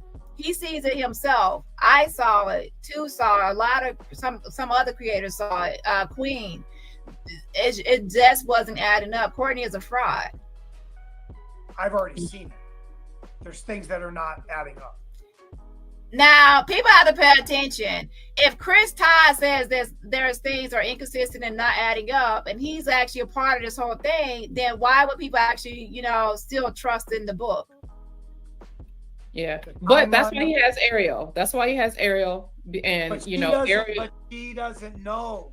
She doesn't know everything in the book. She doesn't know the real story. So she says that's why he has his lawyer Ariel, and Chris Todd says, "Wait a minute, Ariel is a dumb." Now she's smart because I'm not saying that she passed the bar in law school. What I'm saying is she's kind of still giving me a little bit of airhead. Okay, with that being said, I don't know how else to put it. So anyway, she's not really going to, or it could be that she's just all about the money. Maybe she knows everything, but she just wants the money and doesn't care about the truth. She only cares about making a bag, and even if that makes her look, dumb or whatever, as long as she can feel like she can get money out of it, she doesn't care. Maybe she thought that whole catch and kill would get her millions of dollars from some celebrity. I don't know, but it seemed kind of highly unethical, even for a lawyer, to be doing the catch and kill of possible child pornography. She is. You think she hasn't read all 65 pages? I'm saying she doesn't know really probably the history of all the stuff with Kim and Diddy behind, not just what's in the book. So he's saying that Ariel does not know enough about Kim and Diddy to kind of vet the book. She probably could read the book, but since she doesn't know everything about Kim Porter and Diddy, she won't be able to recognize inconsistencies and inaccuracies and the off timeline and catch certain lies. He's saying that he has done some research, so he will catch certain things that don't make sense or add up. It's hard to know a lot of this stuff. Courtney. And I will say this, even if Ariel is not hip to a lot of things, it's her job as a lawyer, or even have a paralegal or a assistant or somebody that will look into it, or investigate or look into it. He lived some of this. That's why he knows. But like you said, he has a hard time articulating that. So people are going to, look, he said Shakir Stewart gave it to him. Did you hear that part? Yeah. Oh, I apologize. I gotta make sure it's Shakir Stewart. I think I've been saying Stevens. My bad. Shakir Stewart. So I want to make sure I go through the video and edit. Shakir Stewart gave it to him. That's the correct name. Okay. I heard. You know what year Shakir Stewart died? No. When? A long time ago. I'll look it up right now. I'll look it up. I think it's 06. The stuff with Kim and Diddy behind, not just what's in the book. So he said that Courtney told him that Shakir, he also said Kimora Lee gave it, which is an A-list celebrity. And then he also said Shakir Stewart gave it to him, which is somebody that dated Kim Porter. His story keeps changing, right? It's hard to know a lot of this stuff. Courtney lived some of this. That's why he knows. But like you said, he has a hard time articulating that. So people are going to, look, he said Shakir Stewart gave it to him. Did you hear that part? Yeah. I heard. You know what year Shakir Stewart died? No, when? A long time ago. I'll look it up right now. I'll look it up. Okay, so he said 2006. I think I've been saying 2008.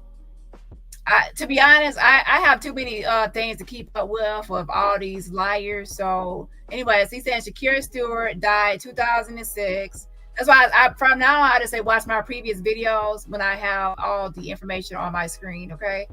With that being said, Shakir Stewart 2006 unalived himself allegedly, because some people believe that is all play.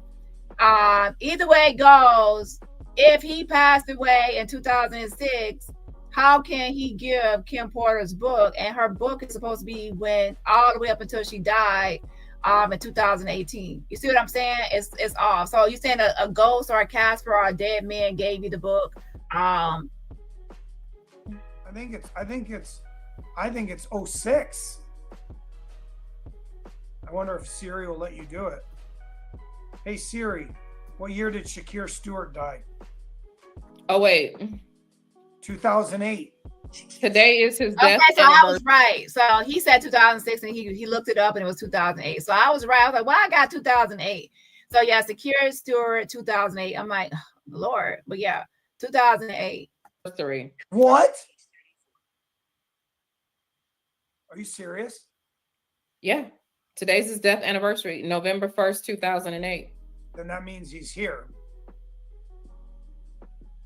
You know that, right? Mm. You are ready for another one? You ready to buckle up? So he just debunked Courtney right there, saying, you know, first he was like Kimora Lee, and then he's talking about Shakira Stewart, who passed away in 2006, gave him the book. But remember, that book said, you know, Kim Porter was waiting for an ambulance at the end of that book, right? This was like the finale all the way up until the time when, you know,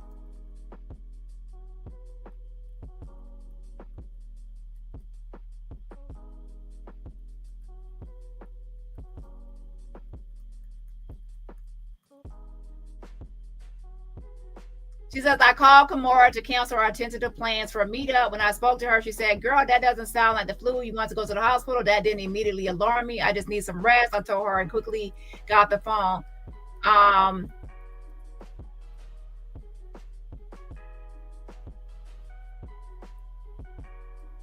So this is going all the way up into her death. So how can, you know, the book be given to her, given to him by Shakira Stewart? And then the book goes all the way up until 2018 when her death, right? Yeah. So how do you jump from 2018 to 2000? Yeah. So obviously, so that would mean that somebody would have to write her book from 2006 all the way to 2018 and not her. So she wouldn't be the author. So that's why he also was saying Kimora, but he had to stop saying Kimora because Kimora came out and said it wasn't her. So he had to change his story. So a liar is always going to change their story. But what you have to pay attention to in this video, what I'm showing you, is that Chris Todd was also calling out Courtney, and they're supposed to be working together. So if Chris Todd is calling out Courtney, then obviously everybody else needs to be calling out Courtney as well. So he exposed that with the whole Shakira Stewart, and then he says, wait, there's more. Yeah, let's buckle up. Okay, what day did Kim Porter die? November 15th. Yeah. Yeah. So he starts talking about himself right there. Hold on. So this guy's like taking over pop culture right now. It's in our vocabulary. It's in our, yeah. So Kim died on my birthday and Shakira Stewart died today. We just randomly, I had no idea what day he died. Okay, y'all can finish this on Nyla's channel and also discuss this before. But he also called out other inconsistencies with Courtney and other videos. But I don't have time to give every flashback. Okay, I'm trying to give some flashbacks for those that are just catching up. And with these flashbacks, I have to also try to remember what video it came from, what timeline, what day. That's why I have my notes. That's why I say watch my other videos where I was already talking about this. Okay, let's go back to that other Matt video, Cox.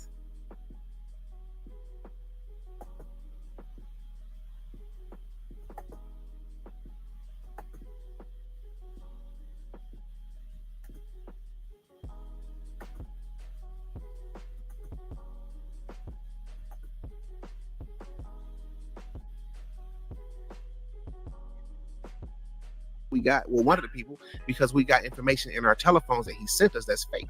So they're gonna want to know about it. Then the history that's there, right? To say, Shout out to Ahmad for getting memberships. I think he get the memberships twice. Thank you so much. I appreciate it. Shout out to Ahmad. I appreciate it so much. If you are getting the membership from Ahmad, please say thank you for the get the membership. Again, please say thank you for the get the membership. And also, please put some hearts in the chat. I know it's late, but please put some hearts in the chat to show love to Ahmad for his generosity of getting those memberships. Put some hearts in the chat. And everybody else, remember, support my channel for free. Just by what? Hitting that like button. Yes, Chris is complicit too. And that's why I said we're not going to let him off the hook. Some people want to let him off the hook Denali, acting like he's oblivious, he's dumb, he was fooled by Courtney. No, he recognized that, Courtney was a fraud, but he wanted to make a buck off this, and he didn't care about exploiting Kim Porter with a lie. As you can see in some of my other videos, Chris Todd knew full and well 100% that Courtney was full of shit.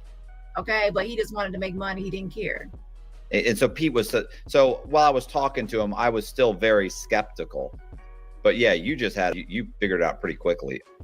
I think he's got to get indicted. I think the fact that they've called him to grand jury twice, the government doesn't indict him, then if I was Diddy's, and look, this is the thing. Look, like I'm not a fan of Diddy. In tapes, electronics, everything you got that basically could have any kind of recordings on them. You get to the grand jury and you tell them what? Oh, I throw them away. I throw them away. Okay. Now you threw the tapes away. So what did you do? You lied. Yeah.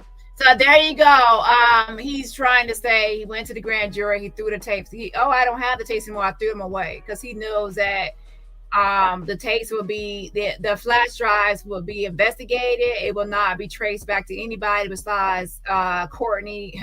That the book will be investigated, the flash drives for any fingerprints or any other anything else they can retrieve from it, and it will all be traced back to Courtney. So to avoid giving it to the feds, he will say, what? Oh, I threw it away. But don't forget, he already came on social media and lied to everybody and said that the government had raided him and took all his electronics.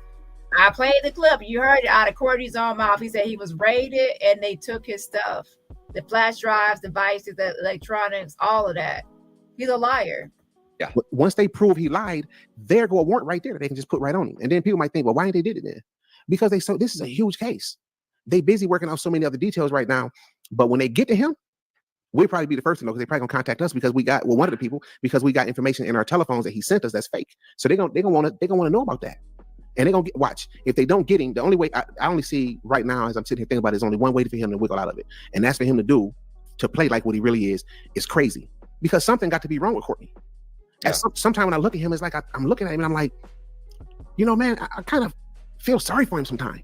Because what made you think that you could tell all these lies on TV? Let's just call it TV. On TV, millions of people looking at you. And you saying your house got raided twice. He's sending you text messages, sending me text. Oh man, they came again. They did it. They raided again. And then you just keep getting on TV telling these same dumb lies. Right. And you lied on stage with your lawyer. Your lawyer was like,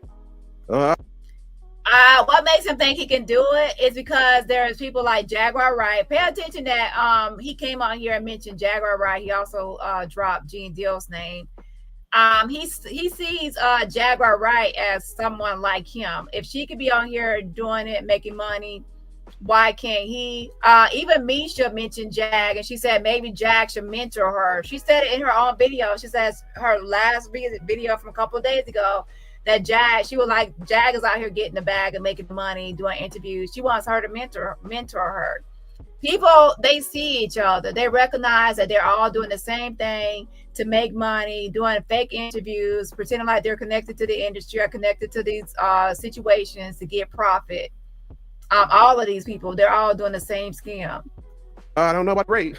Didn't get raided, but so the fact that he is willing to continue to come on the screen and tell these lies, it just tells me that something is not clicking. You know what I'm saying? That's called a pathological liar, compulsive liar. What would you say about Misha? Misha was just debunked by a Wigdor law firm who said that their client is still confidential. Their client is still anonymous. And, the one in the blurred picture. Now, I do have the document. She has to, from now on, she has to reveal herself. The only way to get out of it is for her to drop this lawsuit. She has to reveal herself or drop the lawsuit, dismiss it. That's the only way to get out of revealing herself, because the judge has decided that she has to show herself. Yeah. Let me pull up that document. But people are always gonna try to say, people like Misha, Courtney, Burgess, and others like Jad, maybe it's mental illness. These people are just compulsive liars. What about Chris Todd? He's a con artist, right? He knows the book was inaccurate. He made changes, edited the book. He actually confessed to writing some of the book. right? So what about him? Is he also having a mental illness? Or maybe some of these people are actually sociopaths and psychopaths. People are forgetting about the personality disorders. It's not always about somebody being schizophrenic or something. Some people are actually a personality disorder, like narcissists, like narcissistic, psychopaths, sociopaths. These types of people actually do exist. So in his head. So I agree on part of that, and I disagree. One, I think there's a problem. I think he's definitely, on the sociopathic scale. Obviously, he's definitely. I think he's, obviously there's different variations of different degrees of being, let's say, a pathological liar. I think part of it is probably pathological, but I also think that part of it is he's just a con man. He saw an opportunity to make money, and here's the thing. Here's why I say that is he charged me money because I've done 2 interviews. One was $200, one was $250. Charged you $250. Charged. Every interview we've seen, I guarantee he has been charged a minimum of $200 or $300, and he's been on what, 5, 6? Yeah. So there you go. He's been charged for interviews. He's trying to sell the book, but he's claiming it's not for profit. It's all about justice for Kim Porter, but he's obviously in it for the money. He has the book on his website now. He's trying to sell it from his website. Some people I guess are saying they're not getting the book. I don't know what's going on with that. Yeah, like more than that, probably. Ain't no telling. But no, I want to explain something quick. Don't get it twisted. I'm not saying that he is a con artist, 1,000%. Okay. But just like he can be a con artist and kind of cuckoo at the same time. Jason, Jag watches my channel. You're gonna give her ideas, but what I can say is she's gonna try to backpedal and make up something about the flash drive, not flash drive, but about her piece of Kim Porter's book. She's definitely going to be thinking about a lie, but let's be honest here. Her saying that she was there at the Ivy and she got a piece of the book. She saw it getting disseminated. Who was there? Who was disseminating the book? How do you know Kim Porter? How did you contact her? Why did she choose you? None of these questions she will be able to answer. The only thing she would do is probably, make up something, and then she'll go live screaming and hollering and trying to lie on me or defame me and some sort of narcissistic rage because I'm simply asking questions and for receipts. Just like everybody's talking about Courtney Burgess. If you're going to get online and lie about having a piece of Kim Porter's book to explore her death, expect people to question you about your receipts. Why get mad at receipts? If I had a piece of Kim Porter's book and I say I have it, I will have receipts to back it up. I know Kim Porter. This is how I know her. This is how I got the book. This is what she said. This is the email. I show live emails, show receipts. Why get on here? Yeah, we want receipts. Like, why get on here saying something and then get mad because people want receipts of it? Oh yeah, no doubt. Listen, it takes a cuckoo person to be I'm a con artist. I know. I'm not all there. You're right. I promise. I have some problems. But you know that if you caught in a lie, you know how to stop, right? Yeah. Look, you own up to it immediately. Oh, that's your best bet. Own up to it immediately. Pathological liars tend to just keep digging in deeper and deeper. And that's why Chris Todd actually confessed. But to be honest, he had no way out because he had to confess to writing some of the book because it was, and he was like scrambling and like about to spaz out because he realized that Courtney was re-releasing that book.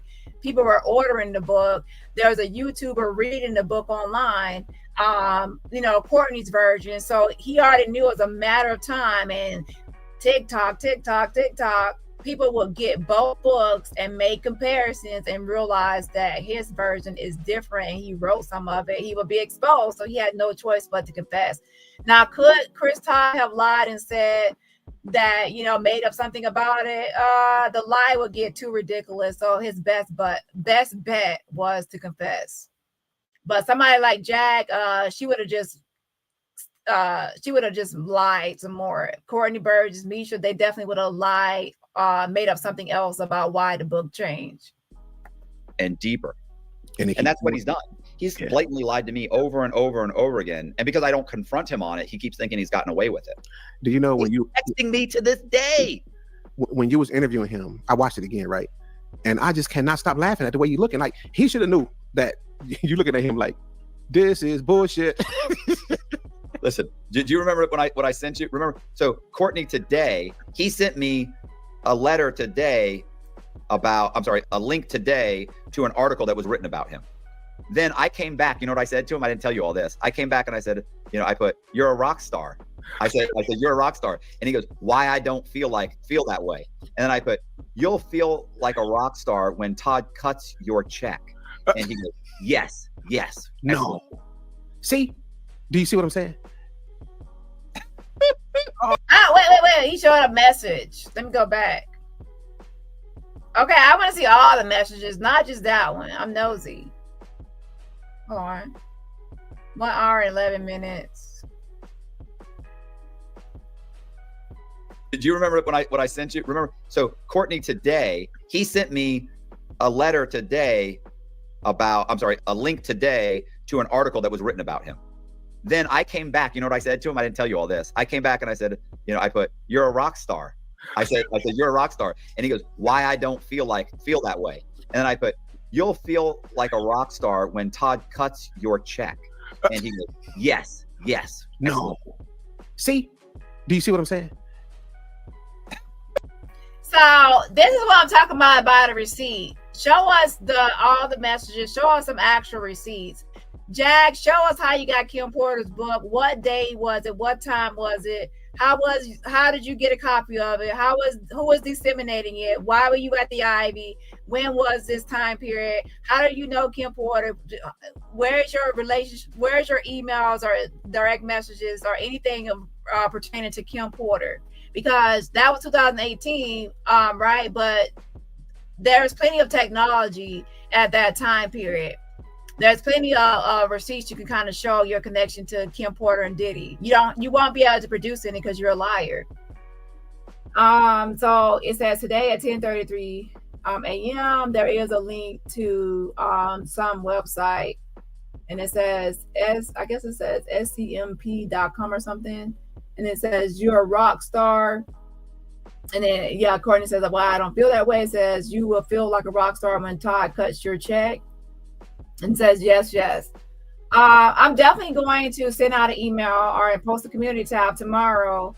And we all need to be contacting Amazon. They do not need to release 1 penny or 1 cent about that book, okay? Because according to Chris Todd, he's saying that he is going to get that money. So I don't know. He said it. Oh, let's tell this dude he's a rock star. Like, he's completely taken in by me. He texts me almost all the time. Like, what you doing, Cox? Like, we're not friends. Let me ask you, do he still have the same number or did his number change? No, I think it changed. Okay, that's right. Okay. Yeah, no, it definitely changed because he had Wade give me the number. I have his old number. Yeah, this is his new number. Yeah, he don't want nothing to do with me because I was straight up with it. You was actually a lot smarter than me because you played him. You kind of walked along with it and you end up getting better results. But I just couldn't help it, man. I hate it. Like, I can't even explain to you, man. When somebody come on my platform and just start telling, like, look, I've done interviews where I knew people was lying. You know what I'm saying? But I just figured they was lying to like enhance the story a little bit. You know what I'm saying? Because sometimes you tell stories and people don't want to believe them. So you kind of add a little seasoning to it just to get them, catch their interest. I understand that. I get that. But to blatantly lie the way he was, I can't. And look, and I understand, that I lost a lot of followers behind that. And I also lost temporary credibility because they was like, man, you just blast him like that. And it make people not want to come. I watched that video and I loved it. And I get what Tu is saying, because when you're going against the crowd or against the grain, people are going to attack you because they think that's Kim Porter's book. He's only trying to help Kim Porter. These liars are always trying to say they're trying to help the victim. They want justice for the victim. They're pleading to people's hearts. They're pulling on people's hearts and their emotions. And if you go against that person, people are going to think that you're Team Diddy, that you're not helping the victim.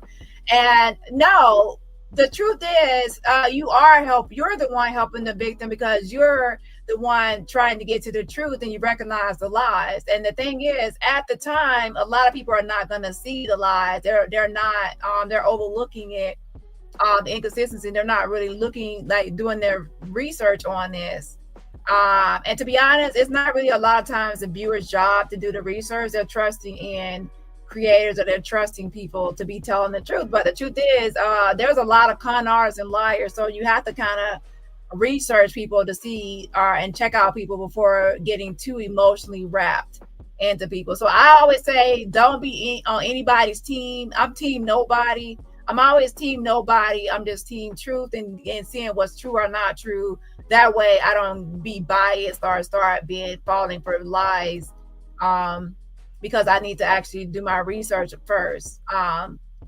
Yeah, it's just a mess. So yeah, I did see that Two did get backlash for coming at Courtney, because that was at a time when people were really believing Courtney. And I don't care if I get backlash, you know, I don't care if I lose people or I get backlash. If I think that something is fraud and a fake and a lie and a phony, I'm gonna still speak my mind. Yeah. Come on. But I'm sorry, man. I guess I just had to deal with the market that I'm dealing in, because I cannot stand to have people come on there and just lie to us. And it's hard to lie to both me and Murder at the same time. It's kind of difficult. So if we don't get guests, we don't get guests, I guess. Well, I mean, the real thing is don't come on your program and blatantly lie to you. It didn't work out. Yeah, a lot of people were coming at him, but he still stood in it and like still exposed. So that was actually great. You know, sometimes you will lose people, but you know, some people, once the truth comes out, they'll come back around. But yeah. Shout out to Victoria, says, Dani, thank you for all your hard work. You are doing a great job. Thank you so much, Victoria. I appreciate the fan funding. Mwah. And everybody else, remember, support my channel for free just by what? Hitting that like button. That's like, to me, I'm a little bit more, I was just manipulative. Like, I'm more willing to do the whole, oh wow, golly gee whiz, that's crazy. Oh yeah, oh, I can't believe that happened. Man, but the face, like, man, like the way you was looking had me crying, man. And I will play the devil's advocate on this one a little bit. I don't agree with people like putting interviews out here where they're actually co-signing lies and fakery. At the same time, there are some interviews that are beneficial to where they let somebody run their mouth and say whatever they want to say. And then later people can use that, those like open-ended interviews as a way to debunk. So I actually appreciate some interviews that let some people run their mouth, because that's how you can catch people in a lie. Maybe and that person is not going to catch that person in a lie, but people like me that follow up and can recognize and evaluate and like go like, you know, analyze these videos, we can catch all the lies. So I'm not saying people that will like, oh yeah, this person is telling the truth. I'm talking about people that actually just let somebody talk and they're not co-signing, they're not agreeing, they're being completely unbiased, and that the person talk and run their mouth. That can later be used and debunked. And I've seen some platforms that do that, and then in one interview and then in another video or follow-up, they will actually debunk that person. So with the way Two is describing, that's how I would do it, where you drill the person, interrogate the person on your platform. When you do that, you run the risk of the person shutting down and closing up, and they're not going to speak that much, and they're probably going to leave or drop. So you're not going to even get that much out of them to really expose the person. So sometimes you have to kind of, you know, let somebody run their mouth and talk, so that way you can debunk their lies at a later point. Yeah. It was hilarious because you just like looking at him like, and I'm thinking to myself, he don't see how he looking at him, you know. See, but he talks about watching child CP, watching CP and being in possession of it. And then when I said, you realize that that's illegal for you to have it, he's like, I didn't make it. Yeah. It doesn't matter. It doesn't mean anything. See, the problem is somebody told him that he was a professional liar. Right. You know what I'm saying? And whoever told him that was actually a professional liar, because he really, man, you know, I hate to, I don't want to give the impression that I'm supporting him or, you know, making an excuse for him, but something is wrong with the dude, man. Like, I just can't get past that something is wrong with him, because he even convinced, this is alleged, I don't know, you might know more about this. Didn't he convince the attorney, or maybe Chris Todd convinced the attorney to say that they had the tapes and she saw steals and all that stuff?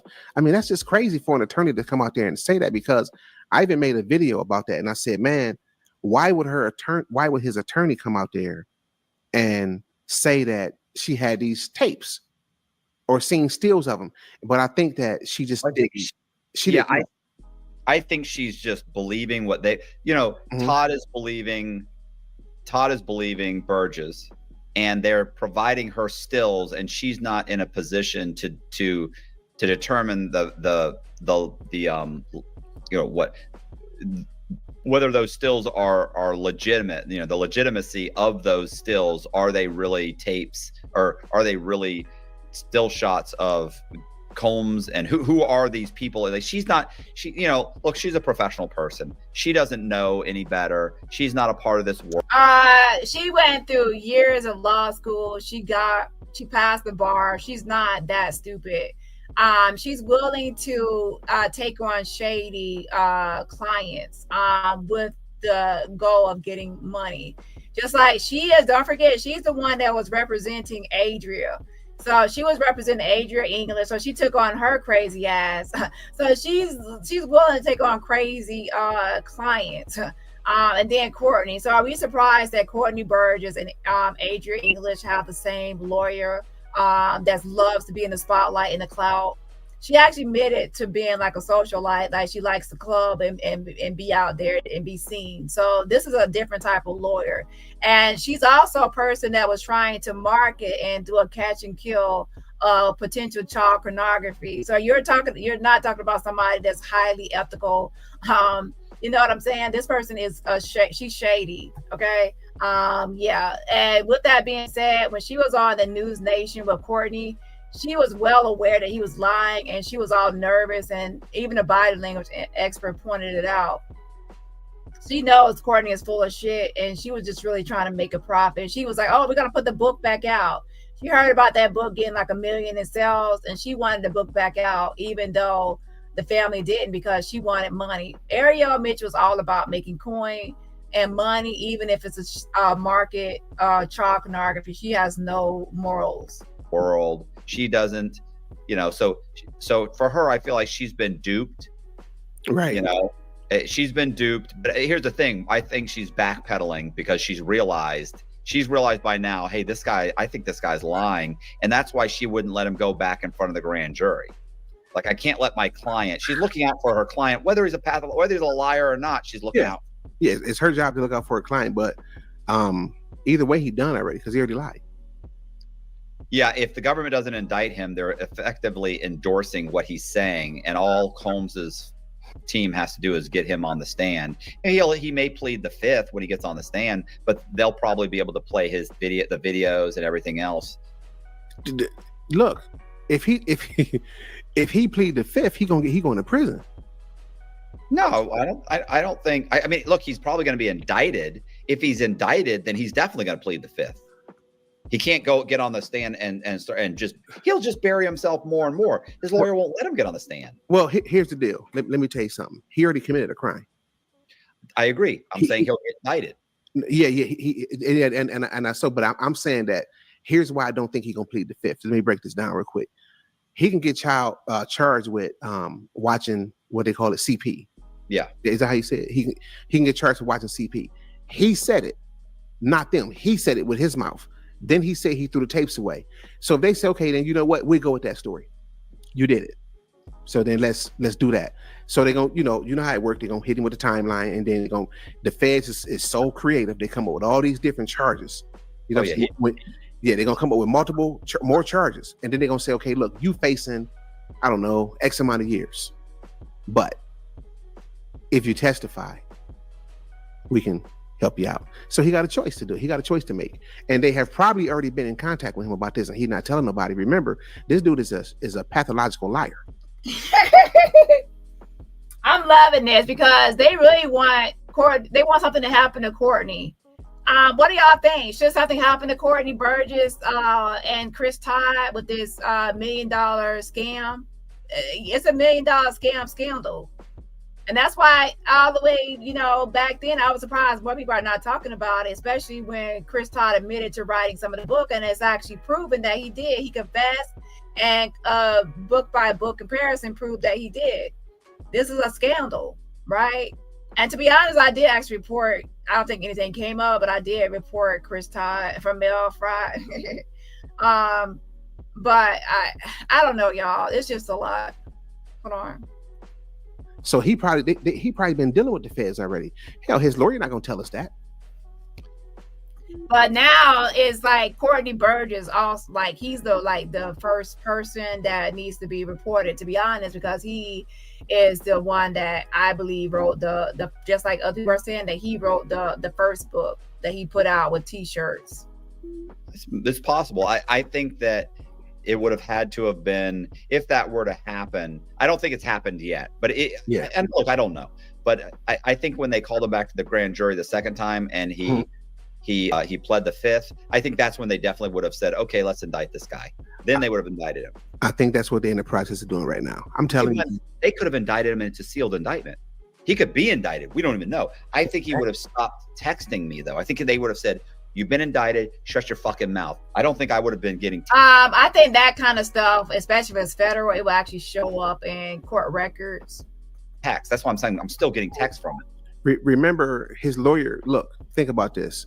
You sitting right next to your attorney, and the lady from News Nation, I forgot her name, she asked him a question about the raid. She knew he was lying, right? His lawyer said he can't answer that. And what did he do? He answered anyway. Answered immediately. So he hard-headed. Yeah, he won't. I'm sure she's told him stop doing interviews, but he's thinking, I'm making $250, $300 yeah, a pop, maybe more at this point. Like, why would I, if he's done 8 interviews at 200, 200, that's what is that? 16, what is he making at this point? God, eight at 216, 17, 18. So yeah, about a couple $1,000. You know what I'm saying? The 250. So let's say let's say he's making $250 times 8 interviews, $2,000. He may be making, if it's done more than 8. I paid it. Look, between you and I, we paid him 3 times. You see what I'm saying? Hey, you're right. It's at least, he's at least made $2,500, possibly $3,000. No, he made more money than that. You think? Yeah, because he probably did more interviews that we didn't even know about, like on smaller channels. Could you imagine? You know what I'm saying? Like all the channels he done did, man. Ain't no telling how much money that man made. And then you got to think, like, look, think about this, man. You did an interview on a channel that what you got, like almost 1 million or over 1 million subscribers. How many? No, I got 500,000. Okay, you got 500,000 subscribers. Now I know in my mind, like basic logical common sense, this story could easily do 1 million, and there's no limit on how many views this might get. Right. You make a deal and say, I'm gonna give you 20% or $200, and you call back and say, give me the 200. What? No, I was telling him 200 plus 20%.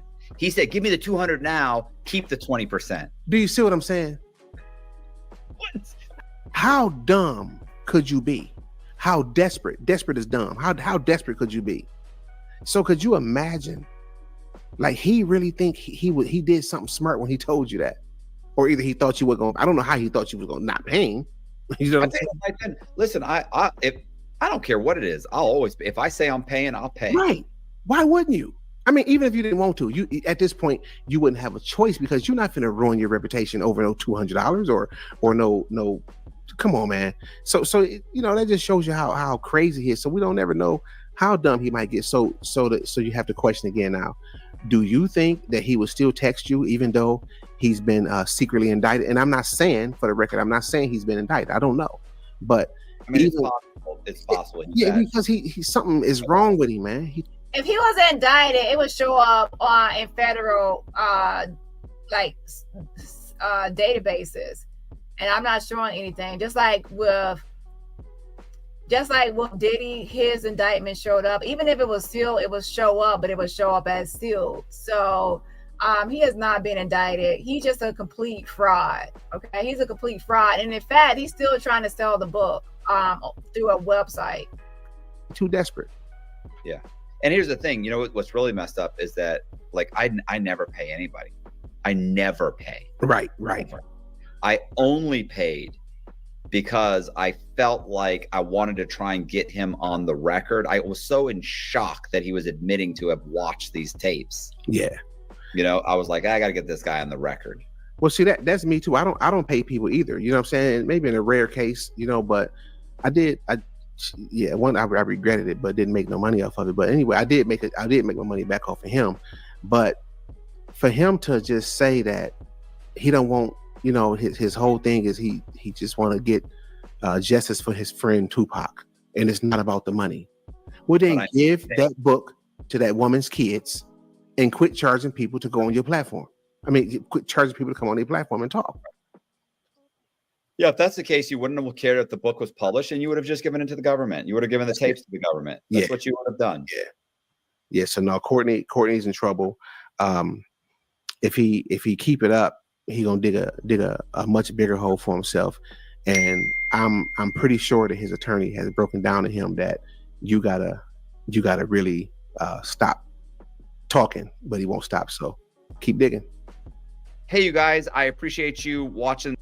So yeah, that's Matthew Cox. I'm gonna watch a little bit of the other one too, because he was on Atwood's channel and not everything was fully discussed in that one.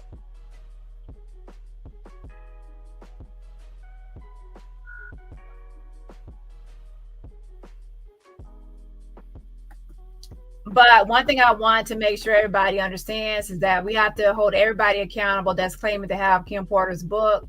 And if you ask Courtney Burgess or Chris Todd about their portion of the book and how they got the book, we also have to say for Jaguar Wright, who's also claiming to have the book as well. Okay. Yeah.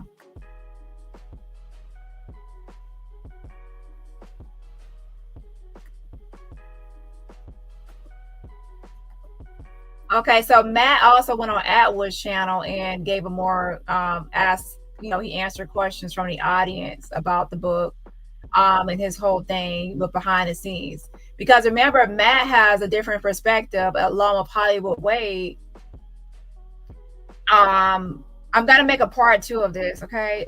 Yeah.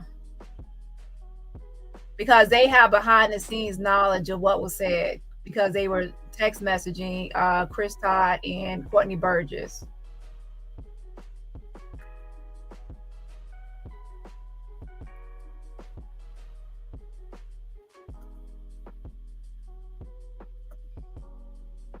Hello, everybody. As promised, I am with Matt Cox, who has been a friend of the channel for many moons. We filmed Matt about 4 years ago, got his amazing story of fraud and mortgages and getting one over on the banksters and being on the FBI's most wanted list. And he's an extremely charismatic speaker. He's a prolific author, prolific podcaster. The link to his YouTube channel is at the top of the description box below this video if you're watching on YouTube. Please get your questions ready for Matt. We've already had loads of questions come in. And Matt is deep in the mix with the origin of the Kim Porter book. He's got a lot of knowledge about Courtney Burgess, Chris Todd, Hollywood Wade, the grand jury, what happened, and he's going to lay it all out. And and many of you, when Courtney came on, had questions that he avoided answering. And Matt Cox is going to get straight to the point with this stuff and tell you exactly what he knows. So yeah, get your questions ready. Matt, before we start, how's it been, my friend? Good. My channel's doing well. I'm happy. I think the campaign, did some damage for YouTube videos around that time. We had a bad month. So Wade had actually gone out. I think you have his channel's Crime and Entertainment. Great channel. He focuses a lot on mobsters. He's big in the mob and the mafia genre.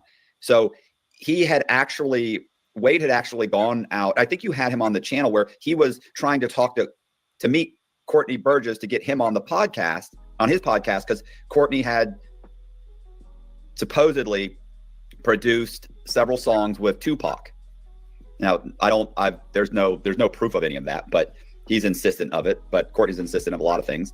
And so Wade had reached out to him, spoke with him, and in the course of that conversation, Courtney told Wade that he had received one flash drive containing a manuscript, and he'd received it from a friend of Kim Porter's.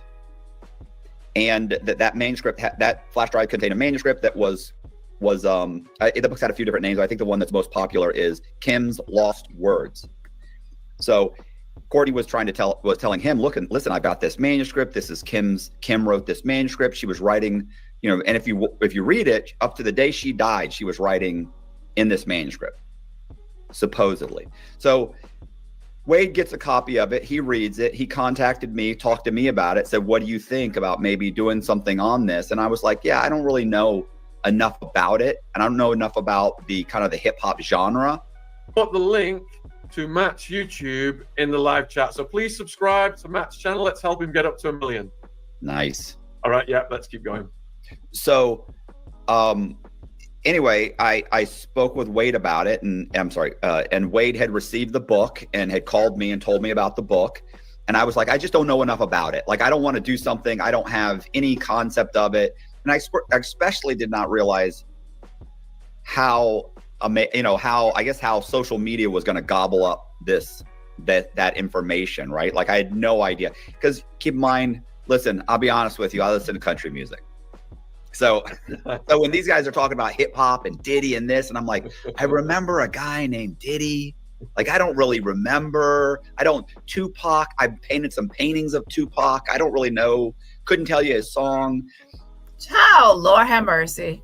Good job. Anyway, Sasha Jandy says, without people like you, we would not know what's what. Thank you, Dani. Oh, thank you so much. I appreciate the fan funding again. Shout out to you. And everybody else, remember, support my channel for free just by what? Hitting the like button. Hold on. Had no idea, right? Like, I'm clueless. Anyway, so he said, what do you think about me talking to Chris Todd about this? And I'd had Chris Todd on the podcast.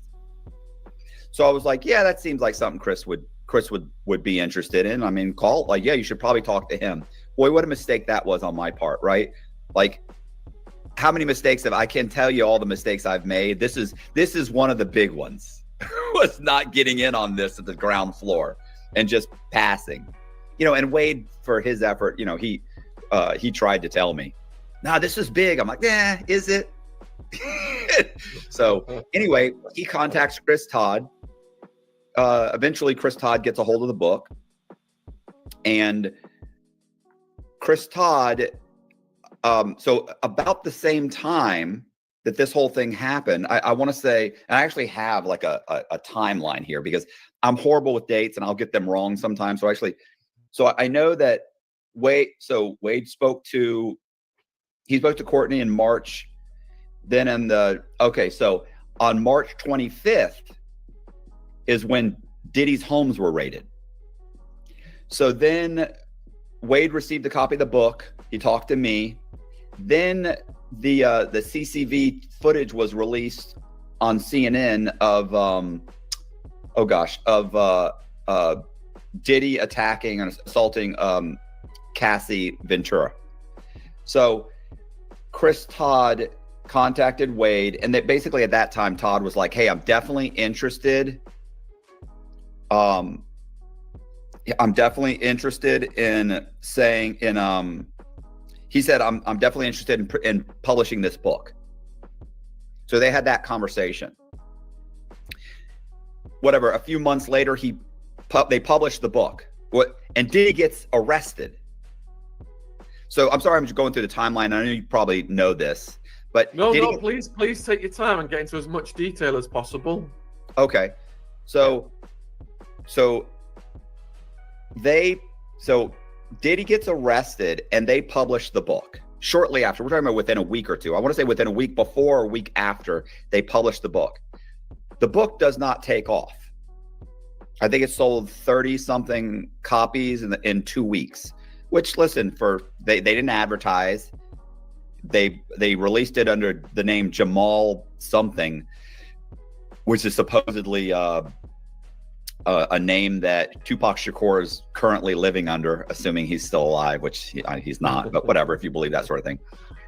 So they published the book. Courtney did not want his name associated with it, nor did Chris Todd. So they published the book. It's not doing very well. A couple weeks later, Wade contacts me and says, do you remember this book I told you about? I said, yes, absolutely. I remember the book. And I said, why? He said, we released it a couple weeks ago. It's not selling. Would you be interested in doing a video on it? So we could try and drum up some book sales, right? And I went, yeah, absolutely. Absolutely.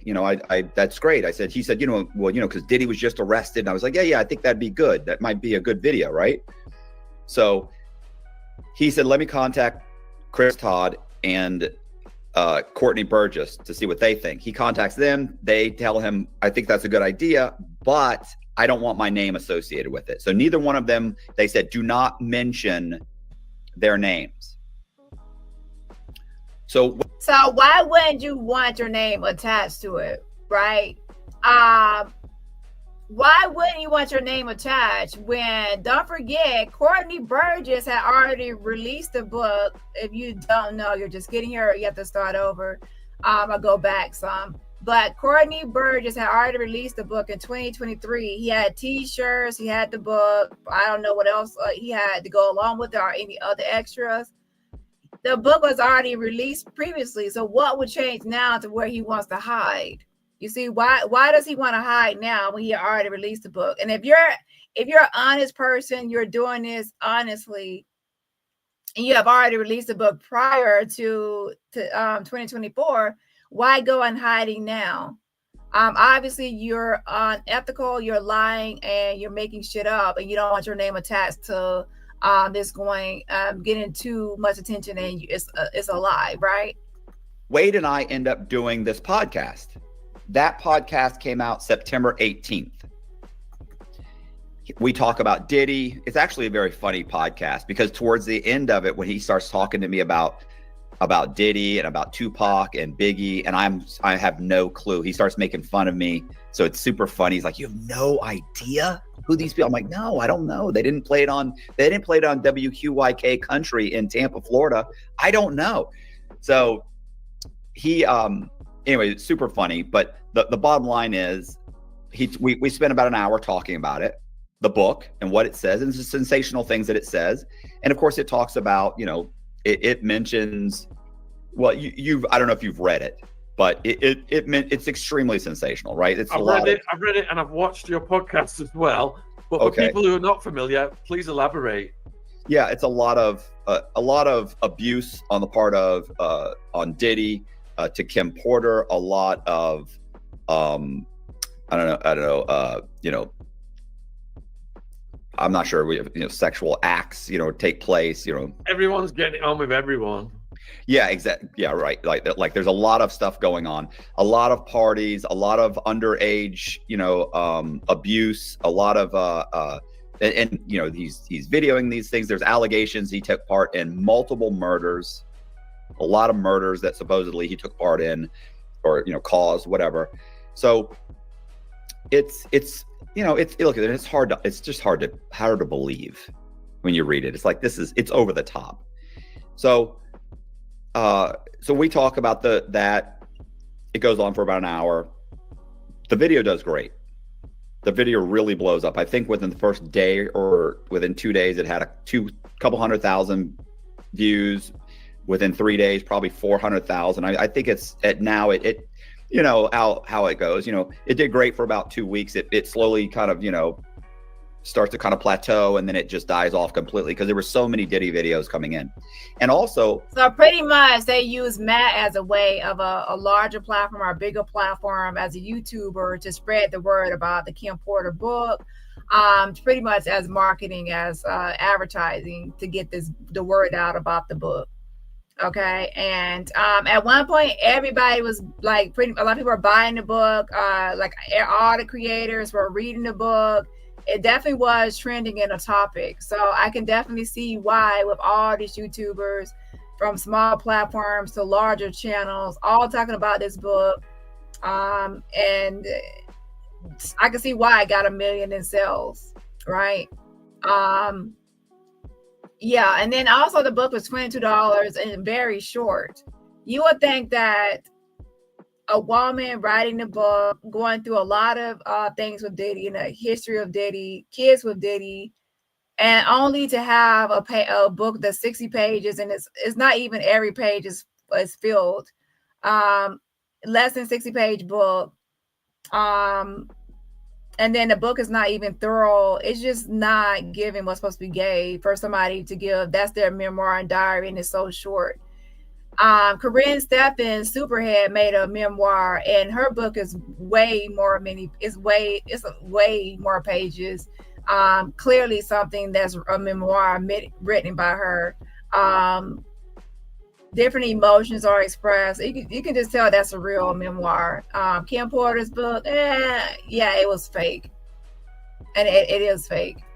Part of what I think may have killed it is that once it came out, social media jumped on it, and other people started doing podcasts about the book.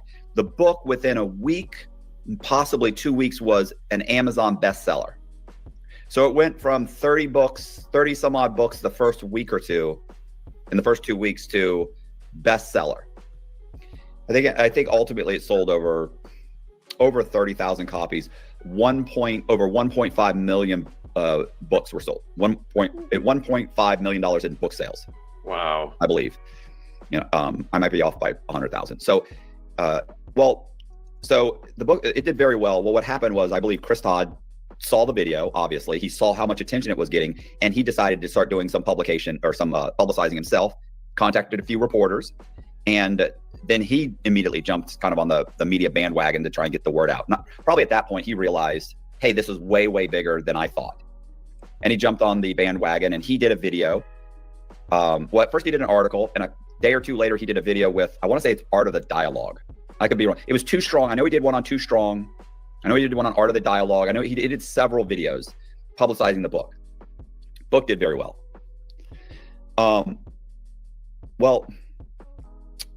So I then did another video with a guy named Chad Marks, also did well. Then because Chris Todd was doing so many videos, and at this point, I actually sent the book to a friend of mine and asked him if he would read it. And he read it. And his take on the book was, it just wasn't possible. It wasn't possible that this book was true. And there were a lot of different reasons, times when they said, when Kim Porter would say things like, we were at my house, that Diddy had bought her house, that they were at her house, when in fact she hadn't bought that house yet. So he sent the book to somebody more knowledgeable about Kim Porter and I guess Diddy to try to, verify some of the other stuff that was said in the book. And that person was saying, based on what the timeline, that's not right. It's not adding up, because the house was not bought or purchased or whatever about the house at that time. So that's somebody looking into the book. So there was somebody he was talking to, I guess, named Pete, that was saying this book is fake. So my question for Matt is, I wonder what took Matt so long to come forward. You recognize that he was lying. Your friend Pete told you right away the book is fake. You are recognizing there's a lot of inconsistencies. So why not come forward sooner about the book being fake?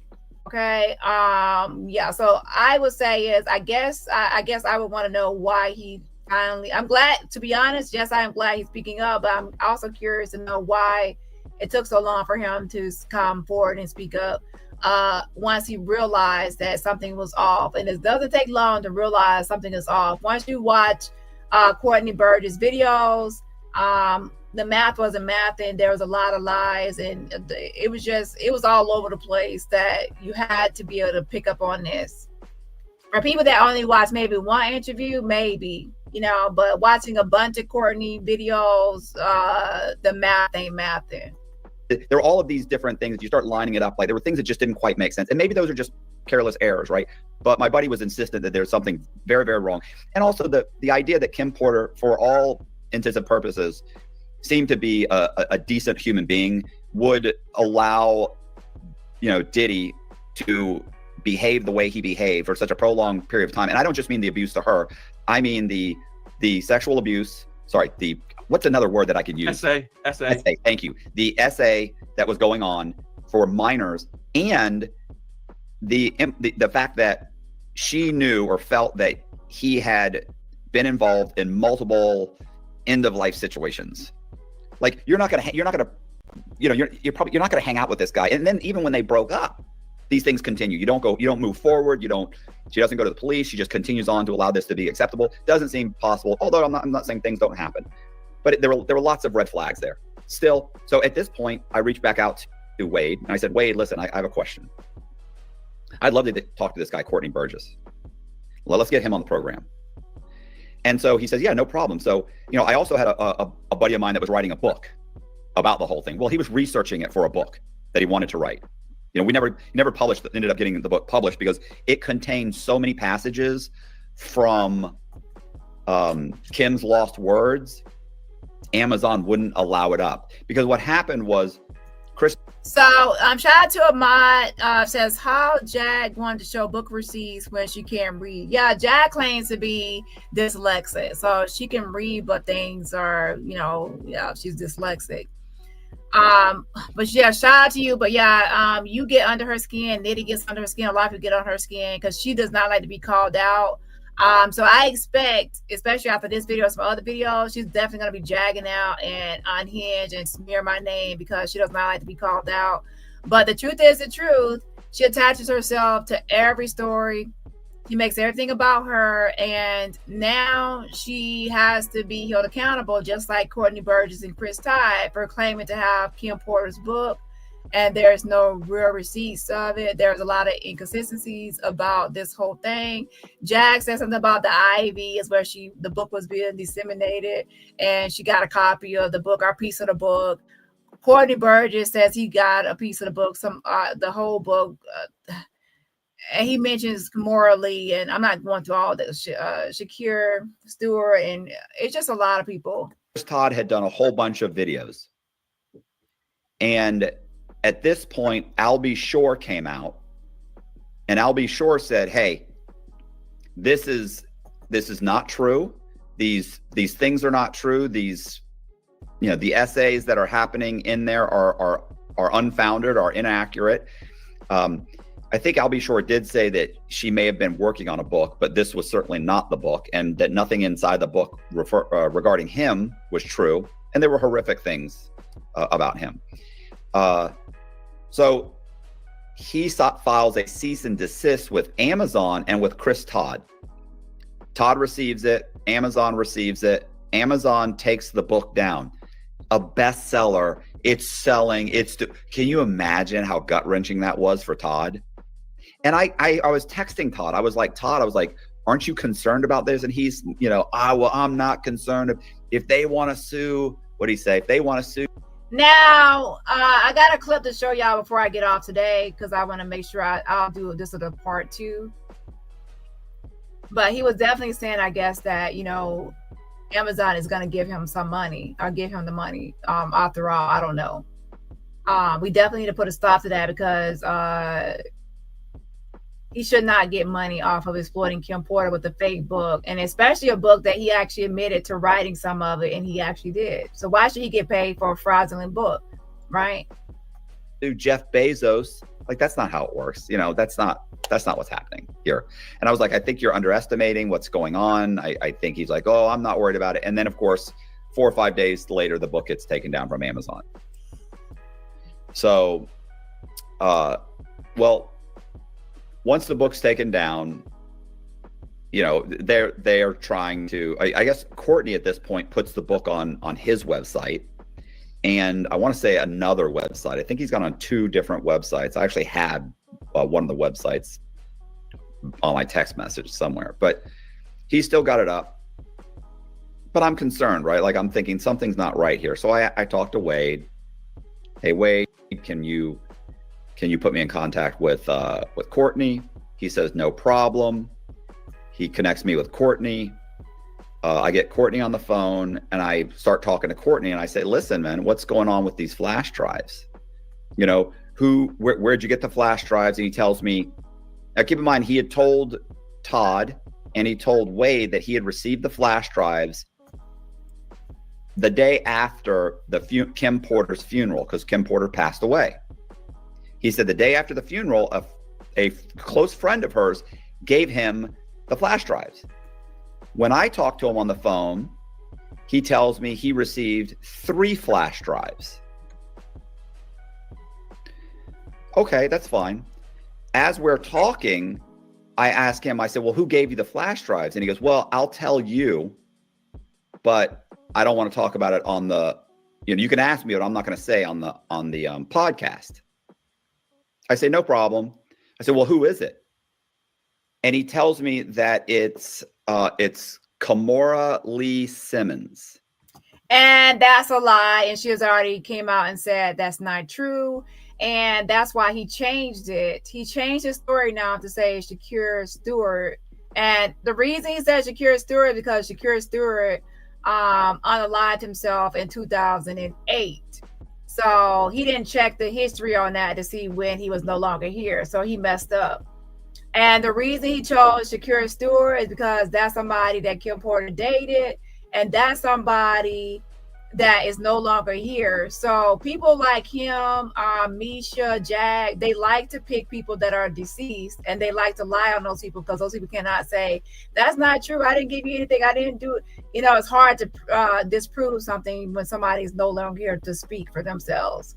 So they like to lie on the deceased people. So, you know, I don't know if he's mentioned that. So far, I know what I know is this: is he's changed his story many times. So, at another point, and this is later, I speak with Todd, and Todd confirms it's Kimora Lee Simmons that Courtney is saying who gave him the flash drives. So Kimora gives Courtney the flash drives the day after the funeral. Now, here's the thing: when I get Courtney on the podcast to do the interview, he says he received the flash drives. I think he says 11 flash drives. He jumps from 3. So it went from Wade was 1 flash drive. He tells Wade and Todd he got 1 flash drive. That became, when he talked to me, it was 3 flash drives. All of that was given after the funeral. Then he, on the podcast, he switches it to, I believe he said on the podcast, 11 flash drives 3 months prior to her dying. He received, I want to say that's when he told me it was 11 flash drives. Now, I interviewed him. I interviewed Courtney, I think on the 18th. I released it on October 20th. Now, this is where it gets comical. So, I don't know if did you watch my interview with him? I watched everything you've done on this subject. Okay. And look, and so then obviously you know how bad I am at this. I really, it's like the first time I've ever really wished I knew about hip hop, you know, about the culture and everything, because I know how bad I sound when I'm talking about this. Some of these guys are just brilliant. They know everything, the names, the dates, the songs, the whole thing. You know, as you look into it, you realize like, wow, like I didn't realize this was a huge deal, but I'm not really a music person. So anyway, the point is that I slowly walk Courtney into how did this happen. And Courtney, I'm just letting him just, you know, he talks a lot of, you know, and I'm not trying to be rude, but it's a lot of nonsense. It's a lot of, you know, word salad he's throwing out there. And he knew Tupac, and I honestly don't think we ever knew Tupac, but he knew Tupac. He's had a long-standing feud with Diddy, an argument. Like, let's face it, Diddy doesn't know who this guy is.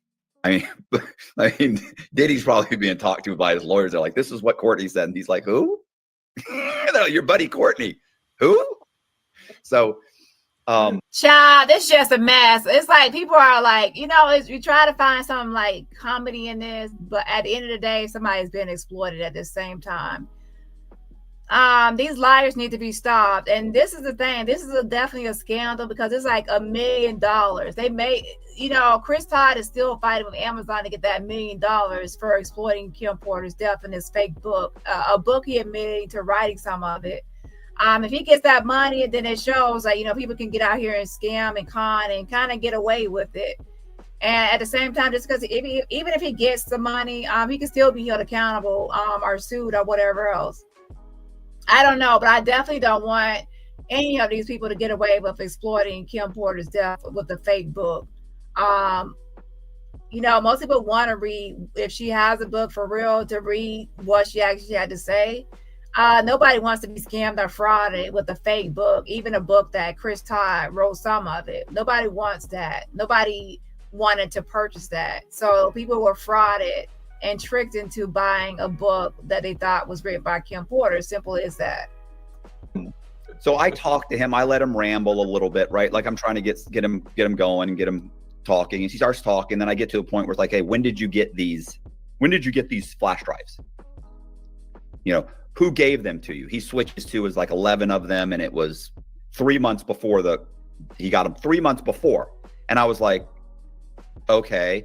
Now, I don't want to be, and I'm sure you run into this, you've talked to someone who's saying stuff that you're like, that doesn't really make sense. If he received 11 flash drives containing the manuscript, and by the way, the essay tapes, like these tapes that everybody's hearing about. And by this point, we're now hearing about the tapes. He mentioned them prior to Wade, and he mentioned them to me on the phone, and now he's mentioning them on the podcast. So he mentioned them also to Todd several months earlier, too, by the way. Todd turned around and started started kind of circulating the idea that these tapes may be available for sale. That's my understanding. Because is it Jaguar or Wright started talking about how there's people out there who are trying to sell the tapes. So I believe that is Todd that started that kind of rumor by calling these reporters and looking into it and putting a seed that there's somebody out there and we could sell these tapes. And I believe that's what started this whole rumor, because those rumors only really lead back to Courtney. All right, in my opinion, I could be wrong, but so let's move forward. So I'm talking to Courtney, and as we're eating up the time on the podcast, I get him to a point where, and keep in mind too, when he said 3 months prior to, Kim Porter wrote in her manuscript up until the day she died, she was writing in that manuscript. But now Courtney's saying he received these manuscripts 3 months prior to her dying. He received them. So how could she have written for the next 3 months in the manuscript? Who wrote those passages? Someone after you received it wrote them. But I don't say that because, you know, when you talk to people, you don't want to, you'll hear them and you.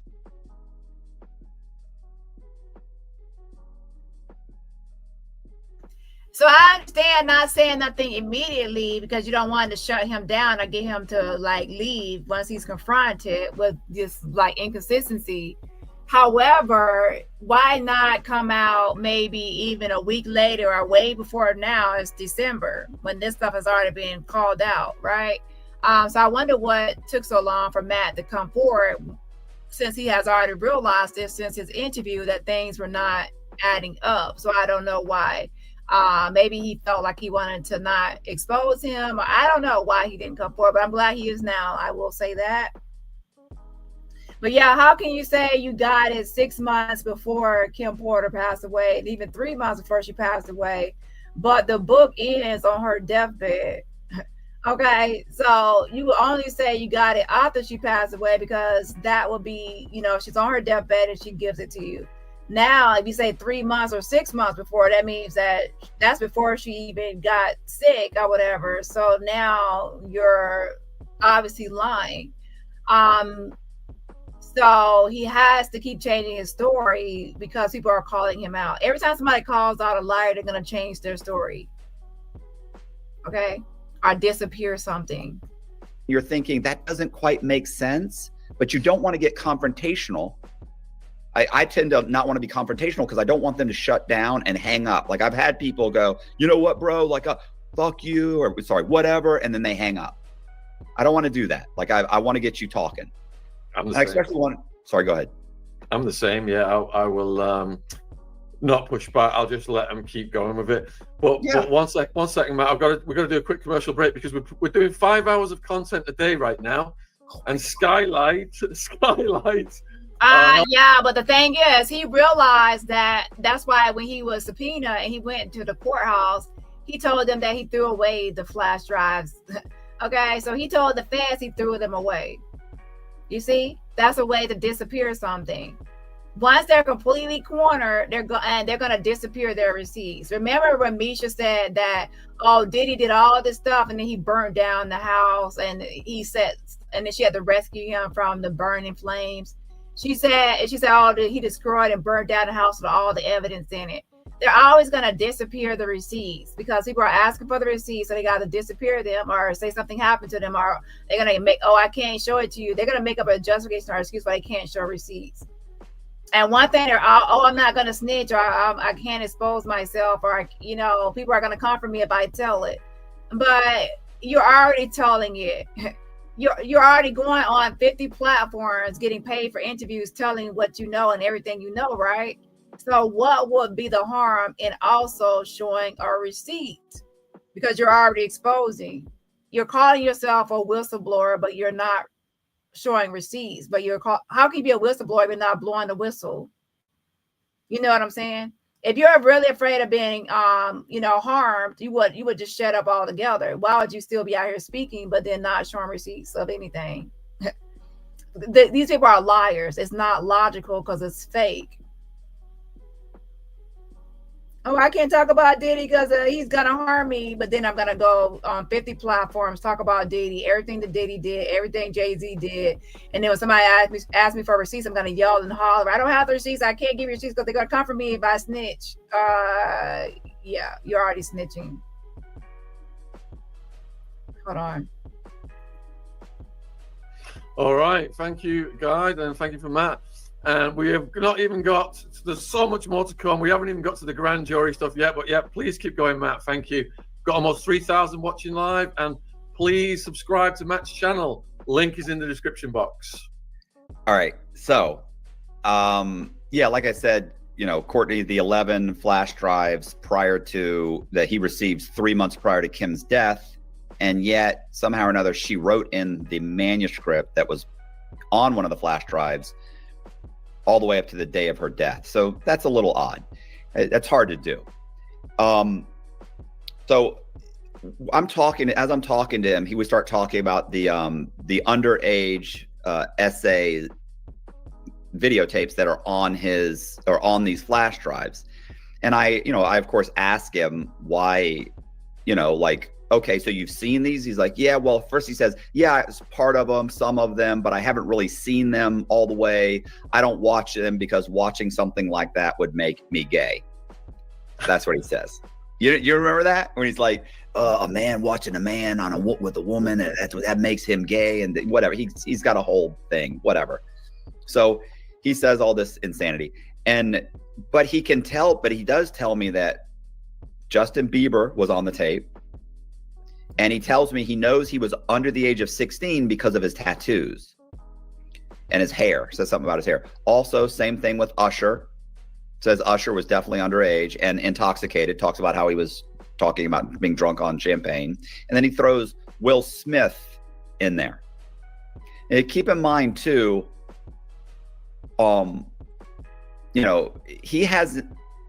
Courtney has not had a problem with saying that he despises Diddy.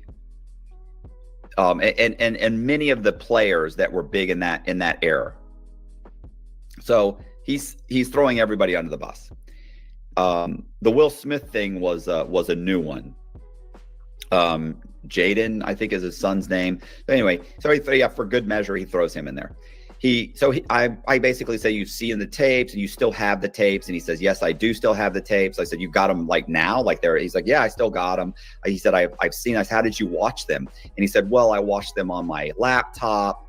And he said, I got them off my laptop though. I uploaded them back on my phone, or he kind of doesn't really, he's not a tech savvy person. So he couldn't really explain to me, but I want to say he said that he removed them from the computer because he used the computer for some reason.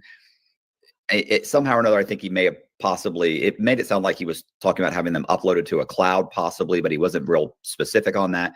Bottom line is, somehow or another, and this, I'll get to this later, somehow or another we'll get to that later, but point is that he did watch them, but they're not on his computer. They're still on the flash drives. That's fine. We continue to talk. Eventually he gets to the point, I get to a point, I'm like, if you've seen the tapes, it's proof of essays on minors. This is evidence that the government would want in their case against Sean Combs. And this is 100% proof of coercion, druggings, and essays on underage you know, on basically on minors. I'm like, why wouldn't you turn them over? And he says, because in my neighborhood, that makes me, that's snitching. Is it where I come from, that's snitching. In my neighborhood, Sean, that's protecting children. Different neighborhoods, I guess. So they questioned him about, why not turning those alleged child pornography tapes, and he says, oh, because that would be considered snitching, right? Meanwhile, him and Ariel Mitchell, his lawyer, is trying to do this catch and kill to sell this alleged child pornography. So what would that make you? You're protecting Diddy, and you're trying to sell somebody being sexually assaulted and victimized and drugged, right? And a minor at that. So you're trying to market and sell, and you're trying to extort people out of money for this whole catch and kill of the alleged celebrity, which is, I guess they were trying to say, was Justin Bieber.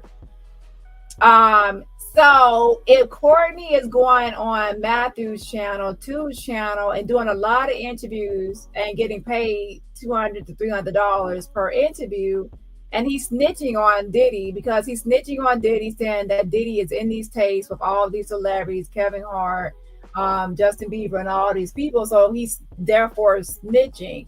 He's saying there's tapes of Diddy, there's these celebrities on there, what Diddy is doing. He has this book he's putting out with all these allegations against Diddy. Again, a book full of stuff that would be considered snitching.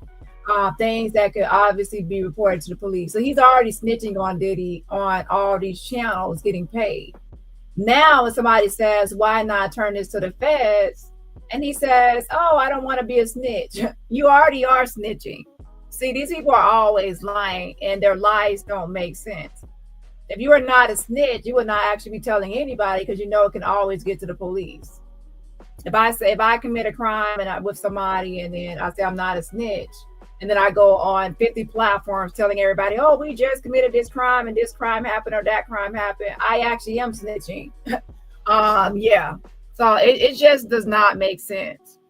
If I was not a snitch, I wouldn't tell anybody, because I'm snitching and telling. I would think you'd be more concerned about putting away someone who's done these types of things than you would be on your reputation, whatever. So we continue to talk for a little bit, but eventually, I just wrap it up because it wasn't going anywhere. There was nothing else to talk about. And honestly, the first 20 minutes of that video is garbage anyway. It's just him telling me how important he is. Well, actually, he was already subpoenaed, and they wanted to get anything that he had, and he said he threw it away. You see how convenient that he was subpoenaed. They actually said, well, since you don't want to turn it in to us, we subpoena you to get the information, to compel you to give it. And then he tells the feds, according to Matthew Cox, the government, that he threw the tapes away. You see how that works? The moment people ask for receipts, now he's going to disappear it. Okay. And then before that, he told everybody else that he was raided and they took all his stuff. He told the internet that. So he told the internet that he was raided and they took all his stuff, the flash drives, computers, everything. And then later he said they just took the flash drives, and another time they just took his phone. And then now, of course, to the government, which he's more afraid of, he's going to say he threw it away. So that way they won't get anything. Yes. So I post that video on the 20th I post that video on October 20th. People in the comments are absolutely brutal to him. I mean, 95% of the comments are just overwhelmingly negative on this guy. Is, one, it's talking about what's on these flash drives, the fact that he's got them, the fact that he's in possession of CP, that and he didn't seem to realize when I told him that. I said, yeah, but you have this stuff. I said, you understand that that's illegal. I said that on the thing. You understand that's illegal? He said, doesn't matter. He said, I didn't make them. That, I can tell you right now, from being in federal prison, that means nothing. Whether you made it or not, it's like, you know what it's like? It's like being a felon in possession of a firearm. Okay. It doesn't matter if you use it. It doesn't matter if you bought it. It doesn't matter. That's it. You're done. Same thing with CP. If you have it on your computer or your phone, or you're in possession of a flash drive, if you simply are in possession of it, you have broken the law. Doesn't matter whether you made it. Doesn't matter if you even knew you had it. Intent has nothing. This is not an intent style law.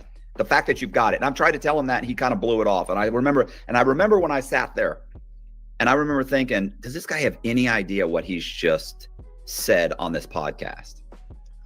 Tried to explain it to him. And I told him, I said, look, if I was you, I'd go immediately. Because look, the fact is the government's not unreasonable. If you receive these videos, you watch some of them, you immediately shut them off once you realize what you were in possession of. You contacted the government and said, look, this is what I just watched. This is what it's got on it. I think you guys need this. I don't want this on my computer, my phone, anything. They would come, they'd take it, and they'd say, thank you, no problem. Obviously, you being in possession of them doesn't mean anything as long as you handed them over the moment you realize what you had. That's not what happened. He had them for years and years. And he transferred the information from the drives to his computer, back from his computer, whole bunch of stuff, right? You're really, and by the way, it's basically it's dissemination of or distribution of CP. And you've got Todd out there, whether Burgess knows it or not, because Burgess has never told me that he knew Todd was kind of shopping this stuff. So Burgess has never said that to me. So I don't know. But the fact that Todd is out there saying these things, I think you could get tied into, the sale and distribution and sale. And not that I think Todd was necessarily doing anything, thought that he was doing anything wrong by doing this. I don't think Todd's in trouble or anything. Todd, by the way, never has seen these tapes. He's never seen them. He's never been in possession of them. He'll tell you, he's told people on podcasts that he's seen the tapes, but he's never seen the tapes. When I asked Burgess about that, Burgess said Todd has never seen the tapes, although he's pressured him to give him the tapes but Burgess said, I never gave him the tapes specifically because I didn't want to give them to him until he paid me for the book, right? Because the money was being dispersed to Chris Todd. Chris Todd is then paying Burgess, but they hadn't been paid yet, right? Amazon, you know this, Amazon holds your money for a little bit. So that was the reason that Courtney Burgess was giving Todd that he wasn't going to give him the tapes until he received the funds, which was great, right? Because now he doesn't have to provide him with anything, especially since I don't think that these things even exist. I'll tell you right now, I would say I'm 98 to 99% positive there are no flash drives. There have never been any flash drives. So I'll get to that in a second. Anyway, back to the comments. The comments are hammering away at Courtney Burgess for being in possession of CP. So what Courtney does is that night, the same. So my podcast is released on a Sunday at, I think, 12 o'clock. Later that night at 5 or 6, he does a live with somebody, Queen something. I forget her name. I think it's something, I don't know. Queen somebody. And in that video, in that live, he says, I do not have possession of those flash drives anymore. He says, I have already given them over to the feds. Now, the next day, he texts me and I text him, hey, what's up? He's like, they raided me. I'm in my house right now. They raided me. They took all my electronics. They took my phone. They took everything I had, all my stuff, and they took the flash drive. And I said, who? And he said, the FBI. Pretty amazing that the FBI, he said, my house was searched. It was a raid. There was a search warrant. And I said, did you have a search warrant? He said, yes. I said, can you send it to me? And he said, no. Now, the reason I asked for the search warrant is because the FBI is not involved in Courtney in the Diddy case. It's Homeland Security. Courtney doesn't realize that. So he's telling me his house was raided, and I said, what'd they get? He's like, they took the flash drives. And I said, well, you didn't mention that yesterday you were on a live, and he says, oh, yeah. He said, man, what do I want to put people in my business for? I said, okay, so that's great. I said, can you send me a copy? So I don't believe him, of course. I contact a buddy of mine. We talk about it. He says that's not true. There's no way. There's no way within a few hours that they got a search warrant and they raided this guy's house.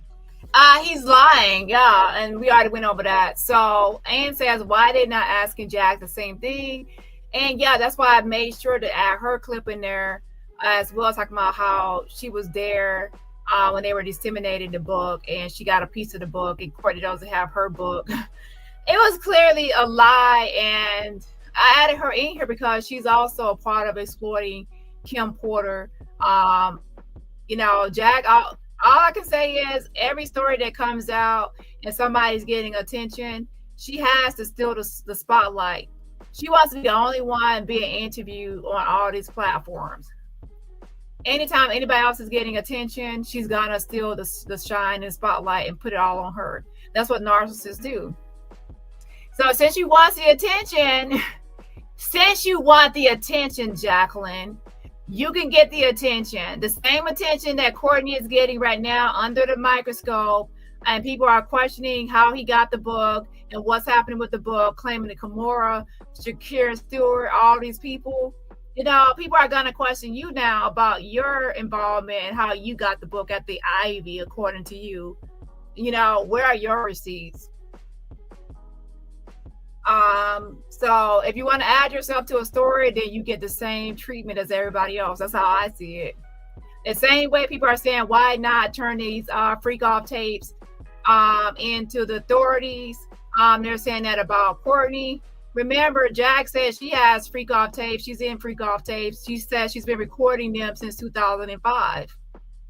That she was a pimp sending these sex workers to freak offs. So she's involved, right? So why isn't she being held accountable for not turning in these tapes? And there are minors, then what about Jack? You see what I'm saying? Yeah. It's not possible. They don't move that fast. So on a Sunday, so you went and woke up a judge on a Sunday and got a search. That didn't happen. And the FBI served it. You got what, 8 FBI agents to raid this guy's house? Stop it. That didn't happen. So I say, hey, can you send me? So later that night, I text him and I go, hey, I got a buddy. I was telling him about the search warrant. Can you send it to me so we can look at it? And he comes back and he goes, why would I do that? I don't want to put my business out there. And I went, yeah, I understand. He says, my lawyer has it, along with everything they took, a list of everything they took. I said, well, great. Can you have her fax you a copy of it? He goes, no, why would I do that? He said, I'm not putting my business out there. Now, he just did an hour-and-a-half podcast with me where he put his business out there. Okay, I think we're gonna leave the rest for part 2. Exactly. It's like you just did an hour-and-a-half video. You're putting all your business out here, exposing people, saying everything out of your mouth. And then the moment somebody asks you for a receipt, now you don't want to give a receipt because you don't want to put your business out there. But yeah, Jad does the same thing. So I want people to start calling her out too. When she's on your platform, say, I have a piece of the book. Question her about her piece of the book, just like you're questioning Courtney Burgess about his book and Chris Todd about his book, you know. And the reason they're arguing back and forth is because they know they are the same. Courtney knows that Jag is a fraud. He even says that he calls her out for being a fraud. Jag knows that Courtney is a fraud. They both know they're in on the same scam. They're both con artists, conning the public, pretending to have these attachments and associations without one receipt. You know, she's claiming to be at all these parties and not one receipt of her at any of these parties.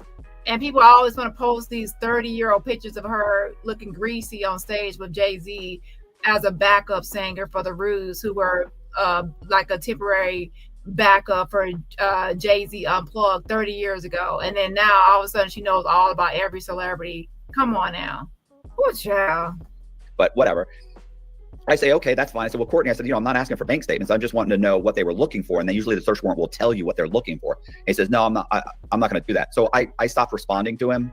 I figured I'll never talk to him again. 4 or 5 days later, which I want to say is, Burgess on the 28th, he texted me again. He said, I was just raided again. And I said, by who? And this time he came back and he said, by Homeland Security. And I thought, that might be true. Like now, at least you got the agency right. So, and before I could even ask him, he sends me a copy. He goes, here's the search warrant. He sends me a copy of the search warrant. So there you go. The first time he was all, like Jekyll Hyde personality, and I'm not showing you no receipt. It's all in my business. And then the second time is because he actually finally gets a subpoena. So then now he sends it. You see, the first time he doesn't have a receipt because he's lying. The second time he gives a receipt because he's telling the truth that he finally has a subpoena. But a subpoena is different from a raid. When I read it, of course, it's not the search warrant. It's a subpoena to appear in front of a grand jury. Wow. By the way, in it, they want a copy of all the tapes, all the flash drives, storage units, computers, anything that has anything associated with Sean Combs, and any material or showing him with anyone, any type of essay, videos, film, anything. I mean, it's a long list of everything they want. So here's my thing. I will actually pay for it if he actually gives me the receipts, because I will pay for good receipts.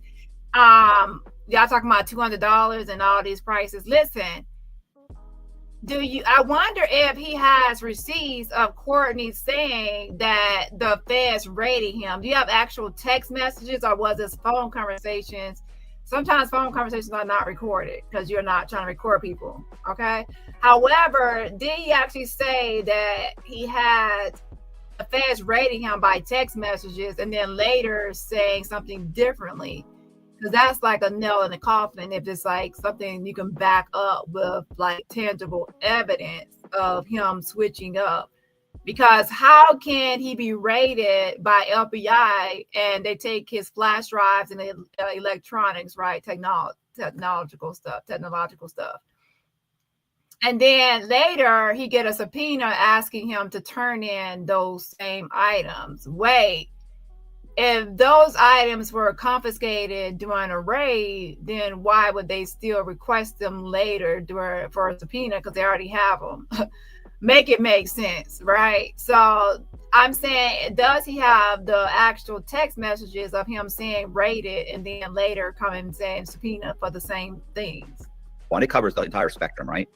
One of the things they want, of course, is the flash drives, which he had already told me were stolen or were taken by the FBI. So do you think that Homeland Security would then raid you if the FBI had taken all of your stuff? So all the stuff that you just told me has already been taken. Now Homeland Security wants. Well, why didn't Homeland Security just knock on the door of the U.S. Attorney's office and say, we'd like to take a look at what the FBI just brought you? Whatever. I don't know. I'm not, I'm not living in fantasy land, so I don't really know how his mind, what he's thinking. So but once again, I read it and I was like, oh, wow. So you got to go down there and talk. He said, what should I do? And I said, what do you mean? You got to go talk to him. It's a subpoena. And he said, I don't like going in. I remember that. I wish I could I'll show you the text if you want, but it's horrible. The grammar's just, you can imagine. It's just the worst. I want to see all the text messages. So that's the actual receipt. Anyway, basically the crux of it is I don't like going into buildings like that. I guess he's talking about like the federal building. Most large cities have a federal building. He said, because you go in places like that and you don't come back out, And I said, look, that's not true. They just want to talk to you. And by the way, this is what's funny is that the subpoena they served him on the 28th, but it was the 24th that they issued the subpoena. So it was the day after. I'm sorry. It was a few days after my podcast aired. So, and he specifically Burgess told me that they watched my podcast, and that's why they served a subpoena on him. So here's what happened. So I talked to him. We texted a little bit back and forth. And he says he's going to get an attorney. He tells me that he needs to talk to an attorney. I think I even said, do you want me to suggest an attorney? And he said he's got an attorney. Well, he ended up getting oh shoot, I forget her name. Ariel. We've had Ariel and Courtney on together on this channel live. Okay, so. Yeah. Ariel, he gets. Someone mentioned a body language expert. Yeah, I already played some of his video earlier today, and about a day after, after the body language expert did like a video on Courtney, I reviewed the video. So I actually did commentary on it as well. It's Ariel. And he gets her, and he then goes and speaks in front of the grand jury. Now, this is what he told me happened in front of the grand jury. In front of the grand jury, he tells me that they played my video or my podcast with him, and they asked him questions about the podcast and the things that he said. So I can imagine in front of the grand jury, he probably stuck with what he had said on mine. And they asked him, where are the flash drives? What did do you have them? And he said, no. You know what he didn't say? He didn't tell them the FBI raided my house and took the flash drives. He didn't tell them that because obviously that's not true. What he said was he threw them away. And obviously the government would know if the government raided him already. So they would already know where we already got the stuff during the raid, so we don't need to do a subpoena, right? So he obviously, that was just a lie he told social media to get us on social media to back down about him having child pornography. So he said, oh, the feds got it. Just like with Jag saying that she's an informant.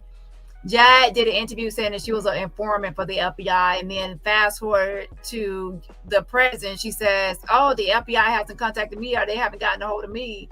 But before, she was telling everybody she was an informant. You see, the story changes based on the day or the hour or who they're talking to. Pretty Kitty brought up a good point. She says, then friends them after she dominates the rest of their share interviews. Yeah, she was just like attacking Misha, calling Misha a liar, saying possible drug use, saying that, Adria house in Virginia out like defamation, defamatory statements, and other comments about her. And then, attacking. And then she tries to say later, she'll try to befriend them. Oh, let's make a song together, Adria. Oh, I want to protect Misha, protect Misha. She's like on a campaign to protect Misha.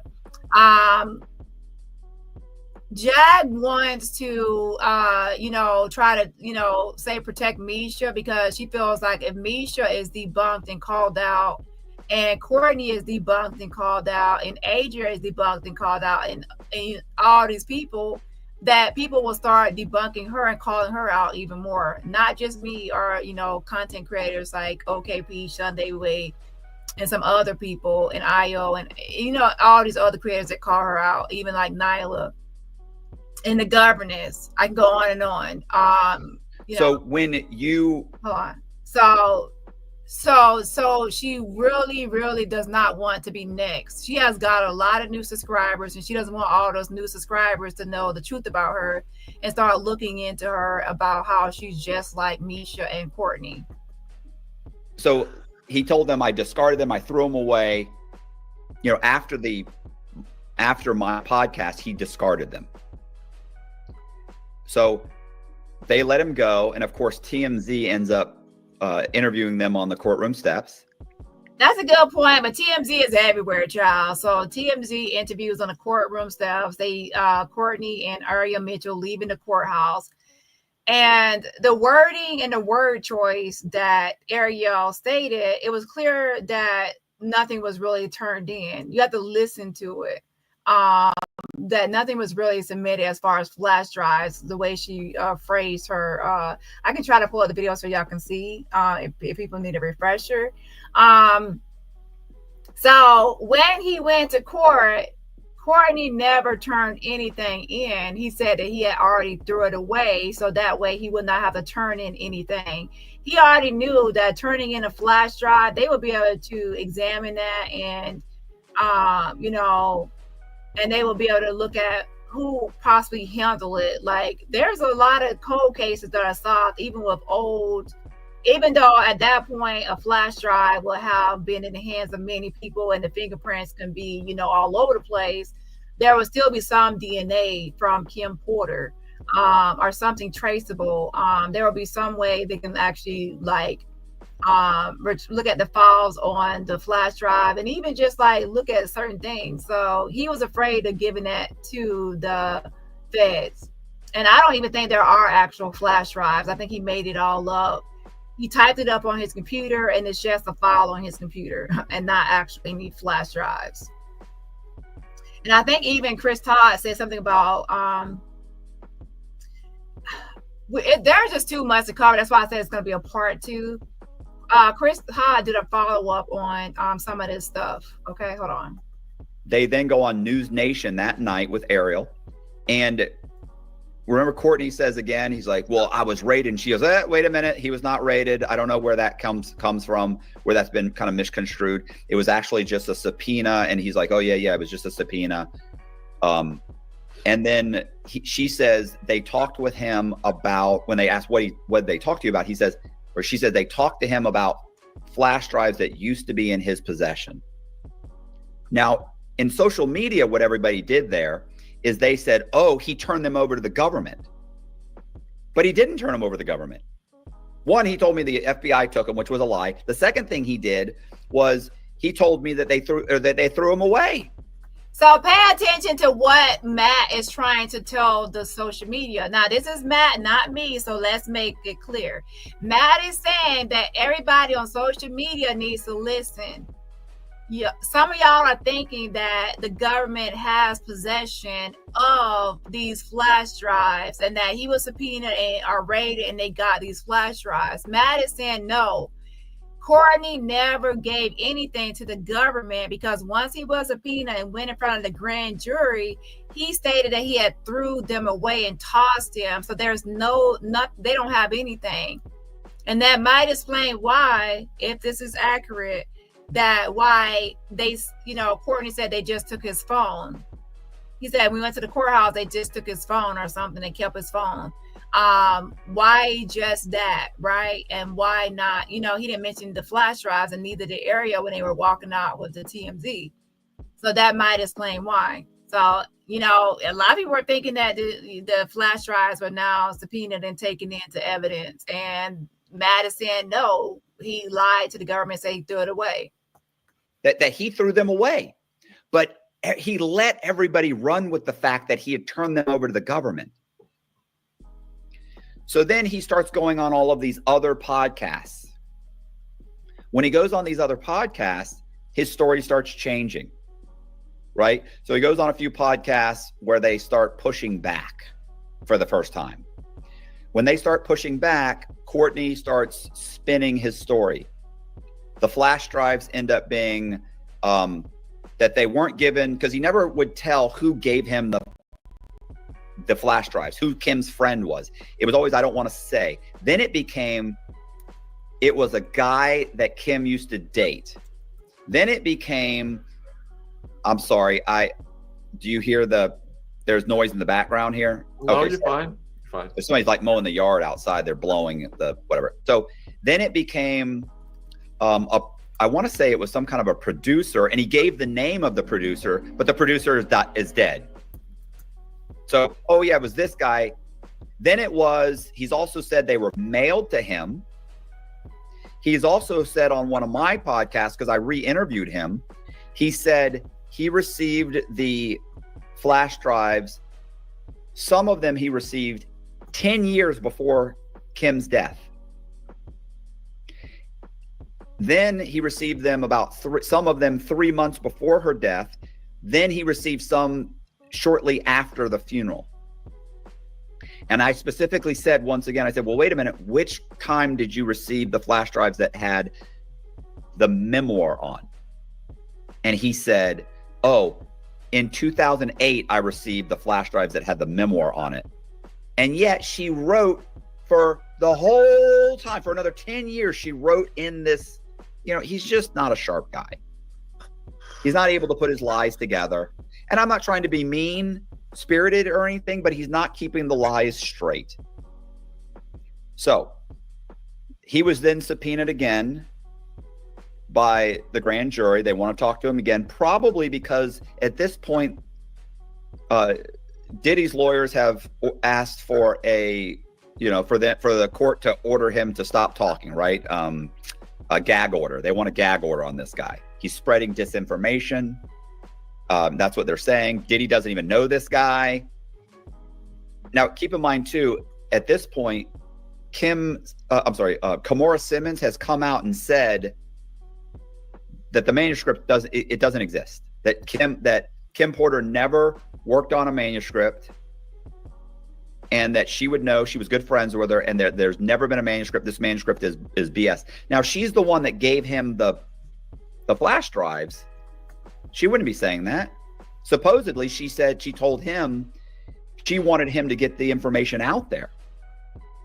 She wanted Diddy to be caught for her friend's, murder or unaliving or whatever to revenge her, that whole thing. None of this is true. Kimora Simmons didn't give her anything because there are no flash drives that have ever existed. The second time, by the way, his lawyer doesn't allow Courtney to go in front of the grand jury. So why is that? If you want to help with the prosecution of a monster, why would you not allow your client to go back in front of the grand jury? The only reason is because the grand jury, at this point, the U.S. attorney was going to paint him into a corner with his lies, which would give them grounds to indict him. That's the only thing I can think of. So, and keep in mind, here's the reason they chose not to go. So you tell me, if you're subpoenaed by a grand jury, Sean, do you get to say no? If you're subpoenaed by a grand jury, I don't think so. No. Isn't that an arrestable offense if you say yes. no? Yes. I mean, I can tell you right now, what's his name? Shoot, I forget his name. He just did 3 months in prison 4 months in prison for it, right? The guy that is he runs it's a show called The War Room with Steve Bannon. Steve Bannon just did 4 months for not going in front of a grand jury. It was Congress, but it's the same law. It's the same ruling. So you can't just say no. The only way you can say no is this. You plead the Fifth. The Fifth Amendment allows Americans to say, you cannot force me to answer questions that could incriminate me in a criminal procedure. You can't make me say things or answer questions that will get me indicted for a crime. That's the only way. Well, guess what? He doesn't go because his lawyer had to have said, I'm not allowing him to go because under the Fifth Amendment, I'm in fear that he may say something that may get him indicted. And so they shrugged it. They said, okay, that's fine. That's all you have to say. The problem with Steve Bannon in his case is he just didn't go. He didn't say that. He just said, I'm not going. Well, you don't get to do that. You have to, it's one or the other. You show up and answer some questions or you plead the Fifth. That's it. We've got almost 4,000 watching live. Please subscribe to Matt Cox's channel on YouTube. I will put the link in the live chat as well. And we are So I'm gonna wrap it up after I get to the hour. So there's like 10 more minutes before I get to the hour, and then I'm gonna finish the rest later this evening for part 2. And then after that, I'm gonna get into my other stuff, with Adria and Jag stuff. Okay. But I definitely want to do the Kim Porter, and then in part 2, I'm gonna actually go over some things that we could possibly do once I look into this more, to make sure that, Chris Todd does not get money from Amazon. Chris Todd the Fraud, Courtney Burgess. He's selling his book on his own website, but there's still ways to kind of shut down the money on that as well through the payment processor. He's using, what payment processor did I email? I can't remember off the top of my head, but it's a payment. I sent it through my petition update. The payment processor can be contacted about the book, like scams or frauds being used to process their payments through their Visa and all that. So, anyways, I'm gonna get into that in part 2 of what can possibly be done. Okay. So it's not just about talking, it's also about trying to take some sort of action towards whatever we're talking about. So anyways, let's listen to about 10 more minutes and then I'm going to finish the rest tomorrow. But yeah, I'm going to also review the whole Jane Doe. She can't be anonymous anymore. I have the documents. I'm going to review that before we get out of here. I also want to show y'all this. So this is actually, I guess Chronicle Speaks posted this clip, so I don't have to go find the original source. I'm just gonna listen to her clip real quick. Kimora Lee. It says Kimora Simmons speaks about Kim Porter's book. Now, I already posted the other tweets, not tweets, but Instagram posts, but let me play this video as well. Let me add this to this video. Why I read that out loud. There are no parts of no books, you guys. That's a lot. I probably should sue them for causing so much trouble with they fake selves. They lying. Now, you know, I don't lie. I might not say what everybody want to hear, but it's no lie that's told. So she's reading a comment. So I guess one of the comments she's reading is asking her about parts of the book or whatever. And she's trying to say, this is about a week ago, she says there's no parts of the book, basically saying that they lying. And it's not no book, whatever. What other parts of Kim's books? Oh my God. I don't know why I read that out loud. There are no parts of no books, you guys. That's a lot. I probably should sue them for. But she said, why did I read that out loud? She was obviously reading the comment, okay? Causing so much trouble with they fake selves. They lying.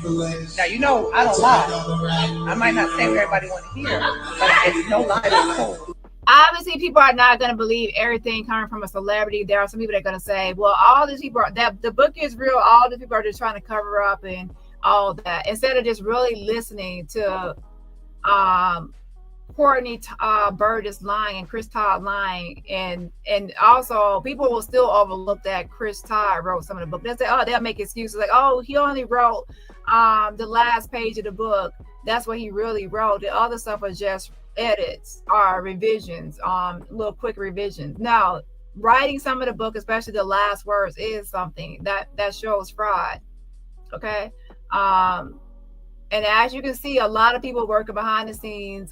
Chris Todd was calling out Courtney Burgess, Matt Cox, and we're going to get into the next part where there's other people calling out this scam too, that were working behind the scenes. And people behind the scenes and insiders are calling out the book. You got to take heed, okay? They're obviously know these people. They've been working with it behind the scenes with these people so they can know what's going on as an insider, okay? But yeah, so I'm going to get into the Jane Doe and then I'm going to end the live for today. Hold on. Getting all the facts laid out tonight. So, we've had many of these characters on that Matt is talking about, and there's been various theories swirling around them, but Matt knows them all, and he's laying it all out for us tonight, and we appreciate this. So here's something that's funny too about the Kimora Simmons thing. I'll be sure it has not co-signed any book. People are just spreading disinformation. He has actually put out a cease and desist, wanting the book taken down, and not just the part about him. Just the he said that wasn't the book. Again, when somebody says something, ask them for a receipt, and I guarantee you there won't be one receipt of I'll be sure saying that book is real. Yeah, I think some people want a book to be real, you know, and you have to think about it. The book has stuff that's that has been in blogs and movies. So it's not saying that everything in the book is a lie, because it's saying that she didn't write the book. That's the same thing people say about Jag. We're not saying that everything she says is a lie. It's stuff that has been passed down and rumored and gossiped and said or stated or known already. Even Jonathan Oddie already mentioned stuff about freak-offs with Cassie and Diddy masturbating and being a sex slave back in 2018, way before Jag. This stuff has already been rumors. Wendy Williams has said stuff. 50 Cent has said stuff.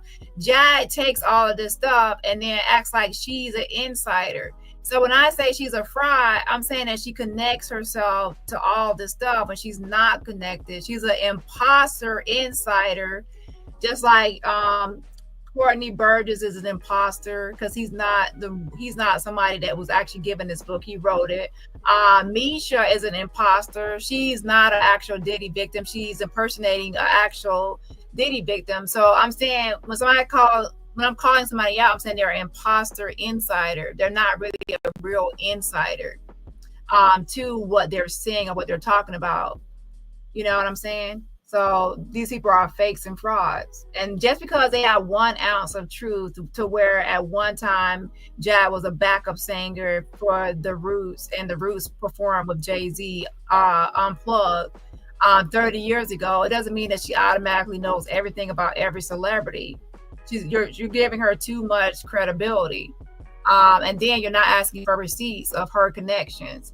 And the connection she does have is when she has attached herself to people or latched on to people. Because everybody that comes out, Gene Deal and everybody, she didn't know about these people ahead of time, or she didn't have like a long friendship with these people. Once they came out and they start getting notoriety and they start being popular, she attaches herself to those people so that way she can try to get credibility moving forward. You have to watch out for her. She attaches herself to everybody. And even Natanya, she doesn't have no long relationship with Natanya. She attaches herself to everybody. Chris Todd, I guess, has had kind of an issue with Courtney, right? Like he's kind of been going back and forth. They've had like an issue, like, you know, arguing about something. I don't know the particulars. Chris Todd reached out to someone to contact Courtney. Courtney thought, because it came from something called like protruecrime.com or something. I don't know who that is. He thought it was me emailing him on behalf of Chris Todd. So he sent me the email. So in the email, it's this guy saying, look, Courtney, I don't know what's going on between you two, but Todd wanted me to specifically tell you this. And what he said was, you need to reach out to Kimora Lee and ask her to come forward about the flash drives. Because otherwise, I'm going to have to come forward and mention it, right? He's going to have to say something. He's trying to get him to go to Kimora to come forward. So I think that Chris Todd really believes that Kimora Simmons gave Courtney these flash drives. Now, I think Todd is probably, if he's been paying attention to the things that Courtney's been saying, he's probably questioning it, like, but he may be thinking, well, maybe Courtney's spinning it. Maybe he doesn't want to say anything. No, Chris Todd has been calling out Courtney and already, especially when he was getting on his nerves. Chris Todd is not fooled, and in fact, he's just as involved because he also wrote some of the book himself. Like he made changes to Courtney's book and wrote it. And I wonder if he actually ran it by Courtney that he was going to rewrite the last page, because if he did, I don't know if he did or not, Courtney should say, well, we don't want to change Kim's words, but if he agreed to it or he let it go, Chris Todd did it himself, I don't know. The point is, he wrote some of the book. I don't think that that's true. I think that Courtney thought, I'll convince, Wade and Todd that that I received these flash drives from Kimora Simmons, and that will give me the credibility with these two, because Todd was like, oh, you can't just give this to me and tell me nothing. Todd had to say, who gave them to you? And so he said, her good friend Kimora. Let me just tell the viewers, we're supposed to have Chris Todd coming on tomorrow evening, folks. So get ready for that one as well. So I think that was what happened with Todd, right? And it's been speculated in social media that Kimora Simmons was the person that did this. But, Courtney has never come out. I don't believe he's come out and said this. I don't think Todd has said it. Todd is simply threatening Courtney that I'm going to say it. If you know what I'm saying? Like, if you don't give me these flash drives. But now the flash drives, he's come up with this scenario where he threw them away or the FBI took him. So here's the problem with this whole thing, by the way. So I'll wrap it up and then we can talk. No, keep going at length, because we've got plenty of time and you've got almost 100 questions have come in. Okay. Well, yeah, I want to get to the question. So here's and we're basically wrapped up anyway. Here's the problem with the scenario for Courtney, and the the government's case. Because the government knows, and keep in mind that Diddy's lawyers have told the government, we want this guy shut up. We want him to be a gag order placed on him. He's got to stop talking. He's spreading disinformation, is basically what they had said. The government hasn't stopped Courtney from talking. So what's happened is this. If the government at this point knows that Courtney is spreading all of these rumors and that these things aren't true because he's lied multiple times, and the government has not gagged him, so that the only choice for the government is for the government to charge him. Because if they don't charge him, then what they're doing is that the government is basically endorsing Courtney's version of the events. The government is saying, hey, this is true. We believe this is true, and we've allowed this guy to talk on all these platforms. We've allowed Todd to talk on all these platforms. Todd is innocent, by the way, because Todd believes that Kimora gave Courtney these flash drives. So I don't think Todd's doing anything wrong. But Courtney is spreading. He keeps on trying to give Todd a pass. No, Todd does not believe that for 1 second. If Todd does not believe the timeline, and he actually called out how Courtney lied about the whole Shakira Stewart and how that was impossible because he unalived himself in 2008. And then on top of that, Courtney told him that an A-list celebrity gave him the flash drive, which is Kimora Lee. That's two different stories.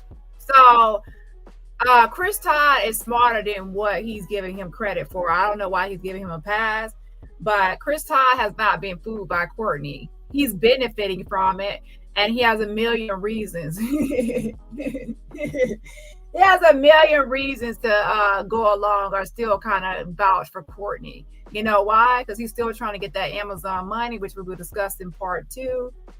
Of $1 million. So he has $1 million reason why he was still not really come too much for it right now. Money is on the line here. Okay, so he will play stupid for $1 million. Let's be clear. Okay, he called out some stuff, but he's not going to fully expose Courtney until he tries to see about that money first. Well, the one thing Todd has done, which once again, not his fault, is looking into the fact that, hey, is anybody interested in buying these tapes? By putting that out there, it spread, and suddenly all of these social media people are screaming, hey, there's some people out here trying to shop tapes, video, essay tapes of, Combs with minors. And that's the first time that's ever come up, was when Todd started that whole rumor. Not that he meant to. He certainly didn't know that that's what was going to happen. But it is what happened. It's a result. Not his fault. I don't think it's his fault. But regardless, that's the only thing he's done that you could say, hey, that backfired. And it's backfiring even though it may look like it's good for the government, it's bad for the government. Because if the government doesn't charge Courtney Burgess, then they're endorsing his version of the events. And Diddy's lawyers, all they have to do is get Courtney on the stand, confront him with all of his lies, and suddenly it becomes, hey, guess what? There are no tapes. All of this is started by this guy who's lying, who's consistently lied about these events, and it undermines the government's case against Diddy. Here's the thing. The actual indictment for Diddy, it actually mentions tapes and also Diddy masturbating and things like that. I don't think they're basing all of their evidence or any of their evidence on Courtney, who just recently came out with this bullshit. Like, Diddy was already indicted and the investigation was already underway.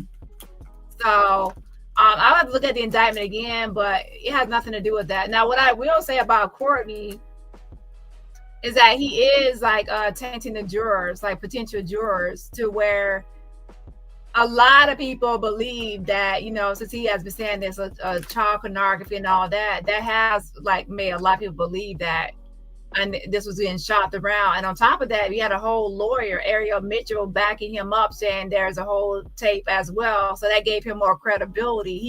He actually used Ariel Mitchell to give him more credibility. And then we also have Chris Todd, you know, giving him credibility, and people are backing him up.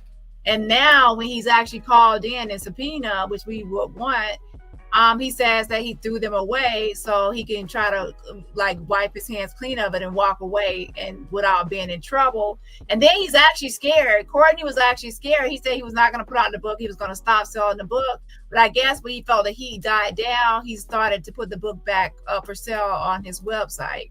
So as of today, he's still, from what I see, he's still trying to sell them, push the book like on his website, not through Amazon. So what Courtney's done is he's helping Diddy's case. Now, what needs to be happening, I hate to say it, but Courtney has to be reported for fraud as well. Now, the other book was actually sold by, you know, Chris Todd, but now Courtney is also selling the book through his website and still purporting that it's Kim Porter's book. So he also, I have reported, you know, Chris Todd, but now Courtney actually needs to be reported. Once, you know, even though people can say, well, he was already subpoenaed, yeah, but that was more like trying to get anything he has. Sometimes you have to put pressure on the government to actually, you know, press charges on somebody and not just let them off the hook. There has to be a certain, you have to add gravity to the situation. And what I mean by that is there has to be a lot of people complaining about fraud committed by Courtney and even Chris Todd, and then that would make it put pressure on the government to actually take action for that fraud. You see what I'm saying? Because that's the main thing that would be charged with is fraud.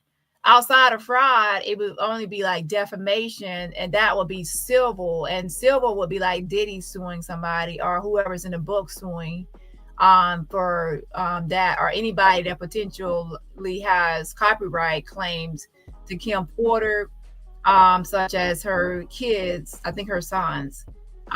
So the only way to really get him charged is for some sort of consumer fraud. Both of them for the sales of the book, you know, tricking people into buying the book, and which is fraudulent activity. Okay, yeah. He's helping Diddy. They may actually be able to use Courtney to try and get the charges dropped, especially if the government doesn't have tapes. Where are the tapes? Courtney said that the FBI got them. If I was Diddy's lawyers, I'd have a field day with that. I have him on one of my podcasts telling me again on the podcast, the FBI raided my house and took the tapes. But then he's told reporters that he threw them away.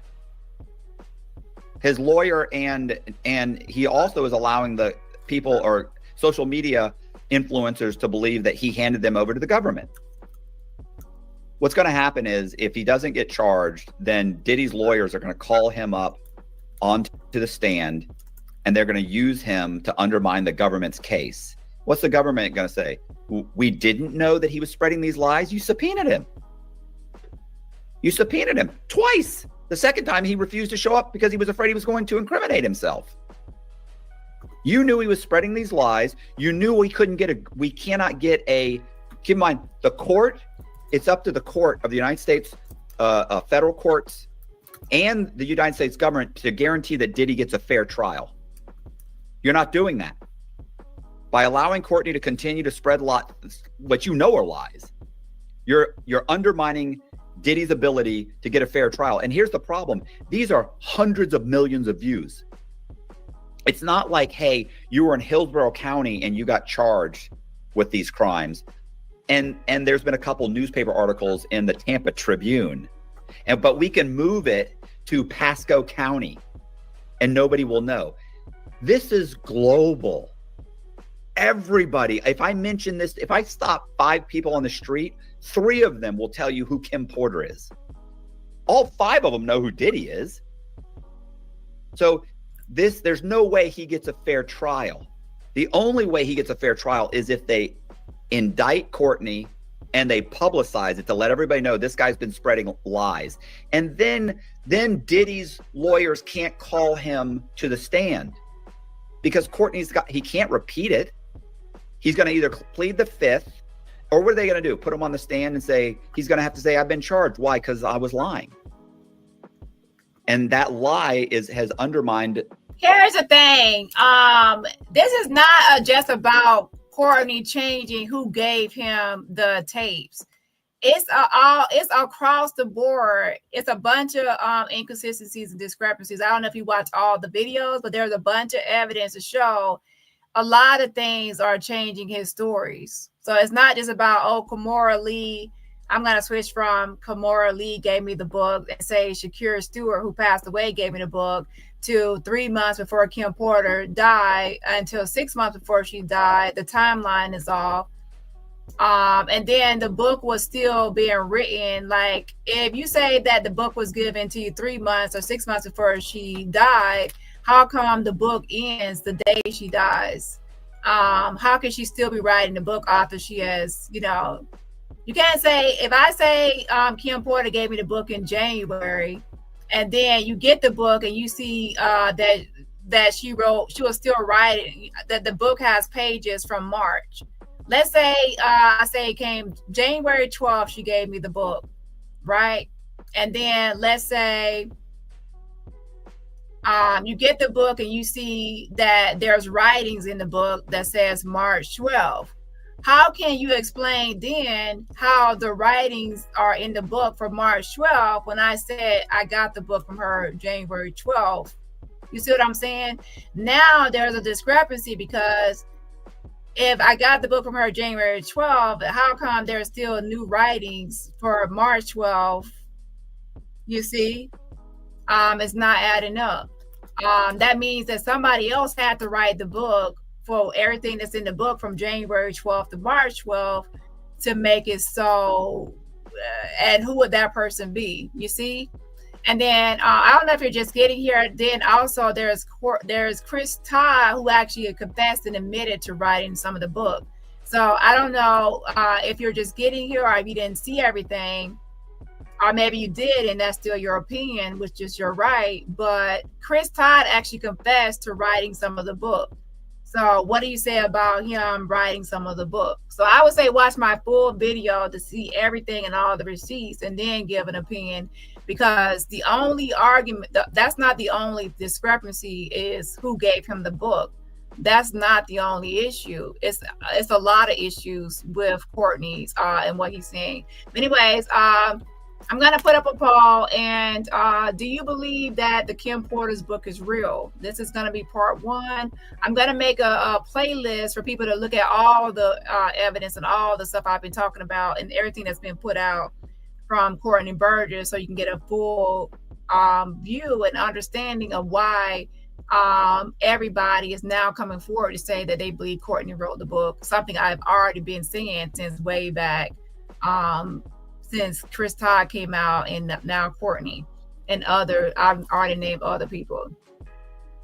But like I said, even with all the receipts and evidence, there's still going to be some people that still believe that that's Kim Porter's book. Hold on. It's made Diddy look extremely guilty, and it's undermined the government's case. So in Courtney's greed to make a whole bunch of money. But I can say 100% that Chris Todd already confessed that he already wrote some of the book, and I actually proved that he wrote some of the book. So nobody on here can ever argue and say that that whole book is Kim Porter's book, because we already have one of the people confessing to writing some of it.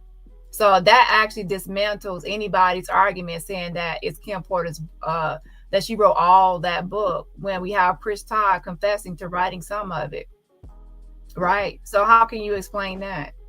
So now you're going to say, well, the whole book is Kim Porter's book, but then he only wrote the last page. No, because now you have to go back and say, if all consumers and purchasers, everybody that purchased the book, if they were aware that Chris Todd wrote the last page of that book in its entirety, in her last words, and that he was actually writing and penning some of the book, would they have purchased the book? And the answer is most people would have not purchased the book at all because they don't want a book at all written by anybody else. There's a difference between like the epilogue and prologue, like introducing her, and then the end, you know, closing out, and somebody else, and it's obviously somebody else admitting to it. Then somebody else writing the book, assuming her identity, pretending to be her, and writing it. Okay, so let me actually put up a poll, and right now I'm going to cut that video off. We're at the hour mark. Let's go to Jane Doe, and I'm also going to put up a poll. Hold on. Right? Like, I mean, you can only imagine. You know what the royalties are on selling a book that, you know, cost a couple bucks to print for $25. Like, of 1.5 over 1.5 million sold. You can imagine the chunk of change these guys are making. So in his attempt, or, you know, to make a small fortune, he may actually end up undermining the government's case and getting Diddy acquitted. Do you think if that plays out, that is an accidental sabotage, or it is an intentional sabotage, and Courtney is some kind of mole? Isn't that funny that you say that? Like, I actually had a conversation with a buddy of mine who said, wouldn't it be amazing if this was all part of Diddy's plan? Like, let's get someone out there to say all this stuff. Let's go ahead and look at the poll. And for those that still believe about Kim Porter's book, what do you say about Chris Todd's confession? Chris Todd confessed to writing some of the book. So I'm curious to know, for people that still believe the book is 100% Kim Porter, why did Chris Todd confess to writing some of the book? Why did he confess to writing some of the book? And it's clear that and it's not just about him confessing. If you take both books and you make comparisons, compare and contrast between both books, guess what? There are changes between Courtney's version and Chris Todd's version. Why is there changes? Because Chris Todd wrote some of it and he confessed to writing some of it. So my question to the people that's still defending the book and the authenticity of the book, what do you say about Chris Todd writing some of the book and admitting to it, or do you not care that he wrote some of it? Maybe you don't care that he pretended to be Kim Porter, took her identity and pretended to be her and wrote her last and final words. Maybe you don't care about that impersonation and identity theft, or taking on her, you know, pretending to be her. I don't know. I maybe don't think that him just doing that is enough to discredit the whole book. In my opinion, it is, right? Hold on.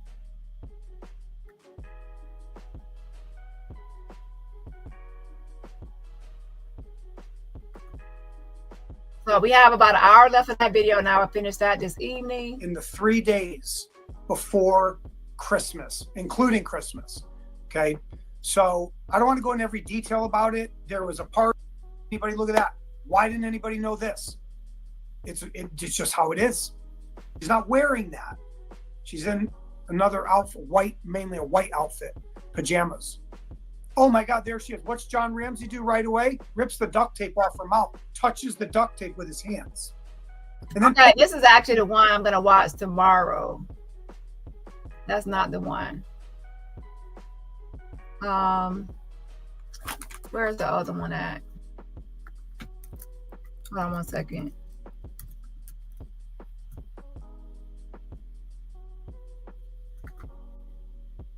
But yeah, take the poll, take the poll. No, I think it's this email.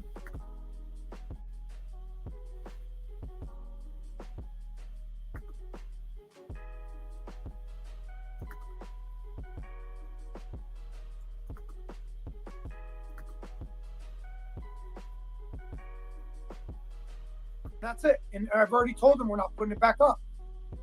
So we've already said that. And we've already told Al B. Shore and his lawyer. We have a good rapport with them. We've already said, made a small offer to them. Like, and I don't mean money. We've made an offer to them, to Al, to make an apology, to pull him out of the book. If we ever down the road did it, he's out of the book, right? Give him our word. But nobody owns Kim Porter.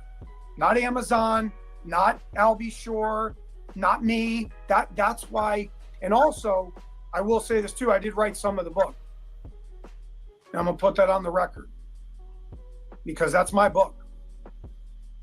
So people need to know that now. I couldn't say that before, but I did. He put it on the record that he couldn't say it before because obviously he didn't want to put out the truth that he wrote some of the book. So nobody can get on here and say, no, that's all Kim Porter book. She wrote all of that book. And no, Chris Todd confessed that he wrote some of the book. And it's actually confirmed that he wrote some of the book because I did a compare and contrast. So with that being said, I'm not really concerned about the tapes. So you're talking about the tapes. I'm not talking. He actually didn't say who gave him the tapes. He was acting like he wasn't acting like it was the same. Well, actually, sometimes he was acting like it was the same person that gave him the tapes as that. I don't know if you were here, but the tapes are actually not real freak off tapes. It's completely laughable, but whenever he describes the freak off tapes, it's already an existing video that's not really a freak off. I'm gonna end this live right now, but I would just say I'm gonna make a playlist for those that want to look through all the videos to make sure you get a full understanding of what has transpired and occurred, to make an informed decision on where you stand with this, because you have to look at all the receipts and everything that's been put out, and then at that point you can make a decision on what you want to believe or not believe. But at least you've done your research to weigh everything out. For that, I would say watch Tu's video, because in Tu's video, Courtney describes what's in the freak off tapes and what people are doing. And at the same time, while he's describing it, Tu will actually play a video of what he's describing, and it's just a regular video that's already online, that everybody has already seen. Is nothing new. When Chris Todd said he has pictures that has never before been seen, when he plays, when Courtney puts out the book and we see the pictures, these pictures are already seen and online. These pictures are not, new. So it's a complete farce, it's complete fakery, and it's a complete fraud. But let me go ahead and get into Jane Doe. And I would do a part 2 of this, and then with action, what we can possibly do, or what I think we should do, or what we can do, or if there's anything we need to do. Because one thing that Chris Todd said was that he possibly could get money from Amazon. And I don't think he should get one penny, considering he confessed to writing some of it, which that's fraud.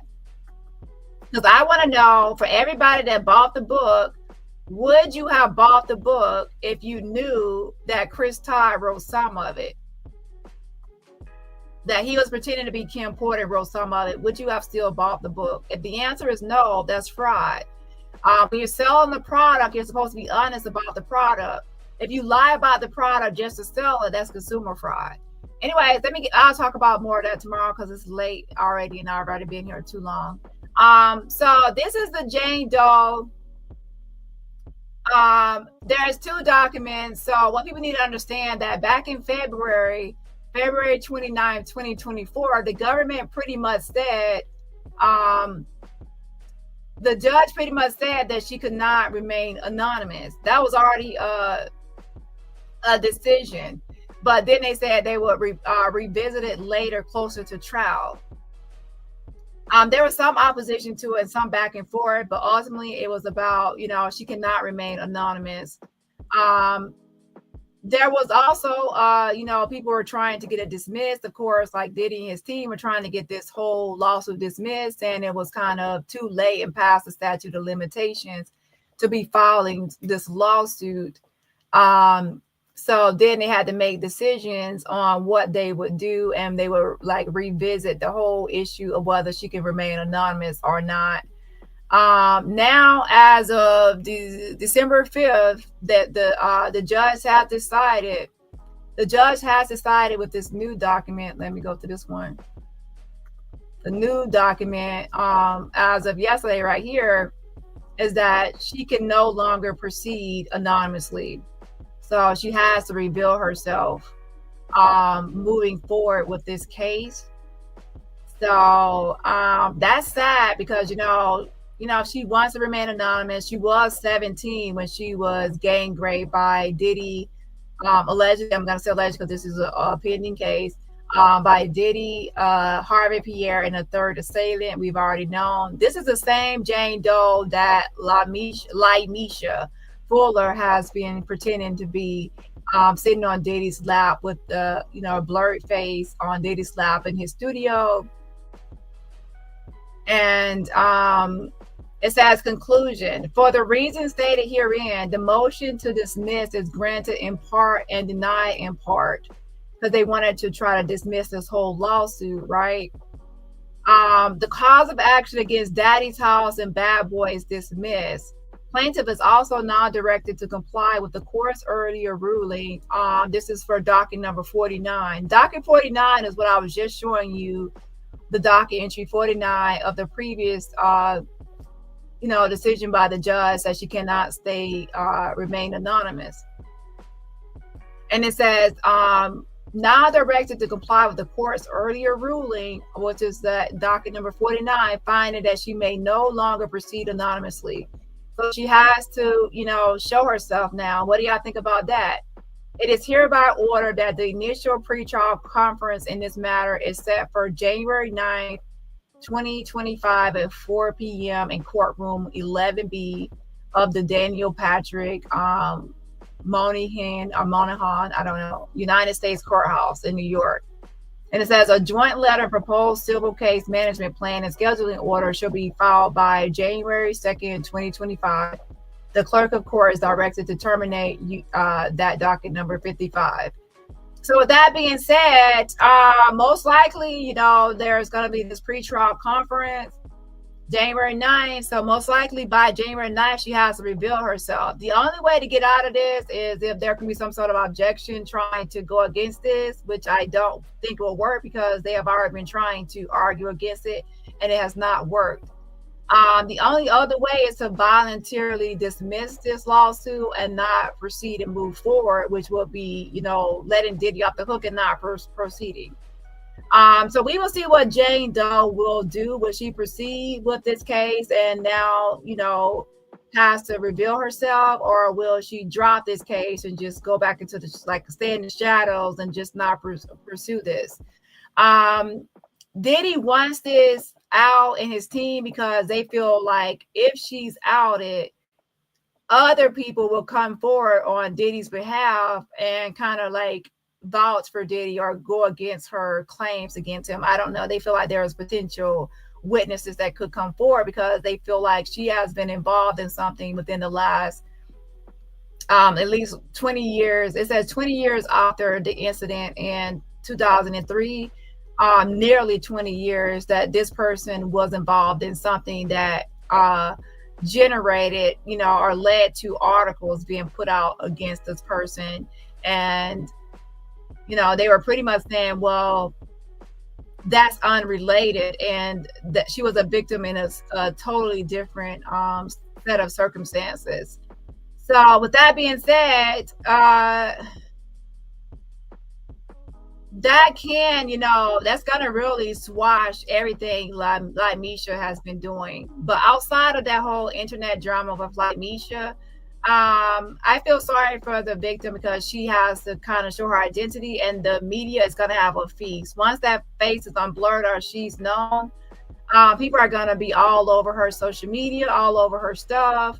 I would say for her to get to hiding social media and get to hiding and trying to remove as much as she can from the public view, because once it's out, Facebook, IG, TikTok, anything she has online will become content. I'm just being honest.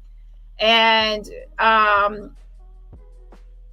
so now is the time for her to try to get stuff privated or as much stuff out of the public eye. But ultimately, she's still going to be revealed and people are going to know who she is by January 9th if she does not voluntarily dismiss this case. And I think that could be a tactic. They probably feel like she wants to stay anonymous, and any of these does that want to stay anonymous, if they could force them to, you know, try to reveal themselves, some people are going to cancel or like dismiss their lawsuit out of fear of being, you know, known publicly, and then, you know, everybody being in their Kool-Aid, whatever. Now, I'm not going to be fake either. I mean, if there's a, like, let's say by January 9th, update comes and she has revealed herself, am I going to look and see who it is? Curiosity kills the cat. I'm nosy, so I'm not going to be faking like, oh, if she reveals herself, I'm not even going to look. I am going to look. Like, am I happy about this? No, but I'm not going to be fake and say I'm not going to look and see who it is if it's revealed, because, yeah, I'm nosy. I'm going to be curious. And I think a lot of us will be curious and see who it is, even though we don't want it to happen. So I'm not a fake person. So if you came to a channel thinking that I'm going to be fake, nah. If an article came out tomorrow and they said that the faces are blurred, I'm going to click on it. I'm not going to be fake and say I'm not going to click on it. Now, will I plaster it all over my YouTube channel? No. But to be honest, I'm not going to say what I will do, what I won't do. But I will be respectful of the case, just like I have with any other case I've been presenting. Okay. So with that being said, that's it, and that's all for now. So wow, I'm sure people are gonna be like, you know, whoo child, a mess. Y'all listen. Misha, I'm also not gonna, I'm gonna be real. Once the person has to come out, and if the person, oh my gosh, y'all listen. The person is completely opposite from Misha. Y'all, I'm going to pass out. Woo, child. I'm going to pass out. The person is completely opposite. I mean, totally opposite, polar opposite from Misha. And, oh my God. Oh my gosh, y'all. That day, I don't know what I'm going to do, but Lord have mercy. Misha, you got some explaining to do. That's all I'm going to say. You got some explaining to do. Oh my gosh, y'all. What is she gonna say now? What will be her lie? Because you know liars will continue to lie. Is she gonna say that's her? She morphed and she transformed? She's like a alien species, Area 51. There is some sort of scientific experiment that, you know, oh my gosh, Twilight Zone. My. Anyways, y'all have a great rest of your day, and hopefully I will see y'all for part 2. Let me see the poll. Part 2 of Kim Porter's book. And also what things that we might need to do moving forward to make sure that these frauds don't collect. Do you believe that Courtney's Kim Porter's book is real? There are 63 votes. 9% says yes, they believe that, you know, Courtney's Kim Porter's book is real. 81% says no, they don't. And that's actually pretty a high number. 3% says they're still thinking about it, and 6% says some of it. So I guess people that said some of it think that maybe Courtney wrote some of the book, and then, you know, the rest is Kim Porter. And then 3% says they're still thinking about it. So for those people, they might want more evidence and more receipts before they can actually make a, you know, final decision, right? Which is okay. And then 81% says, fuck no, I already made up my mind. They don't think that Courtney's Kim Porter's book is real, and that's the majority. And 9% says, yes, I still am convinced that Courtney's book is real. And if you're saying that Courtney's book is real, you're also saying Chris Todd's book is mostly real, because there are changes, but the book, so Courtney's book and Chris Todd's book are the same. Besides, there are some revisions, and then the last page was completely written by Chris Todd. So saying that you believe that Courtney's is real is also kind of saying that you believe that Chris Todd's is real, besides at least the last page. Okay, because it's I would say to watch the other video, like showing you what changes were made between the two. Anyways, I still say that's a great thing. At least the majority, 82%, are not really buying that that's Courtney's book. And I'm sure as time goes on and there's more receipts put out, the number might even increase to 90%. Because sometimes it starts off like 50%, or 30, 50, 60, and then it goes up. And then ultimately at the end, it ends up being 90% once more receipts are put out. Anyways, y'all have a great day. I appreciate all y'all. Oh, let me give a shout out. Shout out to, I might have to give a shout out tomorrow because I waited too late. Shout out to Tiffany Willis. Thank you so much for the Cash App. Again, shout out to Tiffany Willis. And she dropped some roses for the Cash App. Also, shout out to Liv Moore. She says for some lemon pepper wings while you work. That was earlier. Thank you so much. I appreciate it.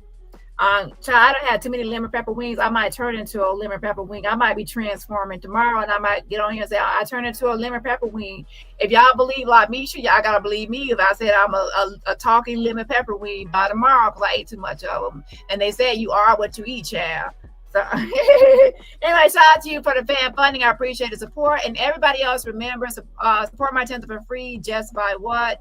Hitting that like button. Anyways, if I was a lemon pepper wing, how would I actually talk? Like, what language would I speak?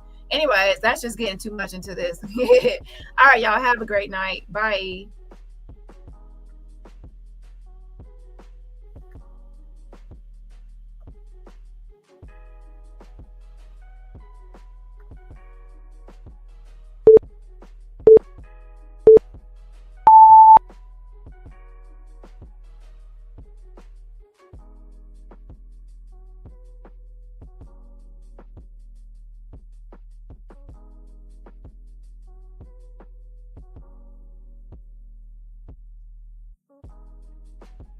I gotta go. I gotta go. Don't ask me why. I gotta go. I should've left a long time ago. I don't even know how I got here, but I gotta go. Things have to change. I can't stay